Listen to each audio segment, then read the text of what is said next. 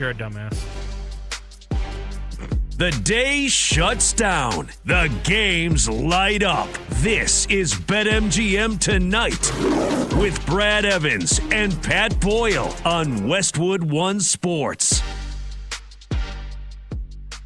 Hey, welcome on into a Friday night edition of BetMGM Tonight here on Westwood One Sports. He is Brad Evans, and I'm Pat Boyle, and we are brought to you by BetMGM. Make it legendary. Download the app today. Please gamble responsibly. You can watch the show live on YouTube every Monday through Friday, 6 to 11 p.m. Eastern. Just search BetMGM Tonight and hit that subscribe button. You can watch the show live on Twitter at BetMGM Tonight, and you can listen to the show on the Westwood One Sports app, the Odyssey app, SiriusXM Channel 375, and hundreds of local affiliates throughout North America. Phone number to join the show. Our talk and text line is 310-840-4910. You can call or simply just text your thoughts on the show or any of the topics we dive into. Again, that's 310-840-4910. If you text in your question or your take, just text us your name and where you're from so we can get you featured on the show. All right, big night in the NBA. We're going to have some playoff matchups locked and loaded after tonight. Big Friday night in baseball. We already had one score go final. Oh, Lord, you didn't know it. The Cubbies got blanked. Oh, baby. So let me just, before we get to the big NFL news of the day, let me go to my co-host here, Brad Evans. Brad, how are you feeling, man? That was a tough watch for you and Combs and Monty getting shut out on a Friday afternoon. Yeah, indeed. It was a very tough watch. And thank you for going and twisting the knife that is currently plunged into my heart, mi amigo. Yeah, the Cubs, Shota Inoue was amazing. 9 Ks, only 1 walk. Didn't allow a single hit, went 6 scoreless innings, but they pulled him after pitch number 100. So we didn't have any kind of shot of trying to go for the no-no. And then Thielbar comes in for the bullpen, promptly gives up a hit, and then promptly gives up a 2-run shot into the stiff breeze that was blowing in at Wrigley to Brian Reynolds, and that's all the Buccos needed. As they were able to slam the door. The Cubs, I think, left 11 men on base in that game. They were spoiling and ruining opportunities. Extremely frustrating start to the season. The offense has been largely incompetent. The starting pitching has not been too shabby, but the bullpen, outside of Palencia on the back end when actually getting to save situations, has been touch and go, to say the least, in case in point today. So, yeah, the Cubs lost 2-0. I had a wonderful day outside of that. I went to the Illinois Sports Business Conference on the University of Illinois campus. I was on a panel talking about sports content, and I had an opportunity to listen to Brett Bielema and Larry Gies as well, one of the big primary donors at the U of I. Thoroughly enjoyed their conversation and was able to talk to a number of students, which I always love giving back the best way that I can. So my day was absolutely splendid. Then I come home, plop on the couch, and watch the Cubs just spoil opportunity over and over and over again. Can 9 o'clock Eastern get here quickly enough? Because I need the entire bottle of tequila to numb the pain. Yeah, we're going to get more into that game in just a bit. We'll get you set for the big Friday night across Major League Baseball. And, of course, my day was pretty good. It's beautiful here. Got outside. Fridays, I normally don't work out, so it was a nice off day. Just kind of sat back, watched a lot of the Masters today. A very eventful second round as well. Rory right at the top, having a day. Scotty struggled. We'll give you all of our Masters takeaways. But number to join the show, 310-840-4910. What do you think of this trade that went down just an hour ago here with the Philadelphia Eagles and the Green Bay Packers? The Birds, with a lot of the speculation and the chatter of what's going to happen with A.J. Brown. Will he get traded this offseason? Will it happen after June 1st? They add another receiver here in Dontavian Wicks. They trade a 5th-round pick in this year's draft and a 6th-round pick in next year's draft to get Dontavian Wicks, who is then going to sign a 1-year, $12.5 million extension. He was heading into the final year of his rookie contract, but now the Birds have him for the next 2 years. Dontavian Wicks, only 30 catches for 332 yards and 2 touchdowns last season, so down towards the bottom of that pecking order of all the options the Packers had, but he became much more important once Tucker Kraft, went down with the season-ending injury. But now this is plenty of offseason additions here for the Eagles, Brad. They've added just in this offseason alone, they've added Hollywood Brown, they've added Elijah Moore, and now they've added Dontavian Wicks here with A.J. Brown and Devontae Smith still on the roster. And so we'll start with the Eagles side of things. Do you think this makes it more likely that we get a big blockbuster A.J. trade in this summer? Or do you think maybe the Eagles are just saying, hey, we're not going to rely we're going to rely on some of these other guys. We're still going to keep A.J. Brown because he's a star-studded receiver. But look, we got to improve every area we can. And if that means getting even more and more receivers to make it easier for A.J. Brown to get open, maybe Howie Roseman is just trying to assemble more and more pieces to make a run back at the Super Bowl this year for Philly. I've been saying all offseason I think it would be dumb and foolish for them to trade A.J. Brown despite the drama, despite the constant, endless noise that has come out of Philadelphia here this season. And so just from a Philly side of things, you got another guy that you can add to the depth chart. Wicks can, play out of the slot. I like the move for the Birds, give up a 5th rounder and a 6th rounder. Packers need as many draft picks as they can get because they don't have a 1st rounder this year because of the Micah Parsons trade. But for Philly, I still don't think they're going to trade A.J. Brown. I don't think they should trade A.J. Brown, but maybe I need to start reading the tea leaves here because you could certainly make the argument that this is making it more and more realistic that they will trade A.J. Brown this summer. Yeah, I'm torn like an old sweater on what they do with A.J. Brown. I think these are all possible contingency plans for him if they do wheel and deal him and they get the draft capital in return and the money aligns and it all makes sense. So I think they're just crutches this organization can lean on. There have been a lot of rumblings that Devontae Smith, of course, if A.J. Brown is dealt, he's going to emerge as a WR1 and he's fully prepared to take on that lead role in this offense. But you got a bunch of proven veterans. Hollywood Brown has not been splendid, spectacular in his own right. He's been decent in a pinch, whether it's with his prior stops with the Baltimore Ravens or most recently with the Kansas City Chiefs. He's not too shabby. And a guy that can play a variety of positions, play inside in the slot, can work outside as well, has got speed to burn. So I think he's a guy that, maybe the injury comes a biting. They could elevate and have that elevation with confidence. The same with Elijah Moore. Elijah Moore is kind of a water bug guy that works primarily underneath, can also stretch the field on occasion. We've seen it at his previous juncture is in his career. So another versatile weapon. And Dontavian Wicks is more of the same. You mentioned operating on the slot. He saw 44% of his snaps last season with the Packers in the slot position. Didn't really excite anywhere. Had a couple of splashy plays in the regular season, but look at the advanced data and the analytics, and he's just kind of ho-hum. But he is at least serviceable. So you got those three guys that if you do wheel and deal A.J. Brown, you got a carousel of wide receivers you can lean on. And those guys are at least going to be decent weapons for Jalen Hurts in this offense, with the Slim Reaper and Devontae Smith likely elevating to that WR1 role. Now, if they hold on to A.J. Brown, this is all just an enhancement over Jahan Dotson, who did pretty much absolutely nothing. I love betting on his props every single week last year, Pat, because it was like over under 5.5 receiving yards, 4.5 receiving yards, a half of a catch. And I was like, all I need's one grab, man. And it cashed pretty often. I think it hit like 65, 70% of the time. So that was a profitable wager. But whether it's Moore, whether it's Hollywood Brown, or whether it's the recently acquired, as of today, Dontavian Wicks, all of those guys are upgrades over Dotson. And again, backup plans in case they deal A.J. Brown. Yeah, again, phone number to join the show, 310-840-4910. Do you think this makes it more likely that the Eagles trade A.J. Brown, or do you agree with me? Not that Brad was necessarily disagreeing, but do you agree with me that I think the Eagles cannot, should not, will not trade A.J. Brown? Let's look at it from the Green Bay Packers side of things, because I'm a little concerned here now about what the Packers are going to do.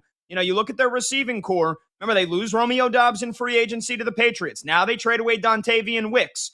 You look at the receiving core. Christian Watson, good when he's healthy, rarely ever healthy. Jaden Reed was banged up, missed half the season last year, had a pretty damn good first 2 seasons in the NFL, 14 touchdowns in those first 2 years. Matthew Golden, their first-round rookie draft pick last year, first time they drafted a receiver in the first round in over 20 years, but didn't have the impact I think that they were hoping for. 361 yards, doesn't score a single touchdown in his rookie season. And then the big one, you got Tucker Kraft coming back this year. who I think is the second best tight end in football when he's healthy, coming off the torn ACL, I still don't think that just what the Packers currently have is going to be enough for them. I picked them to win the Super Bowl last year. I was dead wrong. They shouldn't have blown the lead to the Bears. They should have had a chance to make a run. And if they didn't lose Micah Parsons to the season-ending injury, I really do think the Packers would have went all the way. But you look at what this roster currently entails and the fact that they don't have a first-round draft pick because they traded it for Micah Parsons to the Cowboys. I think the Packers need to upgrade here. They need to be looking for receiver in the second round or the third round. They need more options on this offense because I know I would not be relying on the guys they currently have to stay healthy because you look at every single one of them.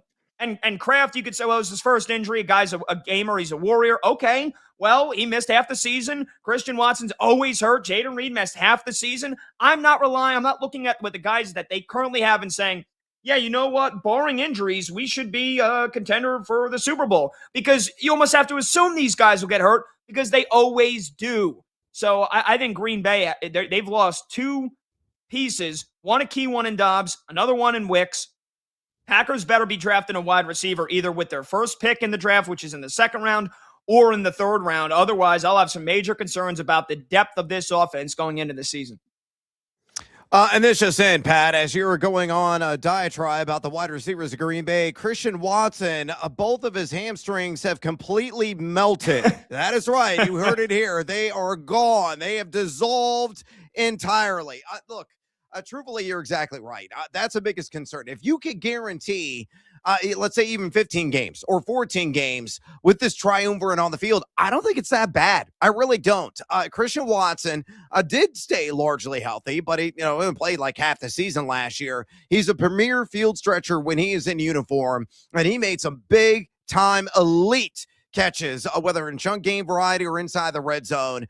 He's a guy who can really elevate his game, but good luck if you're going to get maybe even 13 games out of him. Yeah, he hasn't even cracked 700 yards yet in a season, Brad. Hasn't even cracked 700 yards in any of his 4 seasons. It's because he's always hurt, and that's the downside. But if you could guarantee me, say, 14 or 15 games, I will guarantee right now he will establish a new benchmark in yards in a season. But that's anybody's best guess. Jaden Reed was a bit banged up. He's a guy that can play, jack of all trades kind of role. They use him as a gadget wide receiver. He can also get some chunk gains on occasion down the field. I think the key to this offense is a guy that the hype was deafening out of training camp last season, and that was Matthew Golden. Remember, I remember because I went the extra $1 or $2 in a lot of my auction drafts for fantasy football. I wanted Golden everywhere I could get him. He was dirt cheap. He was going after pick 100 in average drafts. I'm like, this guy has got breakout appeal. He's got elite speed, runs a 4.29 40-yard dash, and he just never established a rhythm or a chemistry with Jordan Love. And he also was bitten by the injury amp and really only made a splashy play here and there. However, you look at some of the advanced data, what he was able to achieve last season, it's an encouraging sign of what could be to come in 2026. Pat, he was number 9 among all NFL wide receivers in average yards of separation per target. He was also number 37, not too shabby there, in yards per target. He's got elite speed. He's got separation. I watched time and time again Jordan Love airmail him or outright miss him, and he had his man beat. If those two guys can establish chemistry this summer, mark it down now. You know what? Screw it. Daddy want, daddy need, daddy gotta have a brother. Let's go. Right in the open, too. I am sledgehammering right now. What is the date today? April 10th. Matthew Golden will be the breakout sensation at wide receiver this NFL season. Minimum, Pat, minimum 900 yards, minimum 6 touchdowns, minimum 60 grabs. Get him while he's cheap, baby. Wow. That is a bold take. Let me backtrack because I said he didn't score a single touchdown all of last season. Not in the regular season. He had 84 yards and a tutty in the loss against the Bears in the playoffs. So, yeah, if you're going off of that, yeah, there's reason to be excited. But I'm going off of the regular season numbers in 14 games, 29 catches for 361 yards. So he better take a big step forward. You used some prime real estate draft capital on him last year. And like you said, he had the average, one of the biggest average yards of separation per target. Well, I mean, you got to get him the ball more. If he's getting great separation, you got to get him the ball more. And you said you watched Jordan Love airmail him a bunch of times last year. Well, they got to get on the same page. I just think there is there is a lot of upside with this Packers offense, with the pass catchers they have. But man, it's far too often whatever can go wrong in terms of the injury bug does go wrong with Green Bay. And last year, they lost, in my opinion, their best overall pass catcher in Tucker Kraft. Let me backtrack once more. I said he's the second best tight end in football when he's healthy. He's probably third behind Bowers and Trey McBride. And he had a monster start to the season last year. So, again, you look at this Packers roster on paper and you look at the job that Brian Gutekunst has done, and it's a damn good roster. When they're healthy, that's why I was so bullish. That's why I thought they could win the Super Bowl. I love Jordan Love. Can't get enough of him. I can't quit him. I can't quit the Packers. But they've got to do more here in this draft. They've got to improve the offense because I think the defense, even though they lose DC Jeff Hafley to become the head coach of the Dolphins, I love the players that they have on defense here on this roster. I think they are a wagon defensively, but the offense has way too much inconsistency. And far too often, I felt like they relied on Josh Jacobs, who ain't getting any younger. And you really need to, this year more than ever, lean into your franchise quarterback and Jordan Love and let him freaking sling the pill. And you got to have guys out there that are freaking healthy enough for him. It's, Sky Moore. Oh, but the Packers signed Sky Moore. Yeah, come on, give me a break. I feel like that guy's been a whole what if his entire young career so far in the NFL. So I want another receiver in the draft for them. And I want guys flying all over the place for Jordan Love, looking to make plays and looking to get yards after the catch. And I just don't think that the receiving core is good enough right now on its own. I think they're going to exceed your expectations. By the way, I did not have on my bingo card tonight you going full Brokeback Mountain on Jordan Love. I can't quit you. I had no idea that the love burns so brightly for Jordan Love and you. I had no clue. Jeez, full Brokeback Mountain. That was a bit of a stretch, but all right. I get it. All I'm saying is, he probably would look good in some leather pants. That's all I'm saying. No, I'm kidding. I learned long ago to ram it just right. You can ram it all day and ram it all night. Yeah, it's Friday, baby! All right, we have gotten off the rails here in the first 15 minutes of the show. We got to take a short break. So on the Eagles side of things, again, they trade for Dontavian Wicks for the Packers. Do you think this means they're trading A.J. Brown, or are you like me and you think that they cannot, will not, should not trade A.J. Brown? And for the Packers side of things, are you happy? Do you think this offense needs more pieces? Do you think with their second-round pick, they don't have a first-rounder, do you think they need to get another wide receiver, even after they drafted Matthew Golden in the first round last year? You're listening to BetMGM Tonight with Pat Boyle and Brad Evans. We're sponsored by Progressive Commercial Insurance, protecting your business vehicles 24/7. See if you could save at progressivecommercial.com. The sun is starting to set at Augusta. We'll get you caught up with all of the Day 2 happenings at the Masters when we return. He's Brad Evans. I'm Pat Boyle. This is BetMGM Tonight on Westwood One Sports.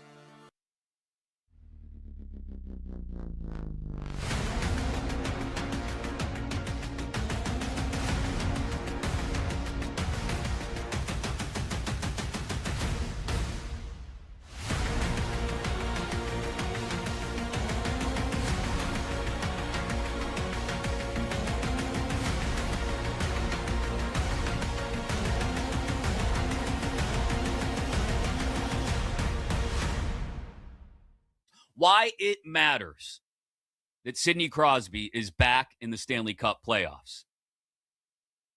Why does it matter? Because anytime a legend and one of the best players in a sport is involved at the highest levels of their sport, it is good for that game. I just got done talking to you about Rory. It's good for golf if Rory is involved at the top of the Masters leaderboard. It's good if Scottie Scheffler is there. It's good for the NFL when, I know a lot of us don't like it, but when Patrick Mahomes and Josh Allen and Joe Burrow and Lamar Jackson are playing in AFC championship games. It's good for a game and a sport. And for sports fans, even if you're not a hockey fan, you're somewhere outside of Jackson, Mississippi right now listening to the sound of my voice on Westwood One Sports, trying to convince yourself that you're going to spend more than 3 seconds, if that, paying any attention to the Stanley Cup playoffs when they start in a week and a half. I'll tell you why you should. And I'll tell you why you don't have to like the Penguins in order to care. Because it's good for the game. Look, Sidney Crosby is no longer the singular best player in hockey. He's not. There's too many Nathan McKinnons and Cale Makars and Cole Caulfields, who just scored his 50th last night for the Canadiens. There are too many Connor McDavids and Jason Robertsons and Kachuks wandering around the league who may be more entertaining than Sidney Crosby. But there is no better all-around representation of the game of hockey and just sports in general. I'll be honest. Again, I'm not saying this as a Penguins homer. I'm saying this as just a fan of sports in general. There is no better representation of the game of hockey or what you want your superstar athletes to be than Sidney Patrick Crosby. I'll give you an example, and it has nothing to do with the game. The other day, the Pittsburgh Penguins had their team photo on the ice at PPG Paints Arena in Pittsburgh.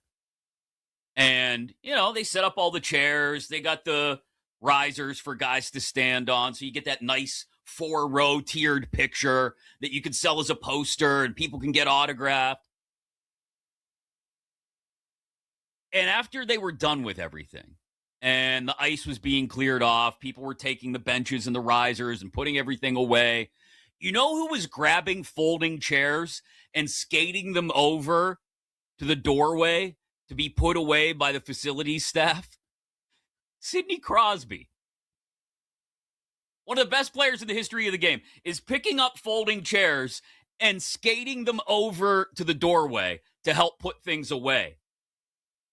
Like you make your kids do after they're done with a play date or a birthday party at someone's house. Hey, don't forget to clean up before you leave.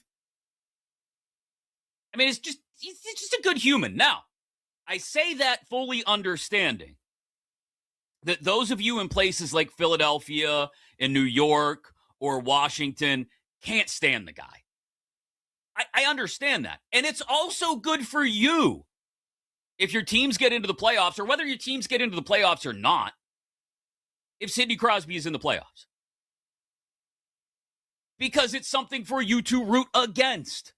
If you're a Flyers fan, a Rangers fan, a Caps fan, an Isles fan, the last thing on earth you want to see is that damn Sidney Crosby go on another run. We can all agree that in any sport, as much as we like to have somebody to love and to latch onto, we also have to have somebody to hate. And for a lot of hockey fans, outside of Pittsburgh, outside of Canada, particularly on the East Coast, from Boston all the way down to D.C., that guy is Sidney Crosby.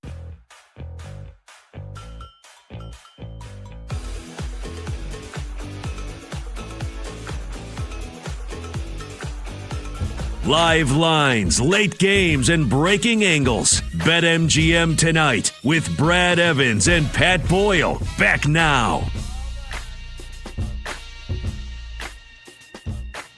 All right, welcome on back. BetMGM tonight, Westwood One Sports. He's Brad Evans. I'm Pat Boyle. Golf's first major of the year is here. Grab this boost pack for the Masters, and you'll have 2 chances to boost the odds on your tournament bets.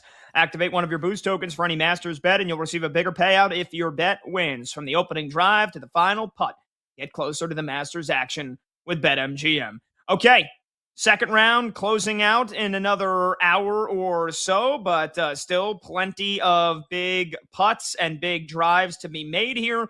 Let's start at the top because the defending champ, boy, is he locked in yet again, Brad. Rory is roaring here in the second round. 5 under, yesterday in the opening round as the defending champion, talking about he's playing free, he's feeling loose, not trying to do too much, doesn't feel as much pressure to, if he hits his drive and doesn't hit the fairway, which, by the way, he barely hit the fairway yesterday. He's barely hit the fairway today. And yet he is 5 under again today, and he's birdied 4 of the last 5 holes. So he's 10 under for the tournament. He has opened up a sizable 4-shot lead on the rest of the tournament.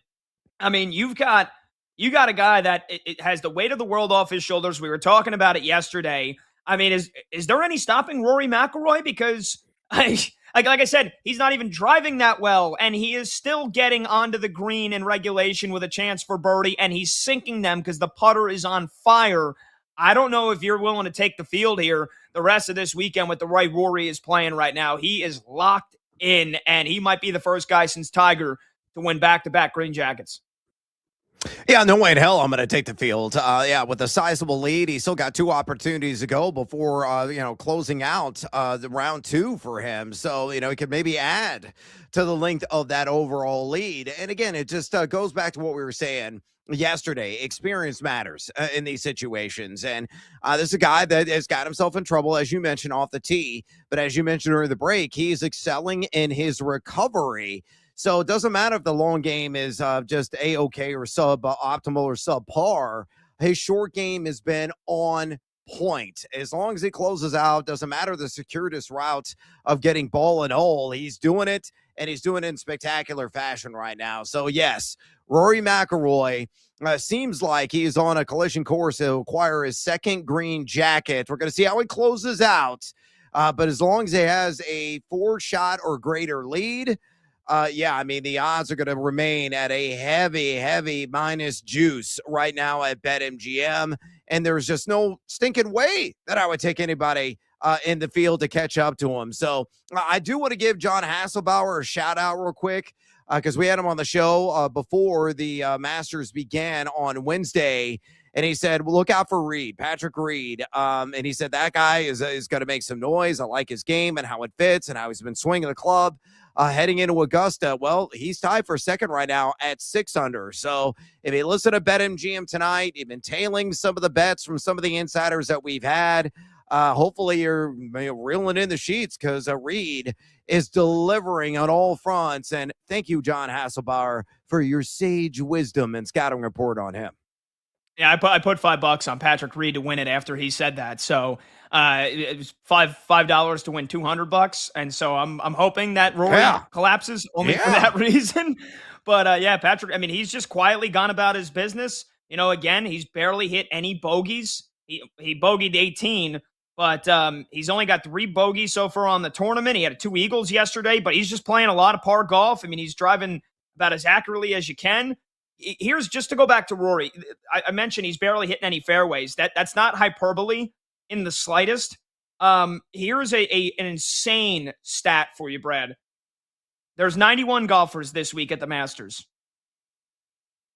Rory McIlroy has the second worst driving accuracy so far through the 2 rounds. He's hit 47% of his fairways. Crazy. Only Davis Riley, who is in dead last, has a worse driving accuracy. Rory McIlroy hasn't even hit 50% of the fairways. But at the same time, he's gotten on the green in regulation, where you get on the green with a chance to make birdie. 74% of the time, that's inside the top 10 for the tournament. That is just absurd. That is insane how you can miss more than half the fairways and still end up getting on the green with a chance for birdie. And the big reason why is because he's got the home run stick out and working. His average driving distance so far, 332 yards, which blows away the rest of the tournament so far. It blows away Bryson. It blows away Brooks Koepka. It blows away Gary Woodland, guys that have the biggest drives on tour. Nobody's hitting the ball as far as Rory. He ain't hitting it straight. But his freaking fairway, I shouldn't say fairway, his iron in the rough is getting him on the green, and then he is sinking it with his putts. He's got 13 birdies so far through 2 rounds. That's at the top of the leaderboard as well. So that's an inspiration to all of us. We all want to go up there when we golf, normal folk, peasant folk, and we say, all right, Let me just see how far I can hit it. And then, for me, my ball just takes off, slices into the woods. That's fine. I'll just be like Rory and then just get back on the green on the next shot and definitely not, hit it like a worm burner dribbler, 10 yards back into the rough on my second shot. But that's absurd, man. He's got the second worst driving accuracy so far through 2 rounds, and he's at the top of the leaderboard, and nobody's close to him. Yeah, it's almost like the old school John Daly approach, right? Because John Daly would hit the ball a gazillion miles, and on like links courses, when it used to be called the British Open, now it's the Open Championship, he would hit the ball, and there's no OB, so it would go like a full hole over, and the Daly would somehow recover and get it on the green and then finish. Right? It's almost the same approach where. You look at Rory McIlroy, you said he's averaging 330 yards off the tee. He's absolutely crushing the ball off the tee. Yeah, it may not be on the soft and spongy fairway. He may be in the rough. He may be dealing with some obstacles, but he's finding a way on those third shots to get on the green, get within, distance where he can sink some putts, and he's doing exactly that. So, there's just a variety of ways, which is always fascinating with golf, how some of these guys get ball into cup. Some guys are, just old school right down the middle of the fairway, 250, 270 yards. A nice, safe approach. You avoid the bunker. You avoid any water obstacle. And then maybe a 2-putt and you get a par or whatever. Maybe you sink a birdie, occasional 3-putt, and you get a bogey. And then you look at Rory, and he's like going all over the map, but he's still finding a way to sink some of those clutch putts and a lot of 1-putt environments as a result. So kudos to him. He's locked in a weird way, and that could be a sign of more terrific rounds to come. And yet another green jacket, which surely he's going to wear to the nearest, fast food restaurant when this thing is over with, because I would. Brad, I mean, he just did it again. Literally live. I'm watching it on my phone. Seriously. He just did it again. More genius. He just pitched in for birdie from about 60 yards away from the cup for another birdie. He's now 11 under. That's it. I'm calling it. The Masters is over. Yep. Don't worry about watching it this weekend. You can clip this. You can put it on social media. You can bookmark it. Rory McIlroy chipping in from about 60 yards for his 14th birdie of the second round. 14th birdie of the first 2 rounds. He's 11 under par. It's over. The tournament's over. Rory McIlroy is going back-to-back. He's winning another green jacket. I cannot believe what my eyes have just witnessed. This is a man possessed. Right now. And everything I said about him going into the weekend where I doubted him, I said, yeah, well, he had the monkey off his back after he won the Masters last year, and he did terrible at the PGA Championship. Rory McIlroy, nobody's touching him. Nobody's touching him this week. Yeah. I'm sorry, Patrick Reed. I'm sorry, Tommy Fleetwood. I'm sorry, Cameron Young, who's making a big charge right now. Nobody is even sniffing his farts this week. That's how bad Rory McIlroy is going to blow away the rest of this competition. He might go 25 under, Brad. I mean, he is locked and loaded right now. McIlroy's winning another green jacket. Update on the live odds from our friends at BetMGM. Would you care to guess what Rory McIlroy's juice is after that 60-yard birdie chip in on 17? I'm going to say he is minus 500. Oh, no. If you believe that, you should run Sprint. If you pull a hammy, crawl to the sports book because it's at minus 200. And I still think there is supreme value on that line because I kind of am with you. If I were to venture guess, minimum minus 350 or minus 400. So at minus 200, yeah, it's an exorbitant investment. But he's a heavy favorite because Patrick Reed is the second highest on the board right now at 14-1. Tied with Tommy Fleetwood, also at 14-1. Oh, and it just dipped. It's minus 190. So the odds are getting even better. Go, Pat! Go to BetMGM now. Let's ride. No, I'm not at minus 190. I'm sorry. I think it was, 2 years ago when Scotty won his second green jacket, and he had similar odds going into the final round, and I'm like, no, I can't do that. I can't, in good faith, do something like that. That is crazy because I mean, you never know. You just never know with golf. I mean, Rory's guy, his back was barking up a couple of weeks ago. You never know. It is crazy. But I will put my reputation on the line. that is for damn sure that Rory McIlroy is winning his second straight green jacket here. Because, again, look at the guys that are behind him. You mentioned Patrick Reed. He's playing solid golf, but he's not being aggressive. He's playing very, for the most part, conservative. And he's going to have to get ultra aggressive if he wants to catch him. Sam Burns, who's the second highest driving distance so far this week, he's really going to have to freaking mash the ball. He went 1 under today after a great opening round. Tommy Fleetwood doesn't have the juice to catch him. Justin Rose, who we haven't really even talked about yet because we're just glazing Rory, rightfully so, because he's putting on the performance of a lifetime right now at Augusta. Justin Rose is a guy that last year collapsed. And it was Rory on the other end of it for once and beat him in the playoff to win the first green jacket last year. And I feel like it was deja vu a couple of hours ago because it was Rory and Justin Rose for the second straight year. Rose is 5 under, but he's always a good starter, and he normally struggles to finish late. So who's catching Rory McIlroy? That's what I'm asking. Who's got the weekend juice to get him? If Brooks Koepka was within 4 or 3 strokes, maybe. He's 8 strokes back now. He's 8 strokes back. Matsuyama's 8 strokes back. We haven't even talked about Scotty either. Scotty had a miserable day. He's even par. He's 11 shots back of McIlroy. Nobody's touching him.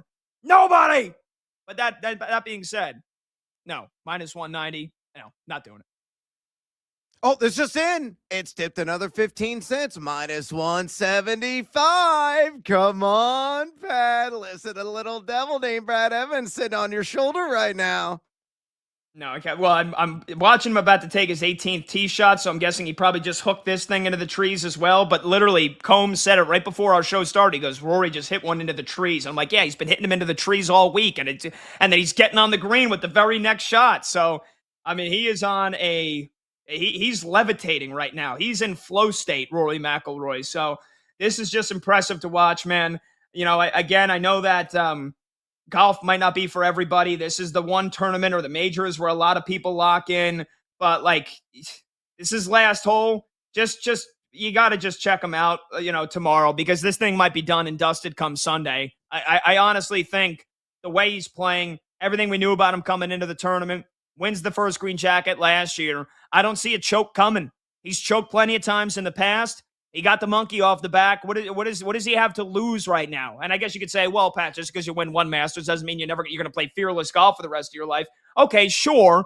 But also, he had the immense weight lifted off his shoulder. And if it was like 1 or 2 strokes, maybe, and maybe somebody does get within 1 or 2 strokes of him by the end of tomorrow. But good luck, because he went 5 under yesterday. He's 6 under today. Even if he has a bad round, what does that look like? 1 under par, 2 under par? He's going to stretch this lead, or he's going to keep it at a sizable distance here. So I really don't see anybody catching him. Just really quickly, some other thoughts here. We look at, we talked about the disastrous rounds John Rahm and Bryson DeChambeau had yesterday.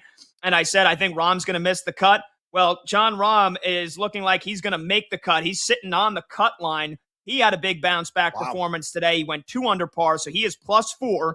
The projected cut is +4, but Bryson's out. Bryson is toast. Bryson is toast. And you know what got him, Brad? The very last freaking hole. Bryson DeChambeau was 3 over par going on to the 18th, and he triple bogeyed for the second consecutive day. Remember yesterday, we're laughing at him because he couldn't get out of the sand. He looked like one of us. Today on 18, triple bogey that took him from +3 to +6. And on the final hole, he knocks himself out of the tournament. Have you been there before? I'm sure everybody's been there, right? You're playing a good round of golf, for anybody that just plays a couple times a year, like us average Joe schmucks. And you're actually having a really good round. You're like, all right, 18, finish up. This might be the best round of my life. And then, boop, into the water or into the sand, or you triple putt.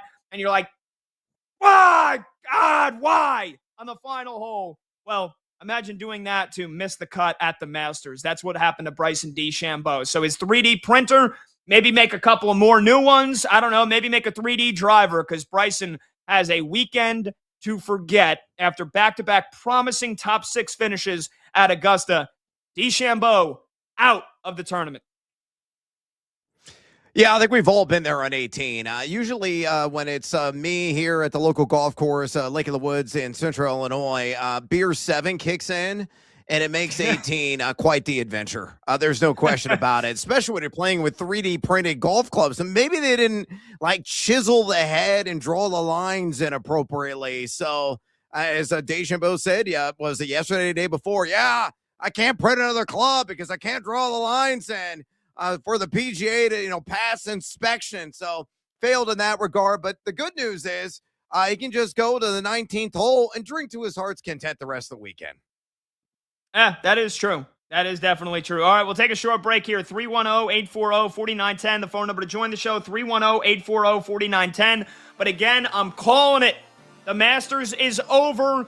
The weekend will be a boring watch. McIlroy is going to go back-to-back. He's got a 5-stroke lead after he just chipped in from about 60 yards for another birdie.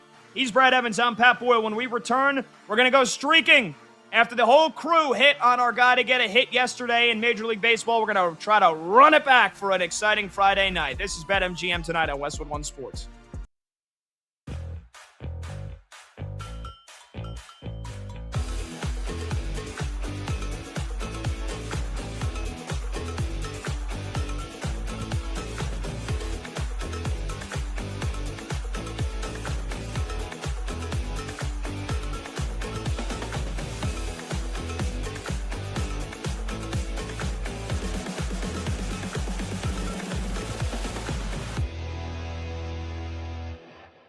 If the Lakers get through the first round.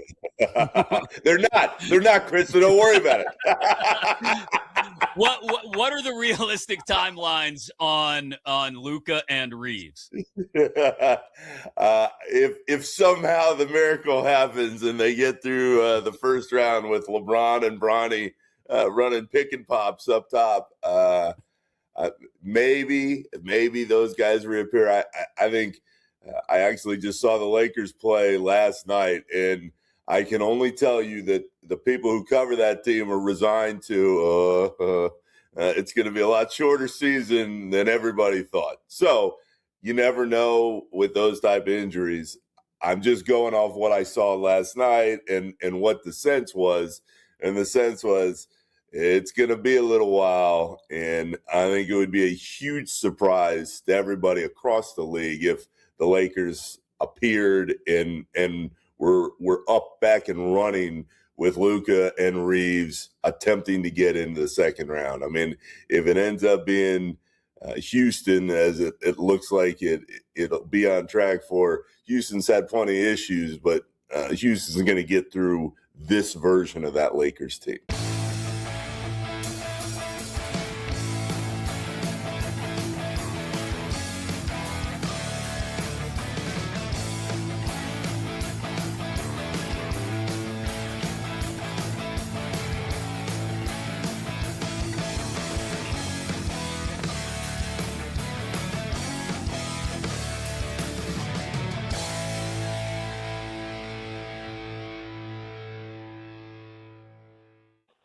I happen to think it's just coincidence.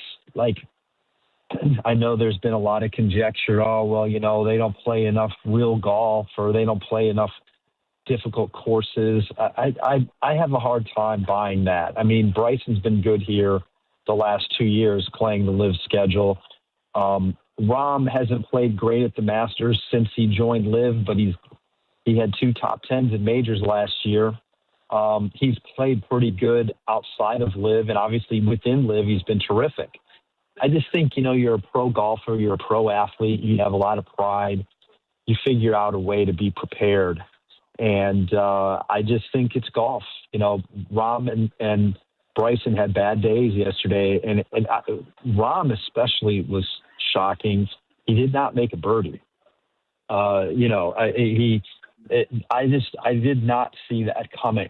I just find that to be really, really surprising. To have the kind of day that he had. And he's just starting out now. He's just on the first hole, but I mean, made a double at I think it was 13. That's the hole he should be dominating, right? And and Bryson, got into some trouble too. I mean, those 2 guys won the last 3 LIV events. Rahm won 1, and then Bryson won the last 2. So that's to me is an outlier. I think the rust is totally normal, and I'd expect to see a little bit more of it over the course of the next few weeks. But Chris, I just think Boston, even with the question marks on Tatum, is still just a little bit better than everybody else in the East. I trust their supporting cast a little bit more, at least right now, than I would for the Knicks or the Pistons. And I believe that if everybody stays healthy, and of course that's always the biggest key, they're still just a cut above, on top of the fact that out of the group of coaches that we're talking about at the top of the East, give me Joe Mazzulla in that group every time. So he'll find a way, even if Tatum shows more rust, to compensate for that somewhere else. So from what I've seen from Boston over the last month or so, I think they're the team that would come out of the East. And the questions about Tatum are fair. I also think you have to be realistic about the fact that nobody else, at least to me, is going to be able to make that push throughout the entirety of a 7-game series.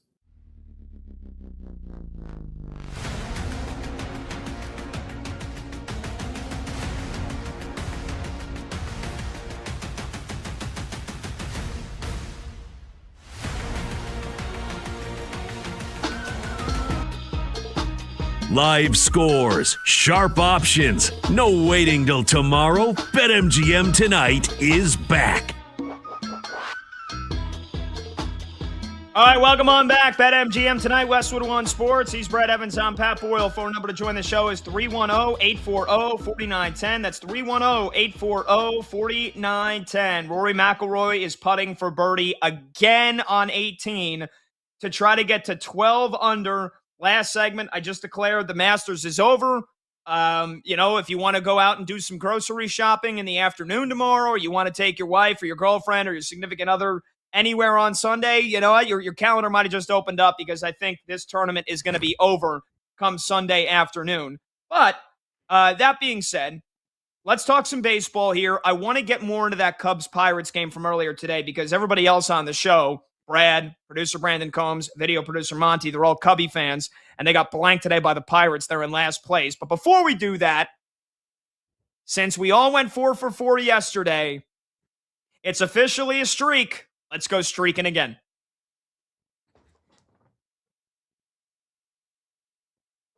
Let's go streaking again. We won a game yesterday. We win one today, that's 2 in a row. We win one tomorrow, that's called a winning streak. It has happened before. We're going streaking! Yeah! Alrighty, so here's how we do it. Each of us picks anybody in baseball to just get a hit. And yesterday, we all went 4 for 4. Or we collectively went 4 for 4. So it was awesome. That was incredible. That was sensational. We got Friday night. There's no off days. There was only one matinee game. We got a whole slate to choose from. Let's pick who gets a hit. Brad, start us off. You had Michael Garcia of the Royals yesterday. He got a knock. Who you going with today?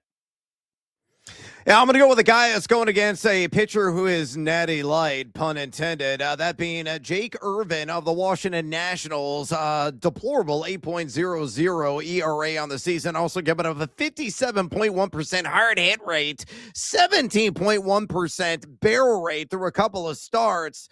He's facing Milwaukee, which I learned from Wayne's World and Alice Cooper means the good land.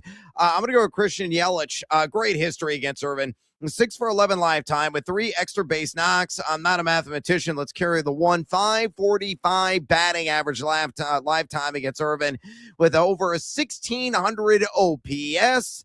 Yelich batting a robust 372 on the season, and he's gotten a hit in 5 of his last 7 games. So smack one of the outfield, split a gap. Christian Yelich, and I go streaking at 2.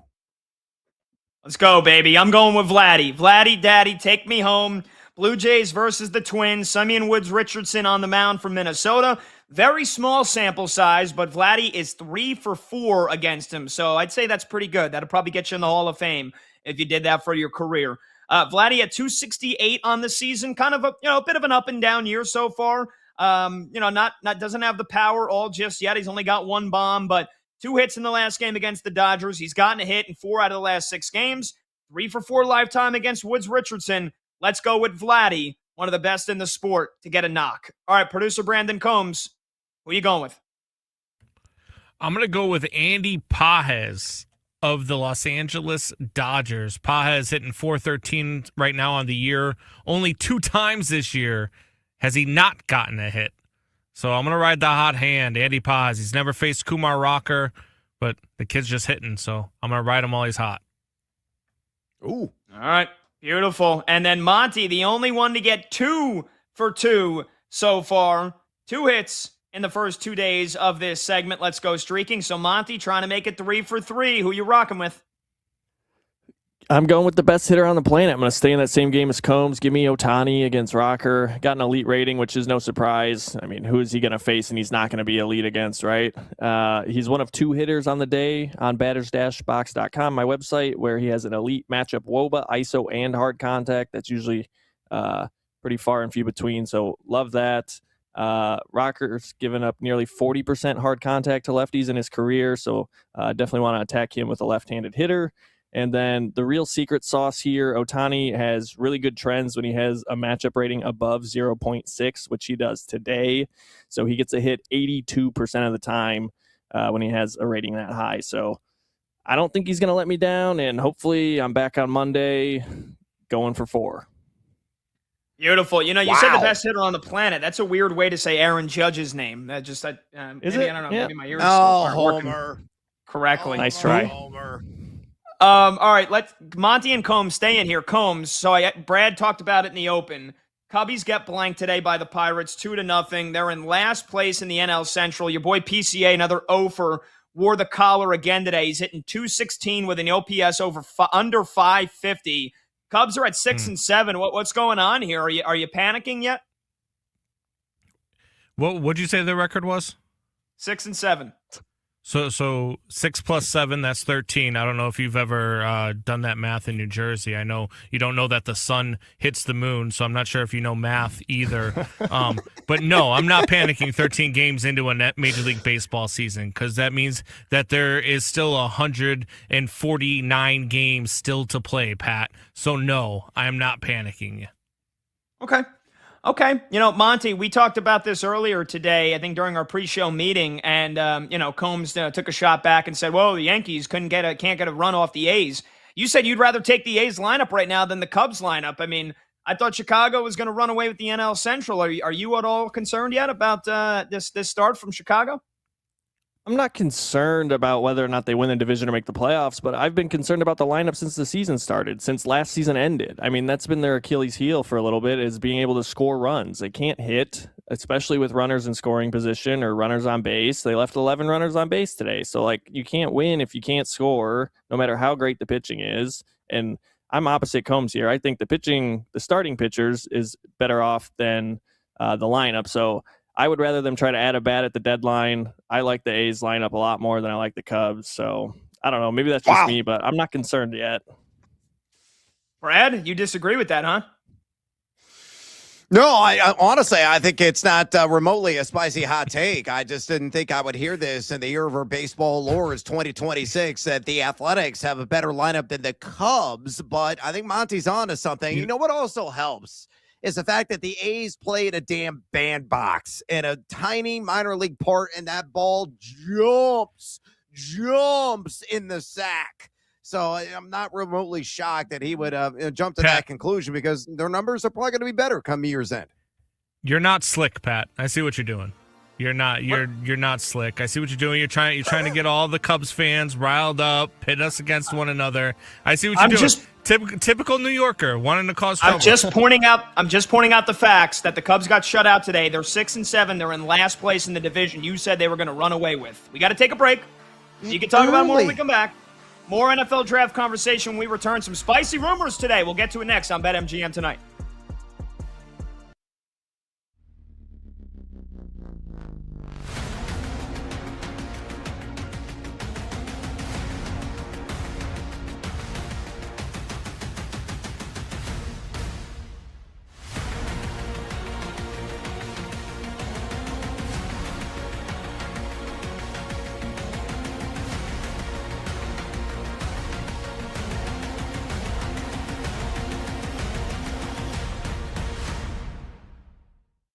I have a solution to the problem I'm about to tell you about. My problem are these City Connect jerseys that MLB revealed yesterday. I know this is a thing that they want to do every year where teams roll out new jerseys. Look, it's more merch to sell. I understand that. I'm not going to push back against the idea that MLB wants to sell merch. Do your thing. Here's my problem. These jerseys suck. I'm sorry. Other than the Braves edition, they're terrible. The Brewers, I read this big, long article yesterday about how it's supposed to evoke thoughts of the sunset over Miller Park in late summer, and they had to make sure the hues and the shades were right on point. It's blue and it says Wisco on it. Wisco. That's your City Connect jersey. And that's not even the worst of them. The Orioles went with something with green sleeves because it's supposed to evoke the imagery of Camden Yards. Great ballpark. Love Camden Yards. But you're doing too much. Padres, typically decent job with theirs, but not as good as their past City Connect jerseys. The Reds just changed the C to some sort of what would have looked futuristic, like a Blade Runner type C, and added some black pinstripes. The Pirates just tried to make the lettering of Pirates look more, well, piratey, and made the yellow a little more mustardy gold. The Rangers literally did nothing but change one letter on their jersey. It now says Tejas instead of Texas. Okay, fair. Still correct. But, and while I do appreciate the old school white tee on the red hat, it's not very inspiring. The Royals looks like a knockoff KBO jersey. I don't know what that crown logo is on the hat. It looks terrible, with the weird stripes on the shoulders and around the arms. The only one of these 8 City Connect jerseys that looks any good and smashes the other 7 to smithereens is the Braves. It's that baby powder blue with the script Atlanta on the front, the baby blue hat with the dark blue bill, the white lowercase a with the red piping outlining around it. I mean, that's something I see Big Boy wearing in the next Outkast video. If Outkast ever releases new music, please, God, saying a little prayer. That's something that looks good. The rest of them are garbage. So there you go. I've shaken my fist and yelled at the cloud. Great. What's your solution, Chris? I'll tell you what it is, Chris. Stop with these City Connect jerseys. Pick a weekend every year on the schedule where everybody goes throwbacks, but not any throwback. Everybody throws back to the same year. And find a good reason. Like this year would be perfect. We're celebrating the 250th birthday of our nation. So throw everybody back on 4th of July weekend to 1976. And if you're off by a year, late 70s. Throw everybody back to the late 70s. And think about some of the uni matchups you could get. I'll give you an example. The Washington Nationals visit the Pittsburgh Pirates on 4th of July weekend. How about we put the Nats in some throwback Expos unis? The Road Blues with the red, white, and blue panels on the hat? Come on. You're telling me that wouldn't look good against the old school late 70s Pirates unis?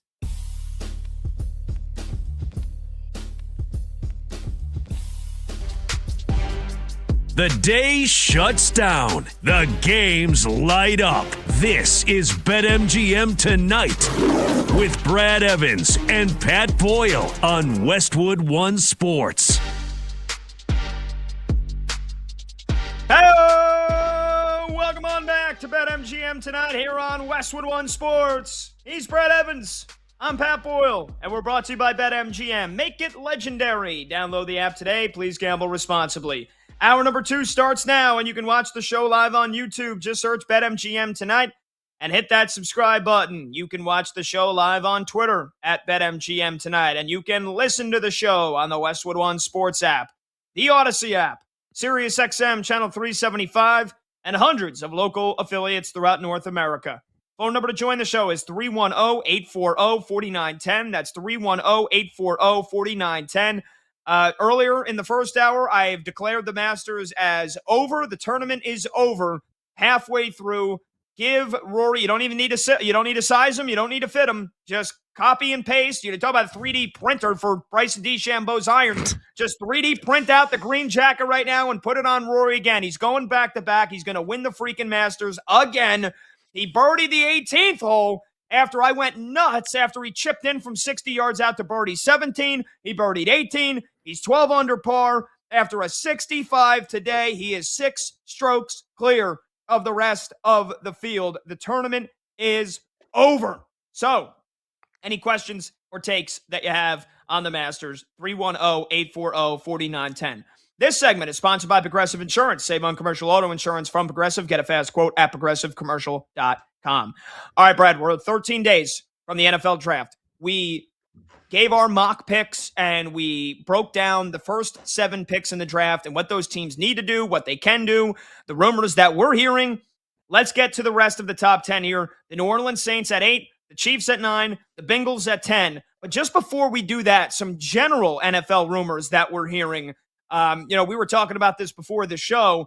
I'll let you go here. A lot of receivers making their way up the draft. We might have more and more receivers right in the first round or right near the end of the first round as teams are looking for more pass catchers.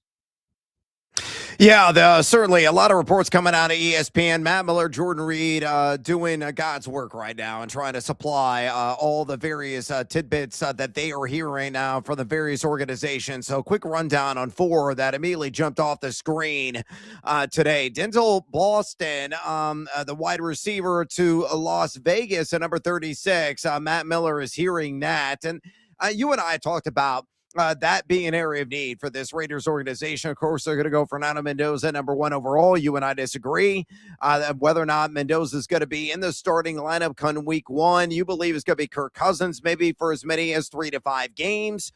I feel that it is going to be Mendoza. He's going to prove his worth, prove his mettle, prove that he is an immediate stud and be placed under center, whoever the opponent is in week 1. And maybe he's going to be chucking and spinning spirals at Denzel Boston if they land him in the early portion of the second round.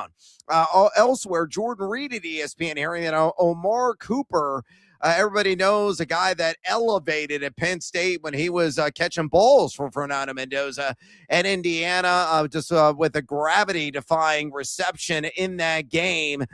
He's ready to go to the New York Jets. The Jets have 3 picks inside the top 33 overall. And Jordan Reed believes Cooper is going to land with the Jets with one of those 3 picks, and that would be a great acquisition. Garrett Wilson's going to be your WR1, but Cooper has got the skills to pay immediate bills in that offense. We'll have to see if they can actually be competent overall, but Cooper would be a nice addition and a foundational piece to really build on. Kenyon Sadiq, the tight end out of Oregon, to Tampa at number 15. Jordan Reed at ESPN is reporting. Here's what I know about Sadiq. He only wears mediums in jersey size because, my God, that dude is yoked. He has pounded the protein shakes. There's no question about it. He is a massive cut human being, supreme athlete. Back in the not so distant past, Pat, we used to say it would take good 2 to 3 years for tight ends to be instant impact players, but not anymore. We saw with Trey McBride. We saw recently with Brock Bowers. Guys coming in making cannonball splashes in the first year. Kenyon Sadiq, no matter where he lands, if he goes to Tampa and becomes the TE1 for Baker Mayfield, could be an instant impact player. So keep tabs on him. Again, Jordan Reed, ESPN believes Sadiq will go the Buccaneers. Yar! Shipmate Timbers there at number 15. And last one, again from Matt Miller at ESPN, wide receiver Casey Concepcion. We have Joe DeLeon on all the time here on the show. He loves him. Joe does. He knows the ins and outs of the draft better than anybody that's out there.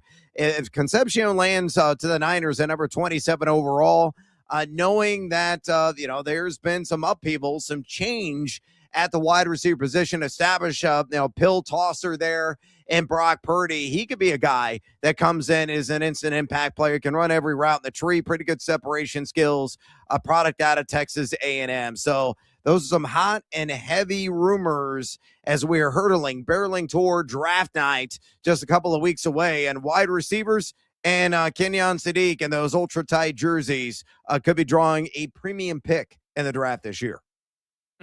All right, good stuff. All right, let's get to the New Orleans Saints here because they're one of the most intriguing teams in the first round, in my opinion. And honestly, I think they can go in 3 or 4 different positions here in terms of what they do at number 8. I also think they might end up trading up here. I'm hearing a lot of chatter that they love Cornell Tate. Again, remember, it wasn't too long. It was at the Combine where Cornell Tate ran a supposedly super slow 40-yard dash, and then there was some arguing about whether the electrical score clock was right or the stopwatches, whatever happened. But, the more and more we get closer to draft night, it feels like Cornell Tate, he's only going up. He's not going down here. He might work his way into the top 5, where, I've heard about my New York Football Giants maybe taking him. You know how I feel. I want Caleb Downs.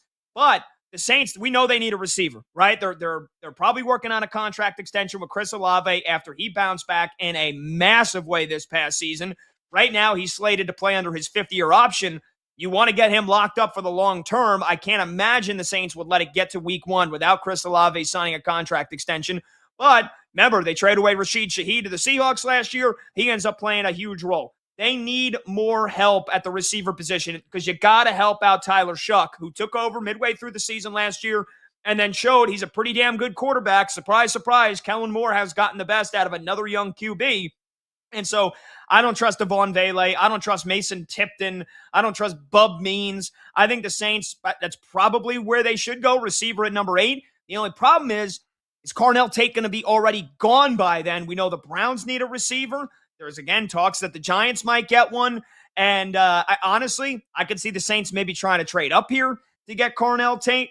But they also need help in that secondary because their secondary is big no-no. It's big boo-boo right now for the New Orleans Saints. That secondary, outside of Kool-Aid McKinstry, there is not a whole lot to get excited about. So they can end up going Mansour Delane. Also, they need to improve the offensive line. What the Saints do, what position they draft, and if they try to make that first big trade of the NFL draft, I think they are probably the team to watch in the top 10, in my opinion. And I can't wait to see what they do because I think this pick is honestly, it's going to go a long way to determining whether or not they got a shot at winning the NFC South this year. I say put some damn respect on Devon Vele's name. I actually was impressed by him late in the season. Weeks 12 through 15, Pat, he shined on occasion. I saw rapport and chemistry that he was establishing with Tyler Shuck. So he's a guy I think has got a little bit more upside appeal than you believe. He's a long drink of water, runs a sub 4.5 40-yard dash. The former Denver Bronco could make some noise. Now, I'm not saying they're going to completely avoid the wide receiver position. You're right. They could definitely invest in that area of this NFL draft. You look at NFL Mock Draft Central right now, 26% of the draft picks that they are covering have New Orleans going with the Reuben Bain, the edge rusher out of Miami with the T-Rex arms, I guess, based on the measurements that we heard. That's right. But a guy that's ultra talented, can obviously track down quarterbacks like nobody's business. Right now, the leader in the odds market as well at BetMGM to land with the Fleur-de-Lis at plus 360. But you look at New Orleans, they were number 10 last season in EPA per play defense. They were fantastic in that area. They need more help on the offensive side of things. And that could be a team possibly that could be trading up. They have Travis Etienne. They've addressed the running back position, but maybe they trade up, maybe they trade down. It's all going to be what is available on the draft board in areas of need that got to focus on. And it's more than likely going to be in the offensive side of things and more than likely going to be a wide receiver. But complete wild card are the New Orleans Saints on exactly what they do. Yeah. Because again, if Cornell Tate is gone by the time that, or if they try to trade up and they're unsuccessful, who knows if we'll ever know about that. Or if Cornell Tate is off the board by the time they get there at 8, what do they do? Do they maybe reach for Mekhi Lemon? Do they maybe reach for Jordan Tyson? Do they go with a corner? Do they go Mansour Delane, who, most people think he's going just outside the top 10? So is that maybe a bit of a reach? Do they go Ruben Bain, who's got, that question mark, the short T-Rex arms, which I think is crazy, but everybody said it about Will Campbell last year, and he looked good until the playoffs rolled around, and then he was a human sieve, honestly, trying to protect Drake May. All right, let's get to the Chiefs at 9. Another what will they do scenario here, because you and I, we really went goo-goo and gaga over the prospect of them getting Jeremiah Love at 9. That seems like a distant memory. It seems like a pipe dream as of now, because it feels like Jeremiah Love is certainly going before the Kansas City Chiefs get there at 9, and I can't imagine that they would trade up just to draft a running back. As much as you and I love him, I mean, let's get serious here. So, do the Kansas City Chiefs, do they go pass rusher? Do they go secondary? Do they go with a corner? Or do they even go Monroe Freeling from Georgia, offensive tackle at 9, to make sure that Mr. Patrick Mahomes coming off that torn ACL is about as protected as you could be? I don't know what the Kansas City Chiefs are going to do, just like the New Orleans Saints. And that's why I think this first round, it might not have the star power. It might not have the 3 or 4 quarterbacks. It might not be one of the most loaded draft class ever. But I think this draft, especially in the top 10 picks, I think we could see some wild action. I think we might see 2, hell, maybe even 3 trades once we get to the 5th pick to the 15th pick, because I still think there's so many teams that are like, all right, we could do this. We could go there. We like this guy, but he's probably going to be gone. And I got to imagine Brett Veach right now is probably in that same boat. I don't know what the Chiefs are going to do if Jeremiah Love is not there at 9, because you and I both agreed they had to have fallen in love with him, and he ain't going to be there. No, he's not going to be there, and they don't need him now. I mean, you got Kenneth Walker the third. You brought in the former Super Bowl MVP. You also have Amari DiMercado, so they're set at running back. Honestly, I think they're relatively set at wide receiver. Obviously, you got Patrick Mahomes, and you got Travis Kelce. Maybe get an heir apparent to Kelce at some point in this draft. But I think offensive line is an area that they would certainly look to invest in at some juncture. I think they're probably going to lean secondary. I think Mansour Delane makes the most sense to me. Now, he's not the front runner right now in the odds market. At BetMGM, it's Ruben Bain at 4-1, but Delane is next up at plus 450, and he makes some sense because their biggest area of weakness was on the back end defensively at times, and they lost one of their premier players. So, as a result, number 12 in EPA per play defense, number 11 EPA per play offense. I think Kansas City is a team that would certainly look at getting another DB on that roster to shore up that unit so they can fire on all cylinders and maybe make another run at the Super Bowl, now having Walker the third on roster. I think they're going to snap back and storm back with a vengeance. I like Kansas City's upside a ton. Yeah, so do I. And I've been hearing a lot about Ruben Bain, so that would make a whole lot of sense. George Karlaftis had a nice season last year, but Chris Jones kind of had a down year. They don't really have that big of a pass rush. And, again, that's the most important probably area on defense. I mean, just the pass rushers, they get paid only second to quarterbacks here in today's NFL. So, yeah, Ruben Bain, he's got his question marks. He's got his concerns, but David Bailey's going to be gone. Arvell Reese, who we know is a hybrid linebacker pass rush, he's going to be gone probably at number 2 to the Jets. So then the next one up would be Ruben Bain. And then there's a big drop-off after that in terms of the pass rushing weapons. So Ruben Bain probably feels like a decent, good pick for the Chiefs at 9. And then finally, let's get to 10. From the former AFC championship game to now these two teams picking in the top 10, the Cincinnati Bengals offensive line protecting Joe Burrow and every position on defense after they had two of the worst seasons you could ever put together for a defensive unit. So whether it's anybody on defense, anybody that the best player available on the defensive side of the ball that has a pulse and has legs that can walk, get him to the Cincinnati Bengals. And any other pick makes absolutely zero sense for them. Yeah, right now, NFL Mock Draft Central, only 6% of the mock drafts have him going Jermon McCoy, cornerback out of Tennessee. But you're right, man. It's clearly going to be defense because they're number 29 EP per play defense last season. Could be defensive line, could be a linebacker, could be on the defensive backfield end. It's best available at that juncture. But that is the only area they can go. Period. End of story. They're not going to go offensive line.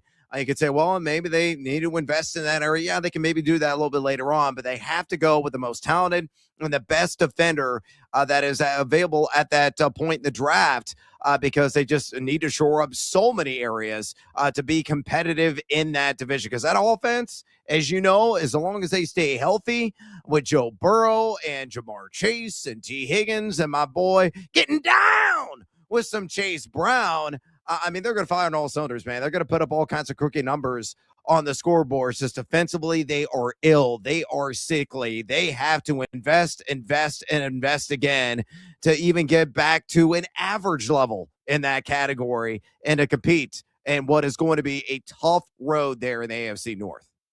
Yeah, Cincinnati, I feel pretty confident Cincinnati is going to get one of these four guys: Caleb Downs, Sonny Styles, Mansour Delane, and Ruben Bain. And if the Chiefs take Ruben Bain at 9, again, I've been pounding the table for the Giants to draft Caleb Downs, and I really hope they do it. If they do draft Sonny Styles instead at 5, then I feel like we're going to get to 10, and Caleb Downs and Mansour Delane are both going to be there. And again, the one shining bright spot for the Bengals last year was their corner, DJ Turner. And so, yeah, I get it. You want to have 2 lockdown corners, but you got to fix the over the top as well. And so if the Giants don't draft Caleb Downs, I think he'll get to 10, and that is where Cincinnati would probably pounce on him. So if it's not Big Blue, and I'm going to be infuriated if it's not the Giants taking Caleb Downs from the Ohio State University at 5, I think he will then, the next best fit for him would be at 10 for Cincinnati, and I think the Bengals would grab him. But hopefully the Giants do get him, and then I think Sonny Styles is probably available at 10, and they probably go linebacker, which they also need to fill as well. So that's my opinion on the Cincinnati Bengals. But what do you think of my opinion there that I think this could get crazy here on draft night? I think we might see 2 or 3 trades in the first half of the first round. Do you think that's possible? Yeah, I think it is very possible, and I think it's going to start pick number 4. You and I addressed this last night because there's so many people head over heels in love, and appropriately so, with Jeremiah Love. So maybe Washington is that team that's picking at number 7 that definitely needs a running back. Remember, Chris Rodriguez now in Jacksonville, and Ja'Cory Krosky-Merritt never really delivered on the enormous hype, especially in the fantasy football community.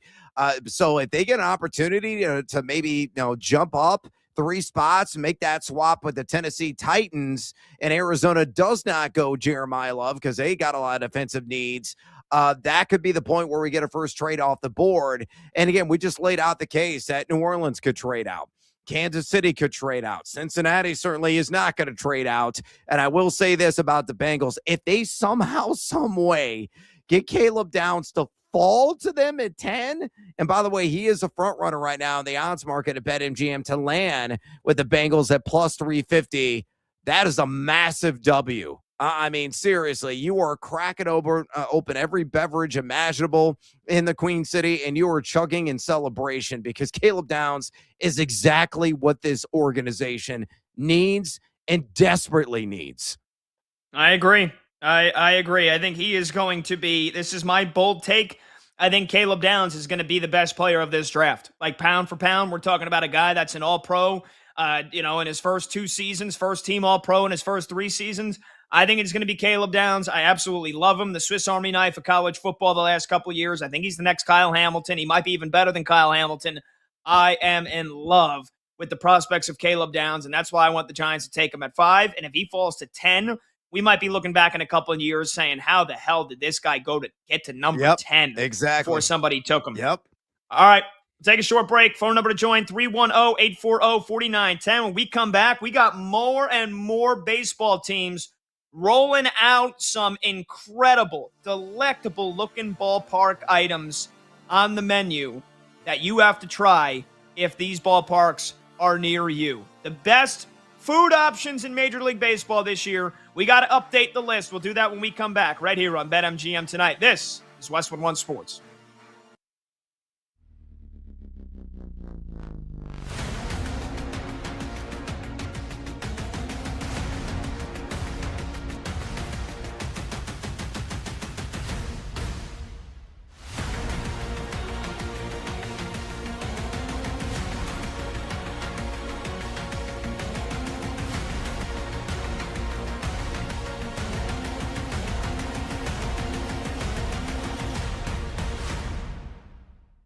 Why it matters that Sidney Crosby is back in the Stanley Cup playoffs. Why does it matter? Because anytime a legend and one of the best players in a sport is involved at the highest levels of their sport, it is good for that game. I just got done talking to you about Rory. It's good for golf if Rory is involved at the top of the Masters leaderboard. It's good if Scottie Scheffler is there. It's good for the NFL when, I know a lot of us don't like it, but when Patrick Mahomes and Josh Allen and Joe Burrow and Lamar Jackson are playing in AFC championship games. It's good for a game and a sport. And for sports fans, even if you're not a hockey fan, you're somewhere outside of Jackson, Mississippi right now listening to the sound of my voice on Westwood One Sports, trying to convince yourself that you're going to spend more than 3 seconds, if that, paying any attention to the Stanley Cup playoffs when they start in a week and a half.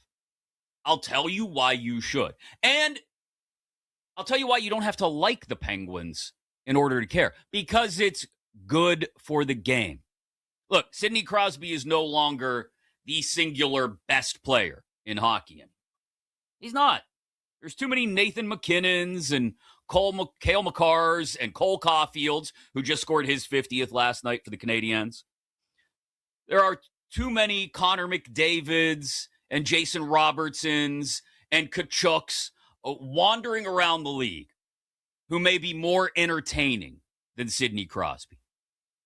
But there is no better all-around representation of the game of hockey and just sports in general. I'll be honest. Again, I'm not saying this as a Penguins homer. I'm saying this as just a fan of sports in general. There is no better representation of the game of hockey or what you want your superstar athletes to be than Sidney Patrick Crosby. I'll give you an example, and it has nothing to do with the game. The other day, the Pittsburgh Penguins had their team photo on the ice at PPG Paints Arena in Pittsburgh.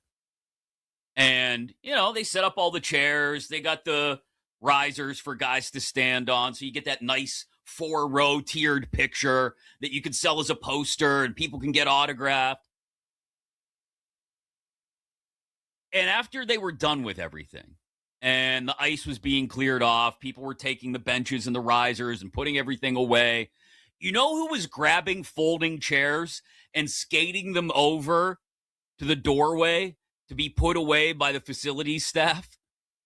Sidney Crosby, one of the best players in the history of the game, is picking up folding chairs and skating them over to the doorway to help put things away.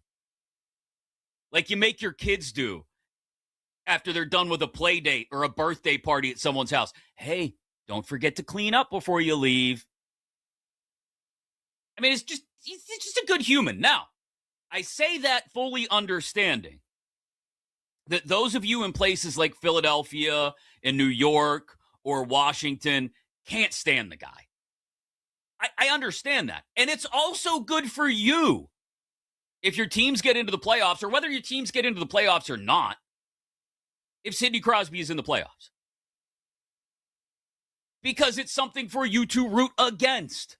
If you're a Flyers fan, a Rangers fan, a Caps fan, an Isles fan, the last thing on earth you want to see is that damn Sidney Crosby go on another run. We can all agree that in any sport, as much as we like to have somebody to love and to latch onto, we also have to have somebody to hate. And for a lot of hockey fans, outside of Pittsburgh, outside of Canada, particularly on the East Coast, from Boston all the way down to D.C., that guy is Sidney Crosby.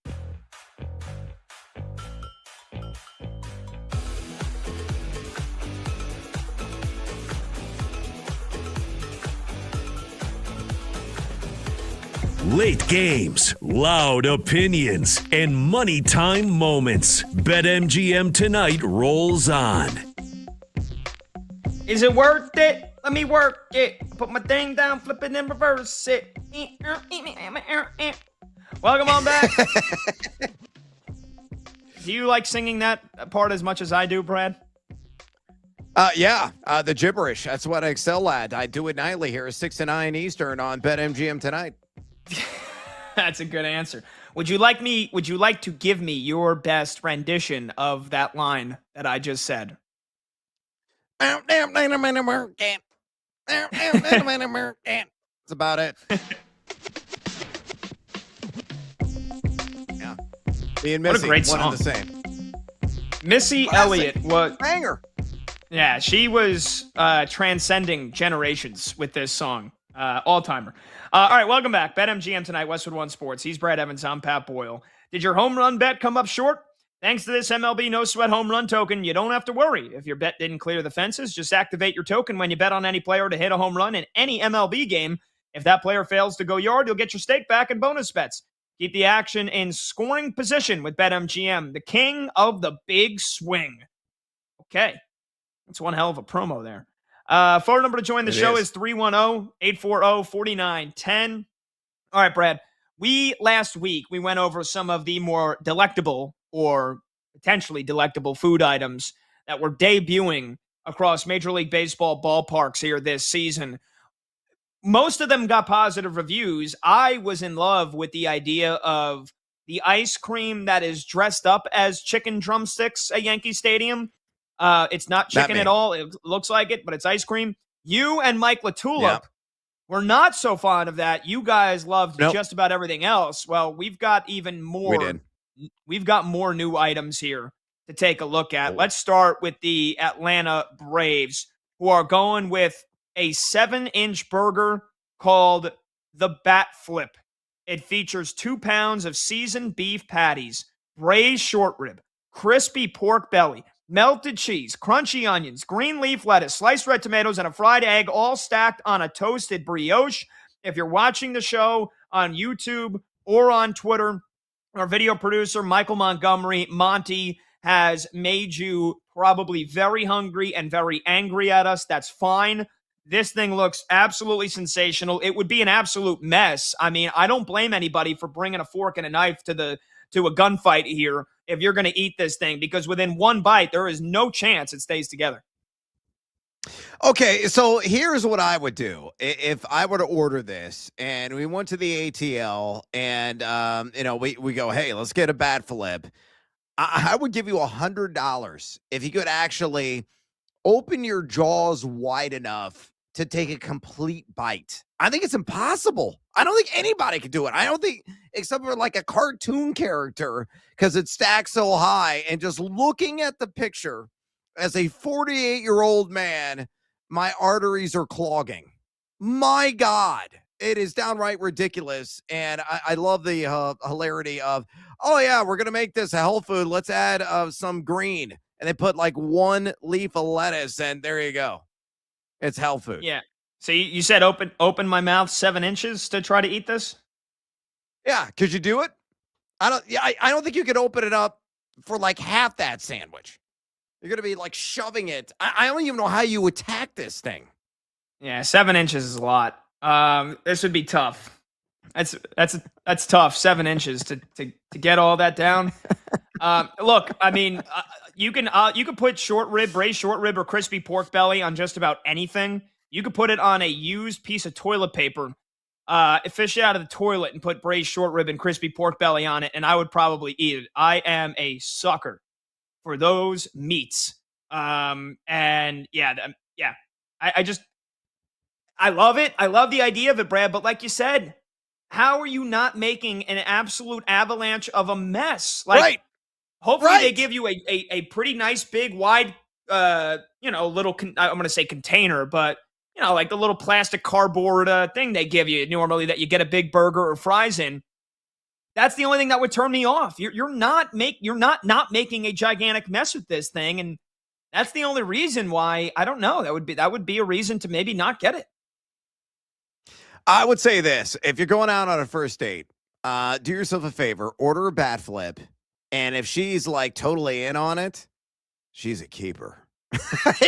If she watches you and you got sauce and meat juice all over your face, he's like, "Oh, you're repulsive. I'm leaving." Then it's not meant to be.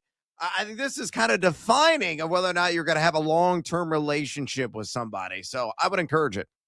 Yeah, and you just give it to her and you say, "This burger is 7 inches. Do you think you can fit that?" And see how it goes.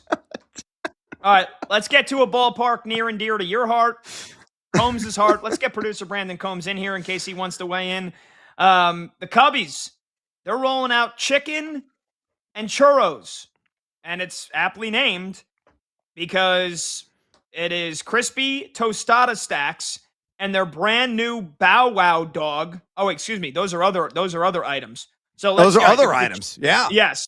So the chicken and churros is pretty self-explanatory. It looks like crispy chicken fingers and churros kind of, wrapped in a spiral. It's not just one churro that you would traditionally get. It looks like the churros are bent and twisted into kind of like a funnel cake looking thing with the crispy chicken fingers and like a little dollop of, I don't know if that's like kind of cream or butter. That's butter. Yeah. And strawberries. That looks phenomenal. I think you can sign me up for that. Chicken and churros. I mean, that's better than chicken and waffles. I'm all in on this. I got to get to Wrigley this year, and I got to get some chicken and churros. This is an automatic yes, please, thank you, because you can eat it with your hands. You probably would eat it with your hands, but I wouldn't shame anybody for eating anything with a fork and a knife. But the crispy chicken with the cinnamon, sugary, buttery churros, and you even get a little bit of your daily dose of fruit in this with the strawberries. 10 out of 10. I'm in. Yeah. All right, so we failed in the first exercise with that 7-inch sandwich. We got to assign it. Is it a single, double, triple, home run, or strikeout? Let's do that first. Okay. So the bat flip, I'll give it a single just because it's a mess, man. It's a mess. And like I said, I won't shame anybody for using a fork and knife to eat anything at a ballpark that is potentially designed to be a sandwich or finger foods, but I don't want to do that. So I'll go with the single for the bat flip. The chicken and churros is a home run for me. I'm going to go with a double for the bat flip, though I may have to fast for 4 days after consumption. In terms of the chicken and churros, I'm looking at it. That could be fun. It really could. I like the strawberry touch. I'm not going to lie. There's like a caramel drizzle on top of that with the powdered sugar. Oh, that's a home run. I'm 100% in. But only after beer consumption. I cannot follow that with a beer. You can't follow the chicken and churros with a beer. I'm interested to hear why not. Yeah. Why not? Because once I go sweet, I never go back to booze. Just me. That's an interesting take. I don't know if that makes sense. It does with my you palate. You've thrown me for a loop there. Combs, is Brad a psycho for saying that? He can't drink a beer after having something sweet like that? Yeah. That's a soft take there, Brad. It's a soft take. How do you not go back to the beer after? Like, what do you mean? Like, that's how you wash it down. Exactly. I would rather have like a hard liquor or like a port wine that would pair nicely with something sweet. I can't go back to beer. No, you thanks. just took your soft answer and made it even softer with a port wine. We're just gonna go ahead. Yeah, there's no way. Look, for me, the sandwich, home run. I don't care what you guys say. There are a lot of ingredients there. That thing's a home run. Yes, it's gonna get messy, but who the hell cares? You're at a baseball game. You're not at a fine dining restaurant. You're at a baseball game. Get messy. Same thing with chicken and churros. That's look. I'm a fat kid, man. All of these are probably gonna be home runs. I'm not gonna lie. I will try anything once. So, yeah. I just this is all relative. So yes, on their own, or compared to maybe the foods that we are accustomed to eating ourselves on a nightly basis, the boring stuff we eat for dinner to try to, not get diabetes at the age of 50 and die. Yes, everything would be a home run, but there's a certain, I don't want to get messy. I don't want to get messy at a ballpark. I'd like to stand. I'd like to cheer. Hopefully it's an exciting game. I'm not just going to get a food that I have to sit down and craft, how to eat it and go on a whole mission here. I just want something like a hot dog is the best. Hot dogs don't get messy unless you oversaturate it with your condiments. You get a hot dog, you don't even need a napkin. You don't need nothing. You get a pretzel, you don't need nothing. You get a regular burger, you don't need anything. So why would I want something that I'm going to have to overload with a bunch of napkins and I'm worried about getting it all over the place just for the sake of getting messy? I disagree. But that's why I need a friend to share. You guys are just like the two softest guys I've ever met in my entire life. Stop with this fake machismo masculinity. Oh, I'm a big man. It's not masculine. What are you talking about? Messy things. I can't get dirty at a baseball game. I don't want to get dirty at the baseball game. If I get dirty, then I might have to wash my hands. Well, yes, that's a thing. I don't want to then, after I wait in a line to get food, I don't want to have to then go back and then go to the bathroom and wash my hands. And unless you're going to, here's my moist towelette that I brought with me. Come on, nobody's doing that. So I'm not making 2 trips just because it's going to get all over the place and all over my mouth. Some of us, Combs, we don't go to a ballpark to act like absolute slobs. I don't know what to tell you. Let's be honest. You're not eating it because you go to the gym every day and you don't want to. There's too many calories for you. Don't lie. This is a calorie count thing, isn't it? You looked at that burger and you were like, no, I can't do it. That's gonna why be too many fast calories afterwards. I don't know. I do the chicken bucket, the chicken tender bucket at Yankee Stadium. That's probably 2,000 calories on its own. And like I said, I love braised short ribs and I love the crispy pork belly, but it's got to be a little bit neater, man. It's got to be neat. It's got to be cute. All right, let's move on. The Diamondbacks. They are rolling out a take me out to the ball game shake. This thing is unbelievable. Salted caramel shake with whipped cream, peanut butter sandwich cookies, Kit Kat bars, and Cracker Jacks. Again, I worry about the overflow here and it getting all over the place. But if you can attack it with a straw or with a spoon and keep it intact, these are all my favorite flavors. I die for peanut butter. I love the salted caramel. Not a big fan of Kit Kat on its own, but the crunch it would give to this shake is next level. This is also a home run for me. The Diamondbacks, they are doing dirty stuff in the desert, and I love it. This is a grand slam, and I'm not going to lie to you, Pat. When the gummy kicks in, oh, man, with this just like the angels would descend from the heavens. Yeah. I'm looking at this thing, and this is all day. All day. Like, all 3 of us get one, and if it's too messy for you, Pat, when I'm done with mine, I'll take yours. Like 110%. Like, diabetes be damned, freaking clogged arteries be damned. I'm going to die a happy person because it tastes too damn good to be skinny. Combsy, can I make a recommendation? If we made it to Chase Field, would you dip that Kit Kat and all of that wonderful sweet flavor and feed me at the ballpark? Would you do that? No, because then I wouldn't be the one Why eating not? it. Because then I wouldn't be the one eating it. I'm not sharing. We're not sharing this, Brad. This is You're we're not not player. doing. Yeah, I'm a man, and I would absolutely feed you with just joy. This is in not my Lady heart. and the Tramp. All right, let's finish off here with the Nationals. DC paying homage to our nation's capital. This is called the Monument Chicken Tower.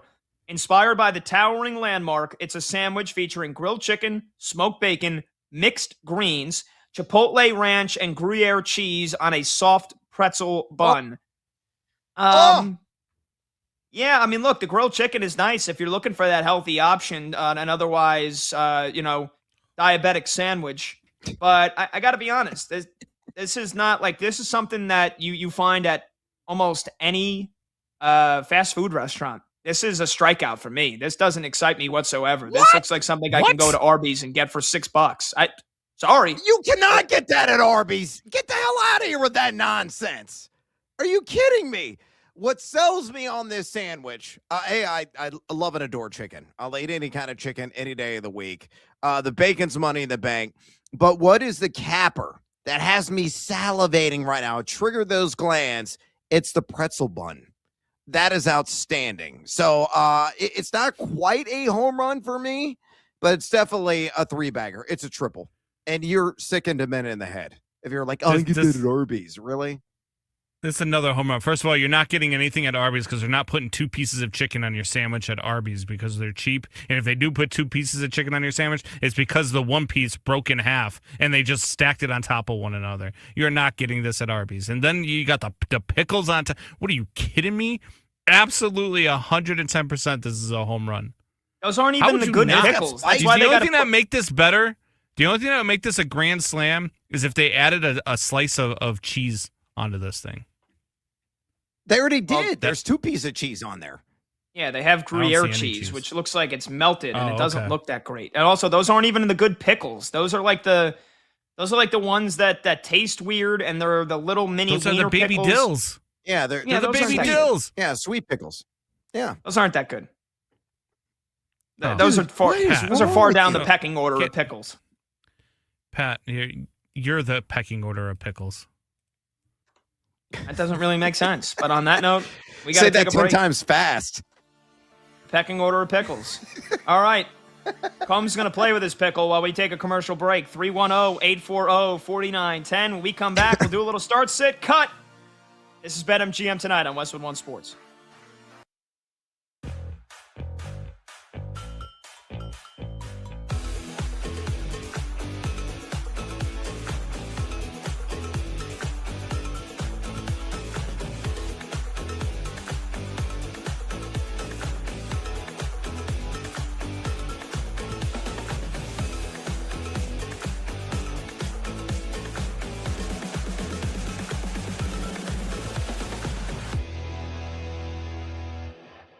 If the Lakers get through the first round. They're not, Chris, so don't worry about it. What are the realistic timelines on Luka and Reeves?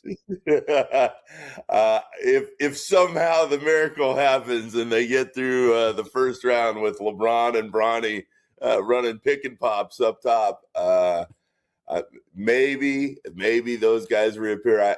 I think I actually just saw the Lakers play last night, and I can only tell you that the people who cover that team are resigned to it's going to be a lot shorter season than everybody thought. So you never know with those type of injuries. I'm just going off what I saw last night and what the sense was. And the sense was it's going to be a little while, and I think it would be a huge surprise to everybody across the league if the Lakers appeared and were up back and running with Luka and Reeves attempting to get into the second round. I mean, if it ends up being Houston, as it looks like it'll be on track for, Houston's had plenty of issues, but Houston's going to get through this version of that Lakers team.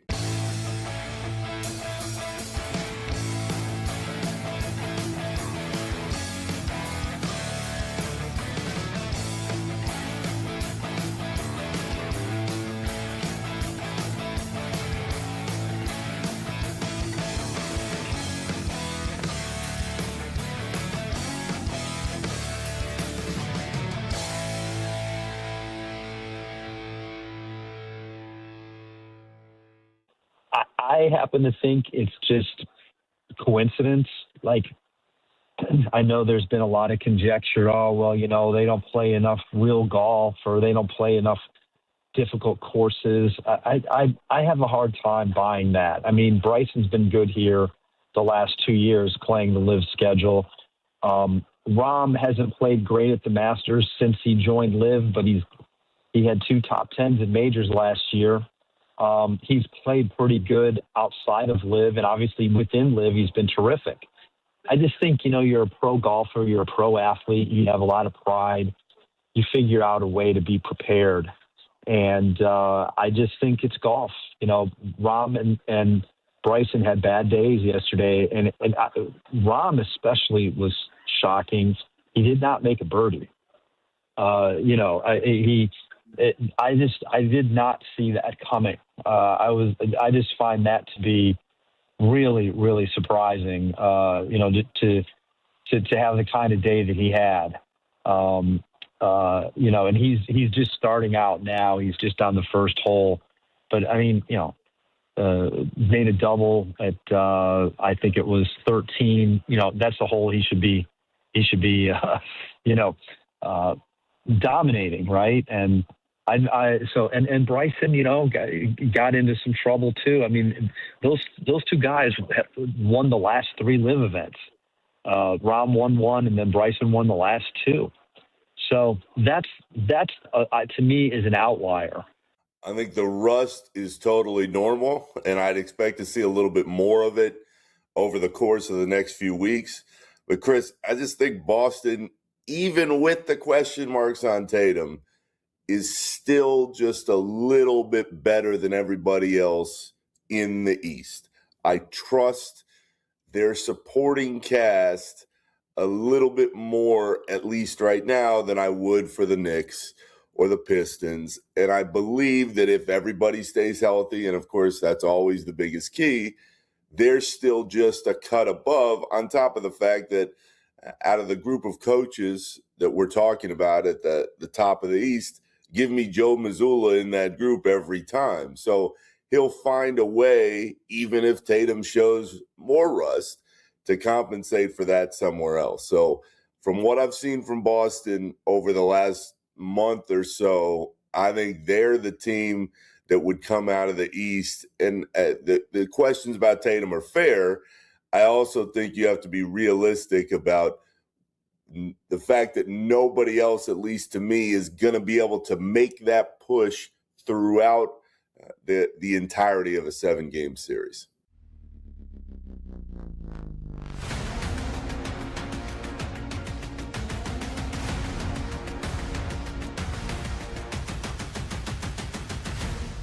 Every score, every swing, every sharp take. BetMGM tonight continues with Brad Evans and Pat Boyle.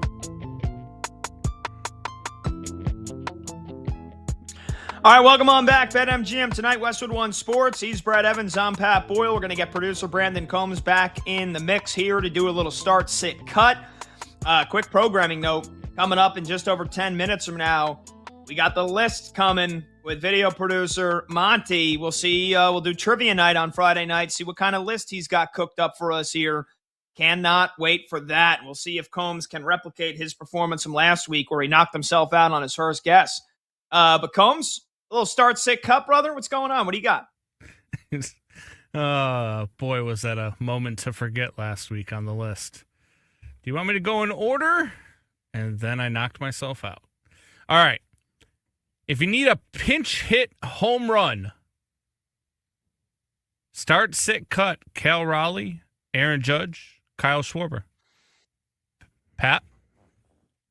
If you need a pinch hit home run, I don't know if that would change my mind more so than you need just like a regular, home run from any of these guys in their normal spot in the lineup in the 9th. This is a tough one. I'll go, you know what? I'll start Schwarber just because I feel like he's bound to go deep in any situation. So give me the Schwarbino. I'll bench Judge because he's come up with some big time clutch home runs in his career. And then look, I mean, he had 60 last year, but he's off to a bit of a down start this year, and he doesn't have the proven track record that Judge and Schwarber have. So I got to cut the big dumper here. Start Schwarber, bench Judge, cut Cal Raleigh. All right, yeah, I'm going to definitely agree with you on Schwarbs. I'm going to start him. That guy's just got mammoth power, and I think he can rev the engine at the drop of a hat. If, had the day off, he's got to come in the bottom of the ninth inning, got a man on base, an opportunity to win the game. Throw a heater right down the center of the plate. He's going to launch at 450 feet. I'm going to go with Cal Raleigh as my bench, and the reason being is a switch hitter. So you can use him in a variety of ways. Power on both sides of the plate. I know he's off to a slow start this year, but I believe in the big dumper. And just because I want to infuriate my co-host, I'm cutting Aaron Judge. No reasoning outside of that. So start Schwarber, bench Cal Raleigh, cut Aaron Judge. I love you, Pat. That's fine. You can't get me mad right now. I'm working on a Yasso, so that's fine with me. He's working on a Yazzo. Combs? Not quite a 7-inch Yazzo though, huh? All right. I'm probably honestly, this might surprise you guys. I'm probably starting Aaron Judge because I think out of these three hitters, he's probably the most clutch out of the three.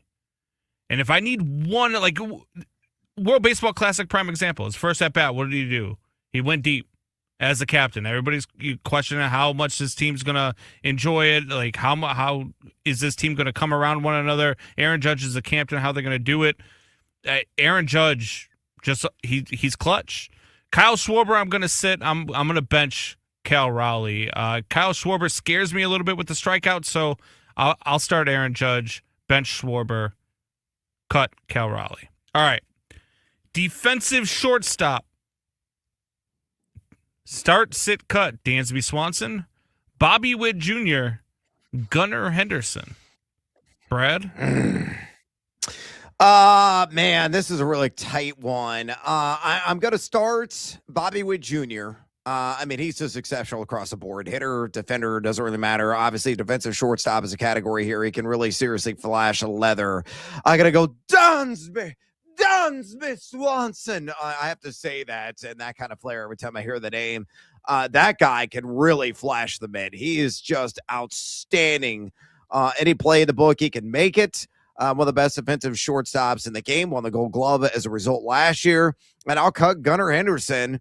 He deserves to be in this conversation, but I got to cut somebody. So start with bench Swanson, cut Gunnar. Yeah, I will. I'm going to start Dansby Swanson. I think he had 6 defensive runs saved last year. Bobby Witt Jr. also had the same. So I think we're splitting hairs between those two guys, but I'll go with the guy Swanson's got how many Gold Gloves? Does anybody know off the top of their head? I believe 4, if I'm not mistaken. This, the AI overview, if you want to trust that, it says he's got 2, 2022 and 2023, one with the Braves, one with the Cubbies. I don't think Bobby Witt Jr. has a Gold Glove yet.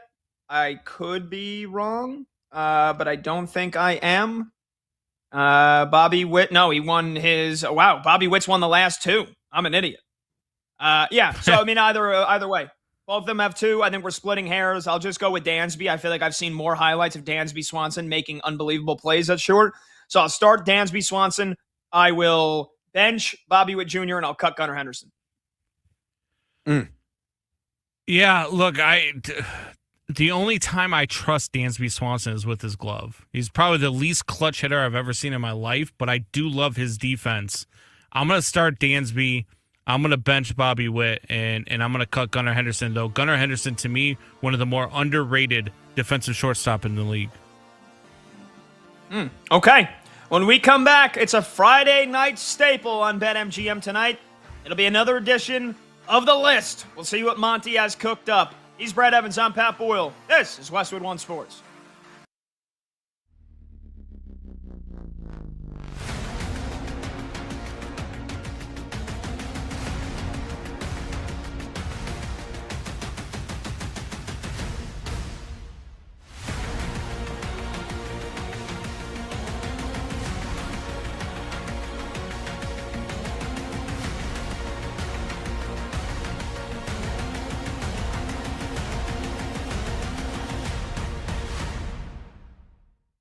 I have a solution to the problem I'm about to tell you about.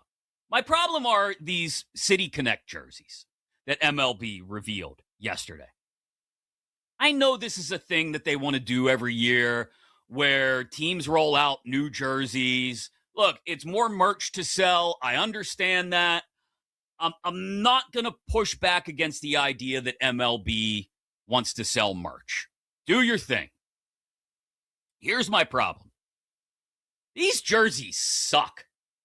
I'm sorry. Other than the Braves edition, they're terrible.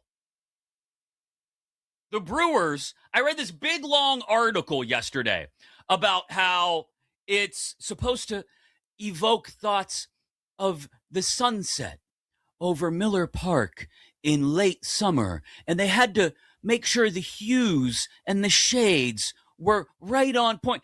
It's blue and it says Wisco on it. Wisco.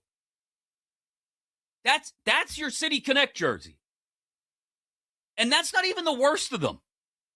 The Orioles went with something with green sleeves because it's supposed to evoke the imagery of Camden Yards. Great ballpark. Love Camden Yards. But you're doing too much. Padres, typically decent job with theirs, but not as good as their past City Connect jerseys. The Reds just changed the C to some sort of what would have looked futuristic, like a Blade Runner type C, and added some black pinstripes. The Pirates just tried to make the lettering of Pirates look more, well, piratey, and made the yellow a little more mustardy gold. The Rangers literally did nothing but change one letter on their jersey. It now says Tejas instead of Texas. Okay, fair. Still correct. But, and while I do appreciate the old school white tee on the red hat, it's not very inspiring. The Royals looks like a knockoff KBO jersey. I don't know what that crown logo is on the hat. It looks terrible, with the weird stripes on the shoulders and around the arms. The only one of these 8 City Connect jerseys that looks any good and smashes the other 7 to smithereens is the Braves. It's that baby powder blue with the script Atlanta on the front, the baby blue hat with the dark blue bill, the white lowercase a with the red piping outlining around it. I mean, that's something I see Big Boy wearing in the next Outkast video. If Outkast ever releases new music, please, God, saying a little prayer. That's something that looks good. The rest of them are garbage. So there you go. I've shaken my fist and yelled at the cloud. Great. What's your solution, Chris? I'll tell you what it is, Chris. Stop with these City Connect jerseys. Pick a weekend every year on the schedule where everybody goes throwbacks, but not any throwback. Everybody throws back to the same year. And find a good reason. Like this year would be perfect. We're celebrating the 250th birthday of our nation. So throw everybody back on 4th of July weekend to 1976. And if you're off by a year, late 70s. Throw everybody back to the late 70s. And think about some of the uni matchups you could get. I'll give you an example. The Washington Nationals visit the Pittsburgh Pirates on 4th of July weekend. How about we put the Nats in some throwback Expos unis? The Road Blues with the red, white, and blue panels on the hat? Come on. You're telling me that wouldn't look good against the old school late 70s Pirates unis?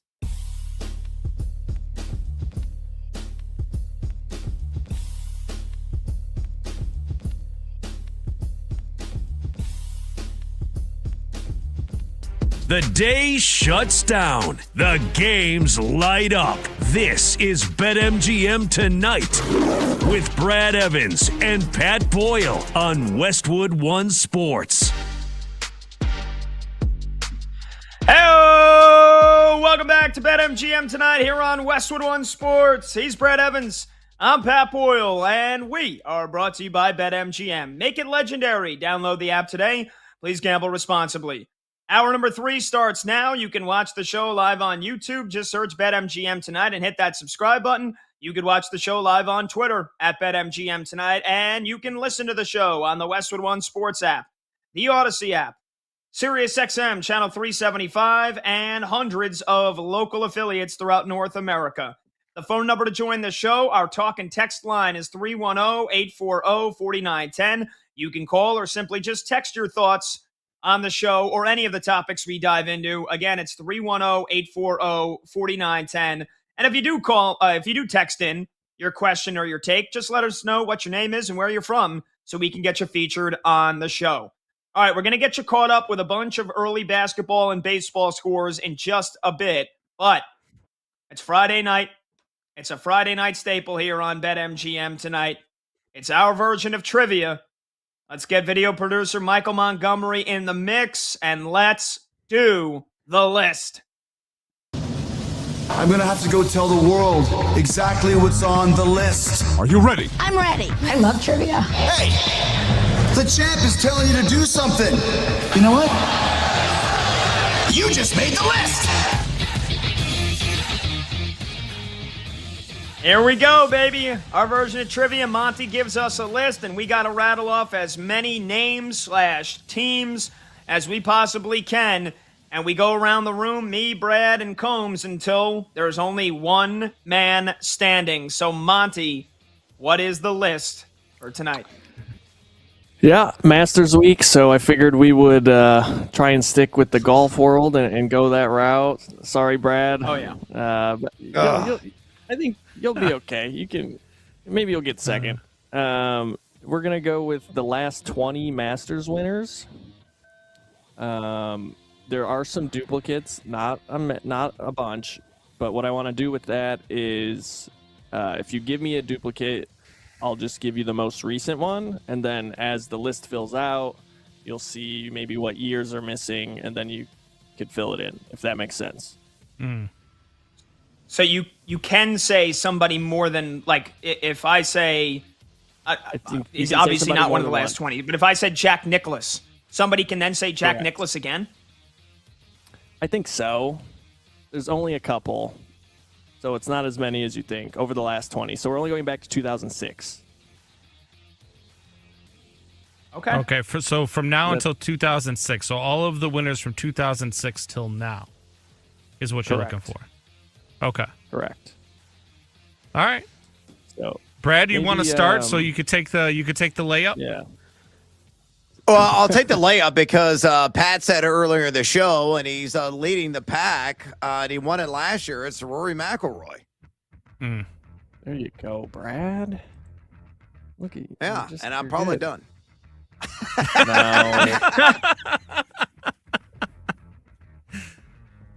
No. Pat, are you going next, or you want me to go? No, you go second. I'll go last. I will go with Scotty Scheffler. There you go. So 2024, Scotty. Okay, I'll keep us going here in order for now. From Spain, give me Jon Rahm. Give me Jon Rahm. You knew the answer? Having a You knew it? rough weekend. Brad? This guy's been in the news. I've heard of him. He's a golfer. Tiger Woods, y'all? There you go. 2019. Hey! Just keep hanging around, Brad. Just keep hanging around. Oh, let's see. I'm trying to think of people who have won it. Phil Mickelson. There you go. That was another name I had. 2010. I was going to Be his say most that recent. was close because I forgot the year off the top of my head that Phil won it. If you're watching, by the way, if you're watching the show live on YouTube or on Twitter, you can see the list and the graphics that Monty has up, and you can play along with us. So far we got Rory, we got Scotty Scheffler, we got John Rahm, we got Tiger, and we got Phil. I'll get back to chronological order. Here is one of the, actually, I'm not even going to give it away. Here is a duplicate. Let's go with his first green jacket in 2022. That's Scotty Scheffler again. Good job, Pat. I see what you're doing. I see what you do. I like that play, Pat. I like that play. Good stuff. Take the guy. Well, I who's just, won it I multiple remember you times said, and- I'm going to go in order last week, and then, you KO'd on the Oh, first yeah, guess. yeah. Jerk. All right. I think I know one more golfer of the last 20 years. I don't know why I know this guy. Maybe it's because he's won the Masters, maybe multiple times. I hope I'm saying this correct. Bubba Watson? There you go. 2014. Okay. His last win. And Brad, Wow, that was just, 11 I years have ago those already. in front of me. I guess I don't know exactly what you know, but you mentioned this guy's name today. You definitely know that guy's name. Like, there's at least 4 or 5 other guys on this list you know. Yeah. Okay. All right. Let's go with let's go with Dustin Johnson. 2020, he won it with, I COVID believe, year. a record. I believe the lowest score to win was like 20 under or something I saw when I was putting this together. Yes. All right, I think I'm still going in chronological order here. Right in that nice little sweet spot of 2021. I'm pretty sure that's the year he won it. How about from Japan, Hideki Matsuyama? You are correct. Oh, konnichiwa. Konnichiwa. All right. Okay, so I mentioned this guy's name earlier. I just learned he's an actual living, breathing human being in like the last 10 days. Apparently, he's won the Masters, if that's what you're alluding to. Is it Patrick Reed? 2018, he won. Oh, goodness. Okay. Good job, Brad. Well, thank you for the That's a good one. clues. Yeah, I mean, I'm going- I got to help you hang around somehow. Let's go with another Spaniard, Sergio Garcia. Look at you going in order, Combs. You know golf. 2017. So, Monty, when does this what's the first year on the list? Is it 2007? 2006. Said that earlier. 2006. Damn, because I was going to try to take another layup in case Brad took a stab at it. You know what? No, I'm not even going to say that. I'm not even going to say that. You just said it, though. You can't take it back. I'm going to continue to attempt to go in chronological order here. It doesn't feel like it was even 2016 that long ago, but I guess it had to have been. How about Mr. the facial hairless wonder? How about Jordan Spieth? Okay, he is on the list. He is not in chronological order. That was 2015, but still counts. Wow. Oh, That's 11. Pat. I think that's half wrong. I think that's half wrong. Yeah, close. it's half wrong because I got the year wrong by a year. That's 11 years ago. My God. All right. The when only you were just a golfers that baby. I know are guys that my dad forced me to watch. And these guys probably won Masters eons ago. So I'm just going to tap out and say a legend, not only in on the silver screen, but especially on the small tube. They won the only Happy Gilmore. Thank you for playing.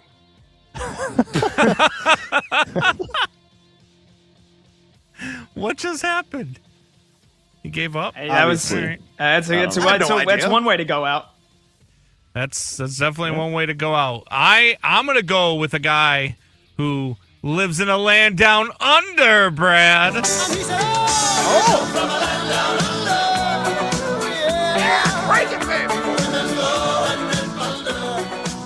Let's go with Adam Scott. Man, it worked. There you go. 2013. Wow, that's a hell of a, Masters that's a winner. hell of a get there. Yeah, that's a pull. Oof. I've got All right, one I'm more. running out. Yeah, One I'm more running out of poll. names here. And again, I wasn't even gonna. I forgot that he won it twice until I think Brad said it or you said it, and that's definitely true. And he definitely didn't win the first one before 2006. So let's go another duplicate here. Let's go Bubba Watson again. It's got to be it. Oh. Yep. Oh. 2012. Wow. Nice pull. You know what? I'm gonna save. I've got one more name that is a good pull, and I also know that one name that's already on this list also won it in 2006. So I'm gonna go with Phil Mickelson. Oh, he won it in 2006. You are correct. Damn. That was my next guess. Good job, Combs. A little strategy Now- right there. now- Love it.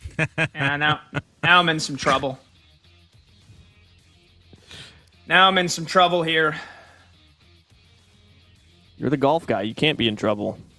I'm not the Yeah, I golf know. guy. I'm not like freaking Tyler Morales. So I'm watching the Houston Open last weekend.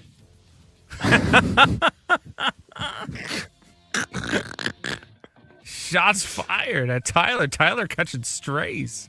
I know it's not. Yeah, who no, like knew? Tyler loves golf. He loves it. And shout out to him. He does. I wish I was Tyler right now because I would be able to I'd probably win without a shadow of a doubt. How many we got left? 1, 2, 3, 4, 5. 5 remaining. And they're definitely the toughest. There's, I would say, one name that I recognize, maybe 2, maybe 3. I think I'm done. I think I think I'm Combs is out. going to win. Oh man, You know a guy. You want here? You want a hint? I know that there's a couple that have won it from South Africa. I know one of their names.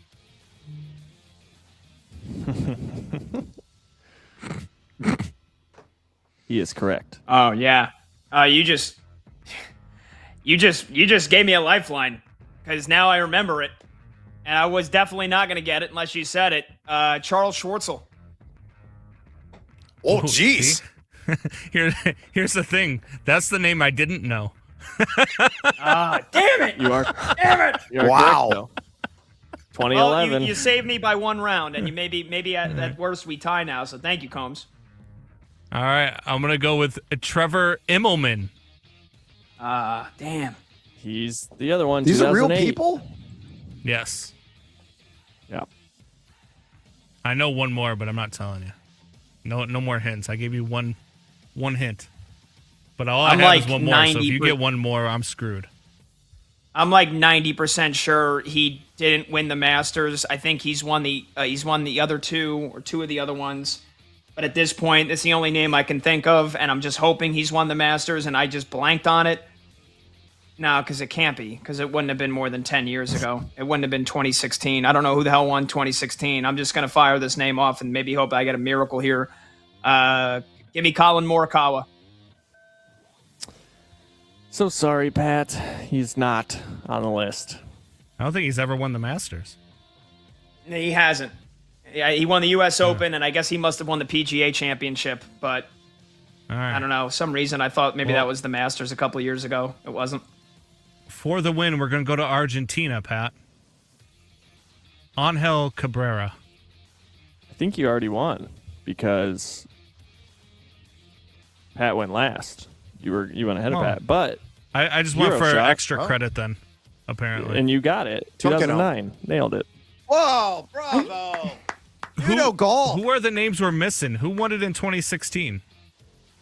2016 is Danny Willett. In 2007, I'm surprised nobody got Zach Johnson. Shout out Iowa City. Shout out Hawkeyes. Shout out Ben McCollum. Elite Eight. Didn't he play for Danny Michigan State? Willett. The Angel Johnson? Cabrera poll. Are you kidding me? Come on, how do you? That was one of the best wins of all time. What do you mean? I know. I blanked it out of my mind. You know, I got onset dementia, man. I can't remember something from 14 years ago or 17 years ago. All right. You bounce back. You're like Purdue. They got bounced by a 16 seed, and then the next year they make the title game. They didn't win it, but Combs goes from worst to first. Can't keep a sleeping giant down, baby. Yeah. You had a couple weeks hiatus there. So you're all right. You're back. Good job. Good round. Congrats to Combs. Brad going out with a fiery bang saying Happy Gilmore. That was funny. Yeah, you're welcome. All right, there you go. Good list, Monty. Good job. The last 20 Masters winners. As Rory, if we do this next year, you go Rory right off the bat because this tournament is over this weekend. 12 under, 6 strokes ahead of the rest of the field. Phone number to join the show, 310-840-4910. We're going to keep the fun rolling here on this Friday night. We'll get you caught up with some scores when we come back. But also, we'll do a little Would You Rather. We got Monty. We got Combs. He's Brad Evans. I'm Pat Boyle. This is BetMGM tonight on Westwood One Sports.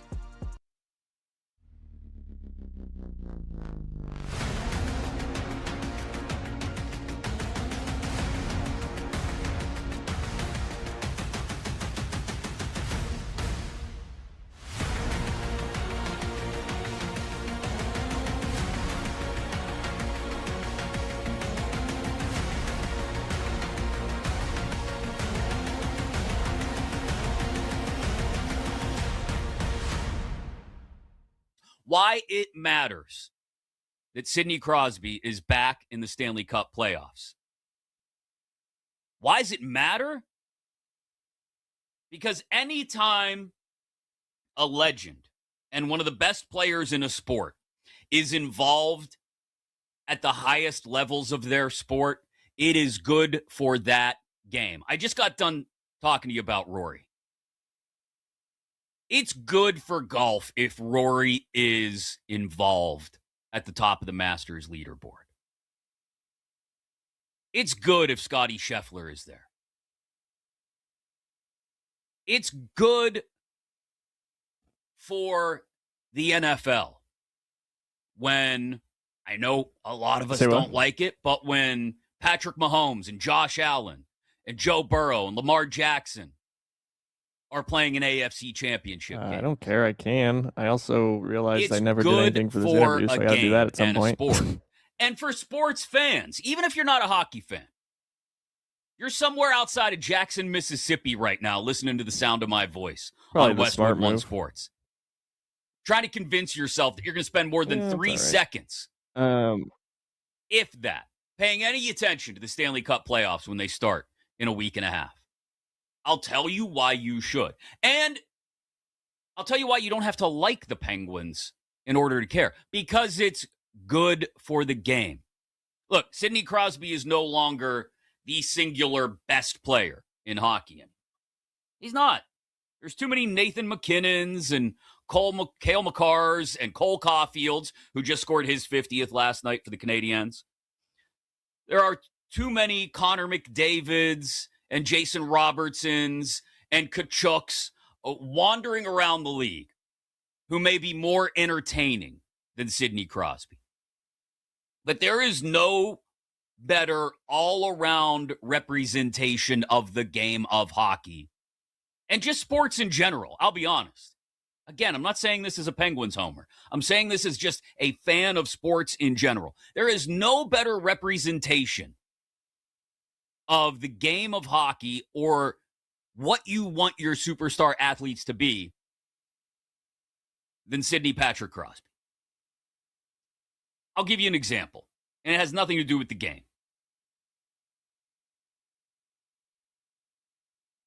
The other day, the Pittsburgh Penguins had their team photo on the ice at PPG Paints Arena in Pittsburgh.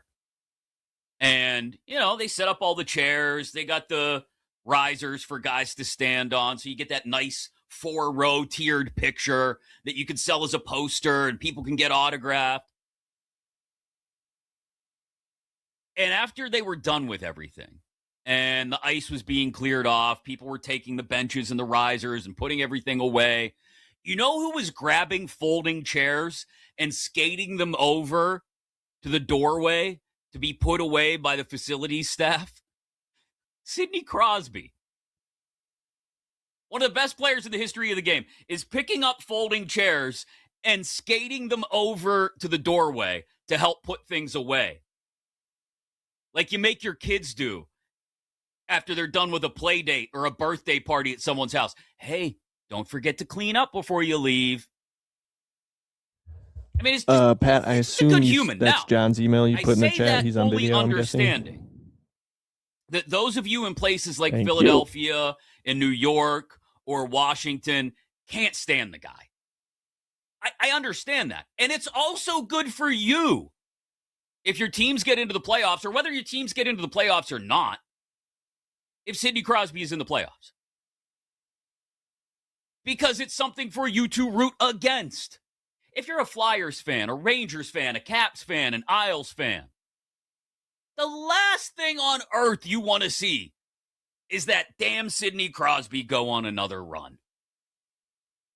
We can all agree that in any sport, as much as we like to have somebody to love and to latch onto, we also have to have somebody to hate.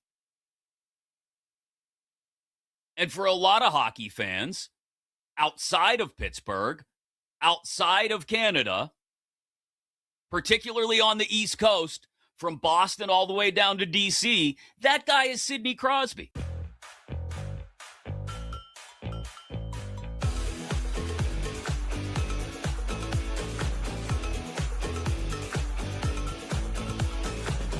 Games, loud opinions, and money time moments. BetMGM tonight rolls on.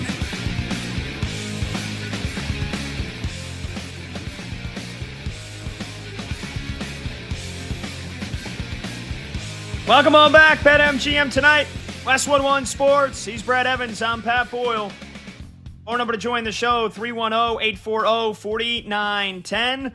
Before we get to Would You Rather, let's get a couple of score updates here with some big playoff implications on the line. 2 games left to go for everybody in the regular season. No games tomorrow. Everybody playing on Sunday. The Pistons, they've already locked up the 1 seed. They are playing everybody tonight, especially Cade Cunningham, who's only playing his 2nd game coming back from that collapsed lung. So no incentive on paper for them to go into Charlotte and beat the Hornets. But remember, these two got into a brawl about a month and a half ago that dished out several suspensions between Jalen Duren and Moussa Diabate, and Isaiah Stewart came on the floor trying to punch people, which is just completely on brand for him. The Hornets, this game means everything for them. They still have a very slight mathematical chance of getting out of the play-in tournament, but no matter what, they are still in play for the 7 or the 8 seed, which would give them 2 chances of making it out of the play-in tournament because they enter the night 9th in the East, but tied with the Sixers for the same record, a game back of Orlando, and 2 games back of both the Raptors and the Hawks for one of the top 6 seeds. So the Hornets have everything to play for, and the Pistons, they are not taking this game lightly. Detroit leads at 68-65 at the half. A lot of offense, a lot of good shot making. Cade Cunningham's got 8 points. 5 assists. Jalen Duren's got 14 points. LaMelo Ball's got 20 for Charlotte. But, the Pistons with nothing to play for other than maybe to potentially ruin the Hornets season, they're doing a good job of trying to do that, up by 3 at the half.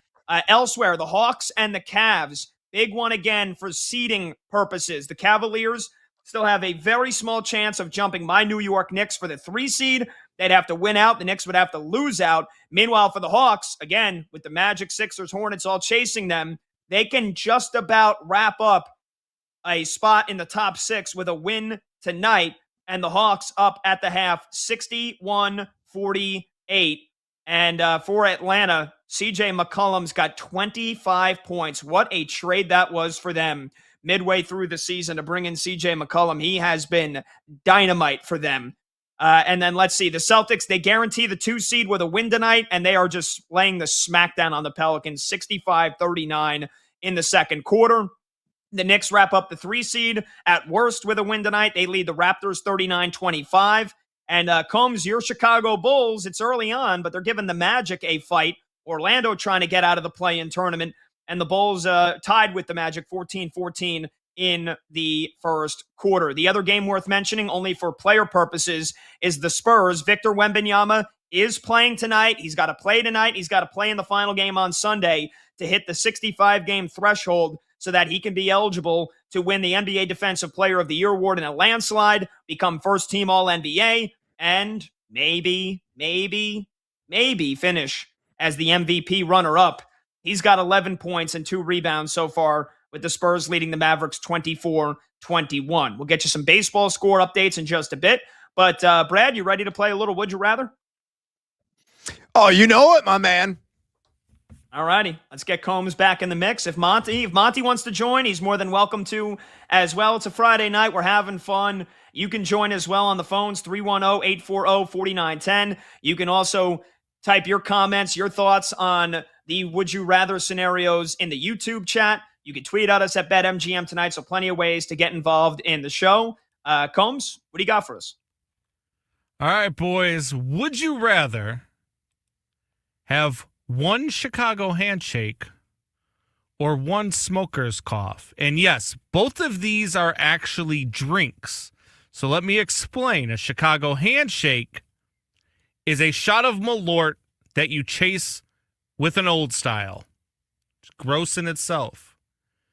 Or a smoker's cough, which is a shot of Jägermeister with a dollop of mayonnaise on top. Oh. Brad, which one would you rather have? Oh, my God. The mayonnaise I'm starting to retch just thinking. Look, I truthfully, I'll be honest with you. A couple of things. One, I like Jaeger. I'll drink it on ice during the winter on occasion. So, yes, still at my advanced age, I do that. Second admission, Old Style used to be my go-to beer when I go to Wrigley. And they used to serve in the paper cups. So, totally down with that. Malort's a different ball game.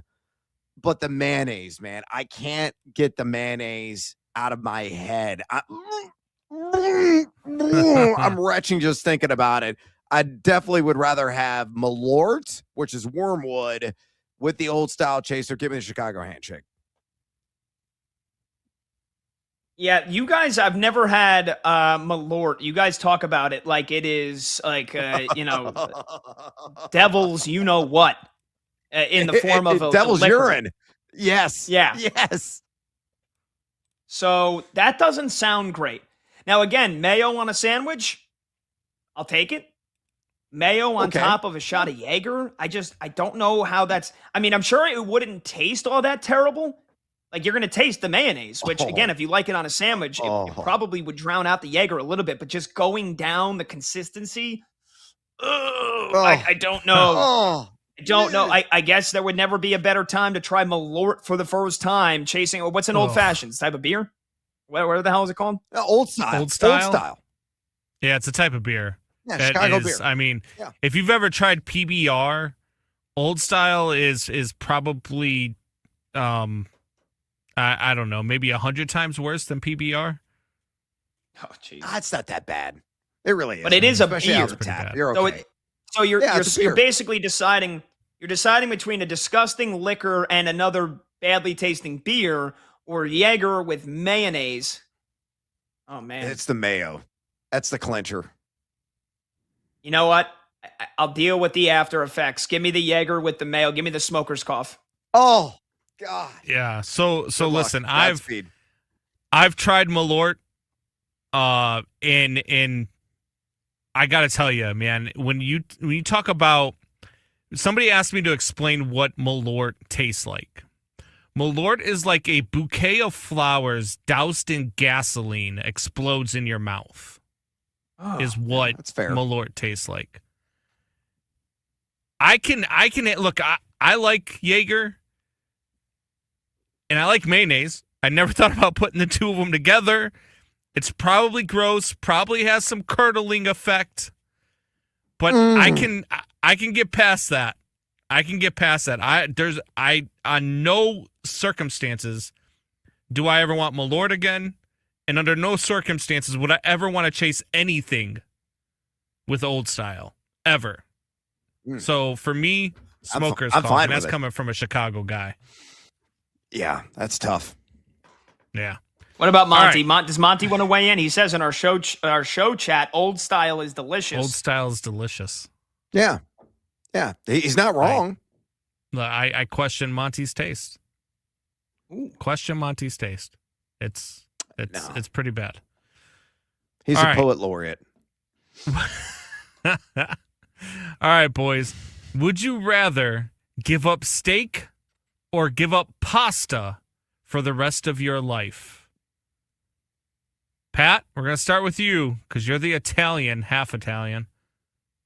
Steak or pasta for the rest of your life? Which would you rather give up? Yeah, I think this is an easy one. If I don't, Wow. I like a good steak every now and then. Don't get me wrong. I think we've actually argued about this in the past. Mm-hmm. My birthday restaurant choice, growing up every year, when my dad would say, "Where do you want to go for your birthday?" It was Longhorn every time, and I think a Longhorn steak. I don't care if that sounds,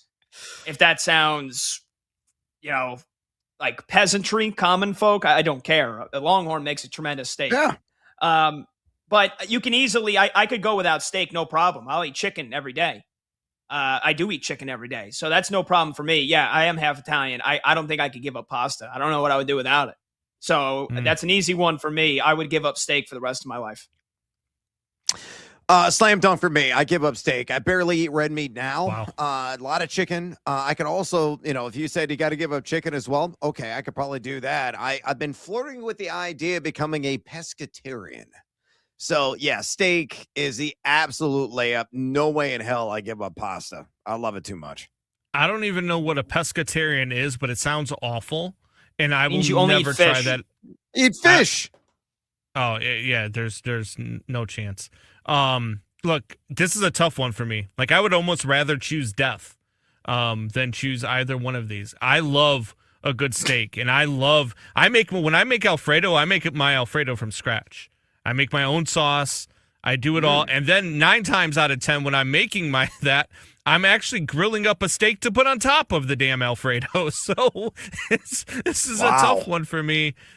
I would have to reluctantly give up steak because there's no chance I could ever give up. Pasta is my favorite. Every and any type of pasta. I don't think I've ever had a bad one. All right. Yeah, I was gonna say what's the sub? There are plenty of substitutes for steak: chicken, pork, fish. What's the substitute for giving up pasta? There isn't one. Beans. There isn't. Oy. Yeah. All right.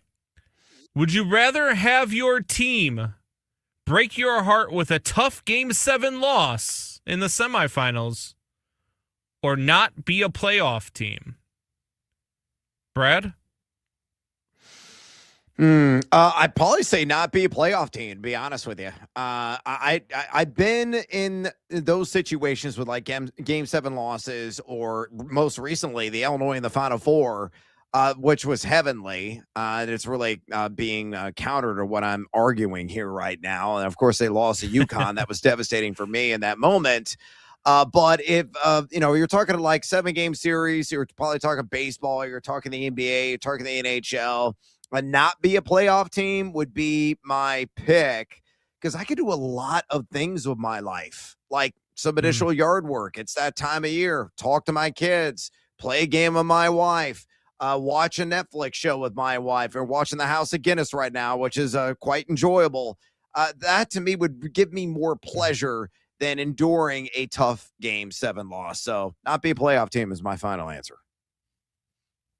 I disagree. Give me the Game 7. Give me the heartbreak. This is a similar scenario for my team as well, the New York Knicks, who last year they get to the conference finals. They lose to the Pacers in Game 6. The year before that was only the second round, but they lost to the Pacers and got blown out in Game 7. But yeah, I would have my team break my heart with a tough Game 7 loss in the semifinals or the conference finals. That's a no-brainer, because you know what? I get the ride. I get the ride of the extra month, 2 months of the season, if we're talking basketball, if we're talking hockey. And look, I don't care if it was any sport.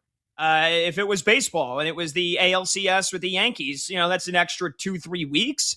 But still, I want that ride, man. That feeling in your gut, those butterflies, that excitement, that buzz of waking up during the playoffs every day and looking forward to watching your team. Yes, the crippling anxiety, the nervousness, everything that comes with that. But on those nights where your team wins a playoff game, and if you're telling me if it's basketball and hockey, you've now gotten to the third round, so you've enjoyed a month and a half of playoff games where your team has won 2 series already. They've won 3 games in this series, and then you lose. Yeah, it's probably more heartbreaking than not being a playoff team, but I'll take the heartbreak if it means I get all the euphoria and I get the extra month and a half of feeling like my life matters, of having my team, be one win away from the finals or the championship or the World Series or what have you. So I'll go with the first scenario.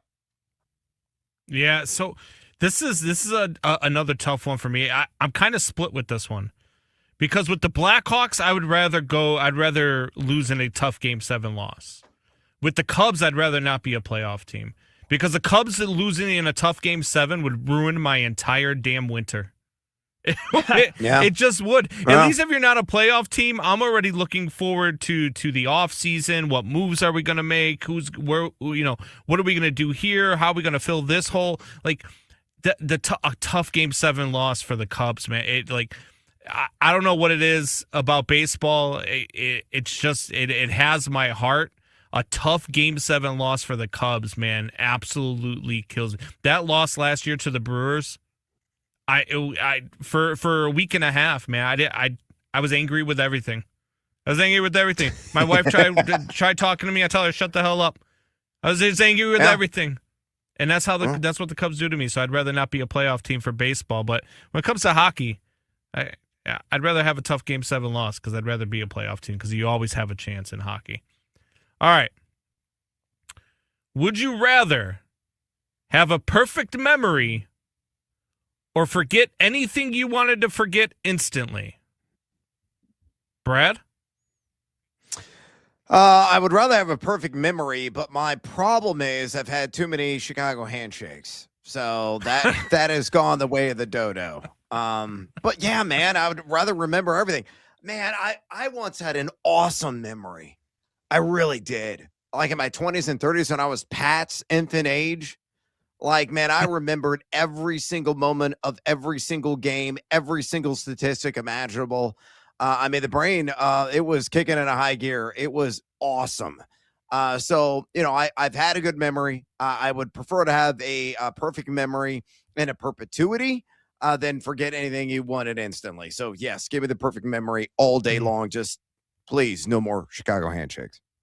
Yeah, perfect memory for me as well, because you can monetize that. I mean, literally, like put me on Jeopardy. I'd be a savant. I would win thousands and thousands of dollars. I would never lose. I would literally open up every book and I would study every single thing on the internet. And I feel like I've got it, if I'm remembering everything, perfect memory. We're talking about 100%, like photographic memory. And I don't know what the capacity would be, but it's perfect memory. I would be able to monetize that and I can win some money and I can make money off of that. I can't make money off of forgetting anything instantly. At least I don't think I can. No, but you know what? Look, this is where, you could tell you guys have lived two pretty happy lives. Because I would choose to forget anything you wanted instantly. It's not everything, but anything that you want instantly. So, like the day that my dog passed, forget it instantly. So I never have to have that memory ever again. The date that I lost my grandfather. Let me jump in, Combs, real quick, because if you forget that instantly, do you forget all of your entire dog's lifetime? Because how could you remember your dog's lifetime but forget their death? Just that day. Anything you want, you can pick and choose. You don't have to. It doesn't say for the, if you lose this, then you lose that. Because I would forget both of my ex-wives. I'm not forgetting my kids. So in a heartbeat, forget both of my ex-wives. So yes, I would rather forget anything that I wanted instantly than to have a perfect memory, because then you also have all of the heartbreak that you just constantly remember. I wouldn't want that. So that's why I'm on the other side of it. All right. This one's a good one. And this one, I actually went around when I was doing this yesterday. I went around the school and I started asking these to the students in the class. Would you It's rather? not an elementary school. Just to preface No, it, America. no, it's a media school, Illinois Media School. Yes. Adults. Yeah, sure. Would you rather know the date you will die or know the cause of your death? Pat? Easy. Again, another easy one for me. Know the date that I will die. I can prepare for it. I can, spend every last one of my dollars. And because I don't have kids right now. I'm not married. So my girlfriend, she ain't getting any of that. I'll spend every last dollar that I have. I'll go on a grandest of vacations. I'll literally, like somebody no jokes aside here, like somebody that finds out they have terminal, like stage 4 cancer, like, hey, might as well do everything on your bucket list because you're going to die soon. If I know the date I'm going to die, I can plan it out to a T. If I just know how I'm going to die, that doesn't give me any kind of clarity. And in fact, I feel like I would live in fear, especially if it's something like you're going to die in a car crash. Like, okay, then what am I going to, I'm never going to want to drive again. That would just create more fear, more anxiety, and make me want to be a recluse. If I know the date I'm going to die, maybe it's 40 years from now, and I know I'm going to live a long, prosperous life. If it's 2 years from now, all right, I might as well start doing everything I ever wanted to do because I don't have much time left. Easy one for me. Know the date that I will die. Yeah, the date that I will die is number one, my answer as well, because of the planning, as you said. Now, if I found out I'm going to die tomorrow, guys, see ya. I look for me, it's also the date that you will die because, like you said, Pat, like if you know how you're going to die, like one, like what if you were told you're going to die by a shark attack? All right, cool. I'm staying out the ocean. What if you were told, you're gonna the problem would be when you're told you're gonna die on something that could happen at any moment. If you're told that you die because of a heart attack, oh great, that could be now, could be, you know what I mean? And so you'd constantly be thinking, oh my God, when is this gonna happen? When is this gonna happen? At least if I have the date down, I could plan and I could do whatever the hell I wanted right up until that date because I know what day I'm dying.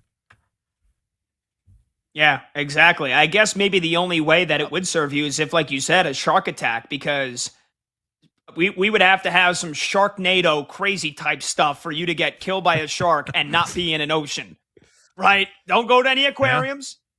Yeah. Don't go any seafood markets. Don't go in the ocean. And then I feel like you might be able to cheat your death. But if it's something normal, dude, then it's just, you never know when it's going to come. All right, that was good. It'd be like that movie. Really what fun. Was that movie where you, instead of it, I forget what the hell it was, Final Destination. You could be in the market or at a restaurant and they serve you shark meat. You don't even know it. Oh yeah, high in mercury. Yeah. So I guess it would be better is if you're going to die via shark and not shark attack, because then maybe you eat some shark meat and it poisons you and you die. So I guess there would be some vaguities that could make that more challenging. That can make it easier. Anyway, good stuff. Good stuff, Combs. All right, we'll take a short break. When we come back, we'll get you caught up on some baseball scores on a busy Friday night across the Major League circuit. He's Brad Evans. I'm Pat Boyle. This is BetMGM tonight on Westwood One Sports.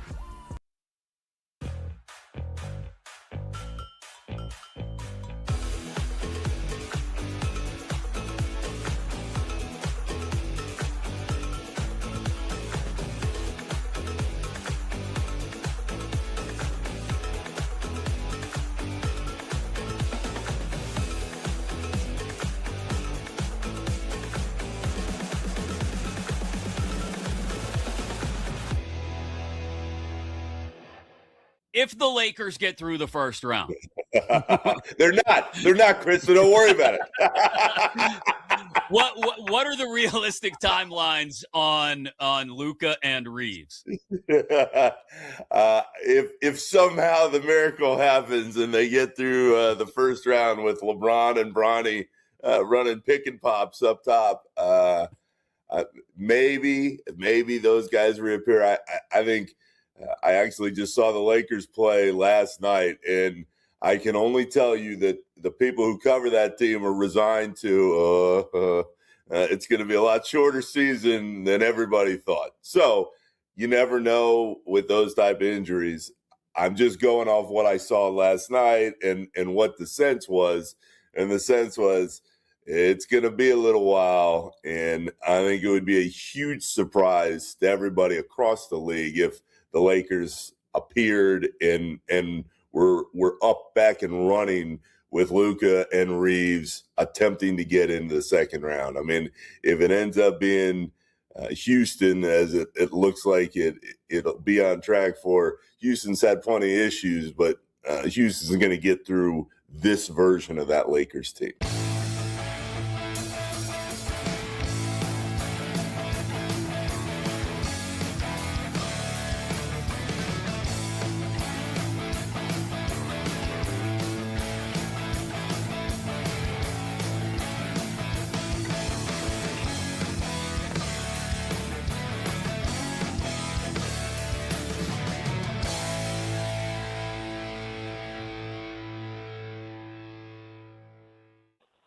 I happen to think it's just coincidence.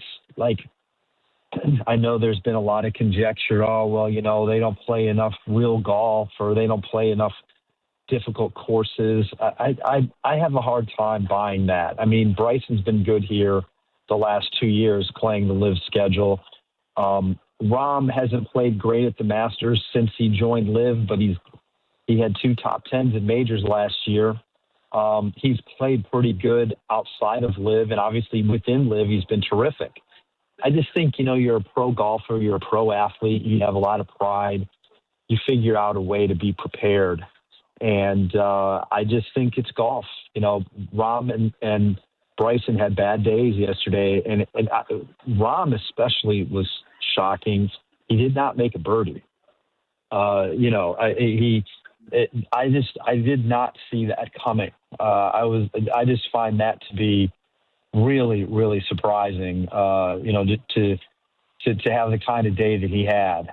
And he's just starting out now. He's just on the first hole, but I mean, made a double at I think it was 13. You know, that's the hole he should be dominating, right? And and Bryson, got into some trouble too. I mean, those 2 guys won the last 3 live events. Rahm won 1, and then Bryson won the last 2.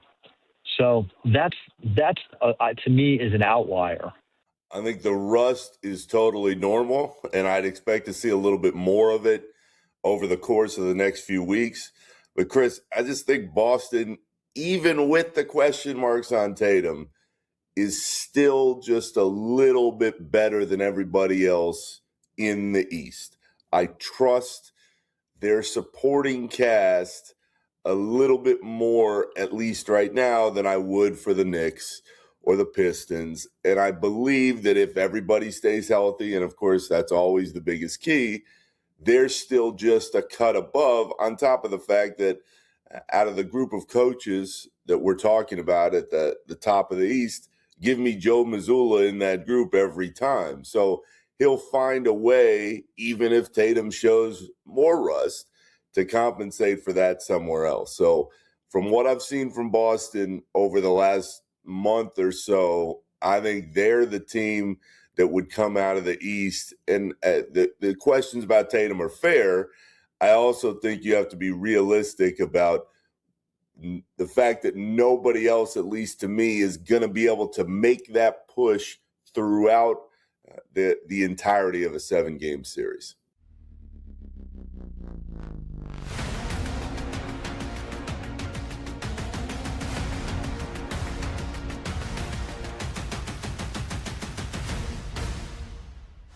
Goes live, the conversation turns up. BetMGM Tonight continues now.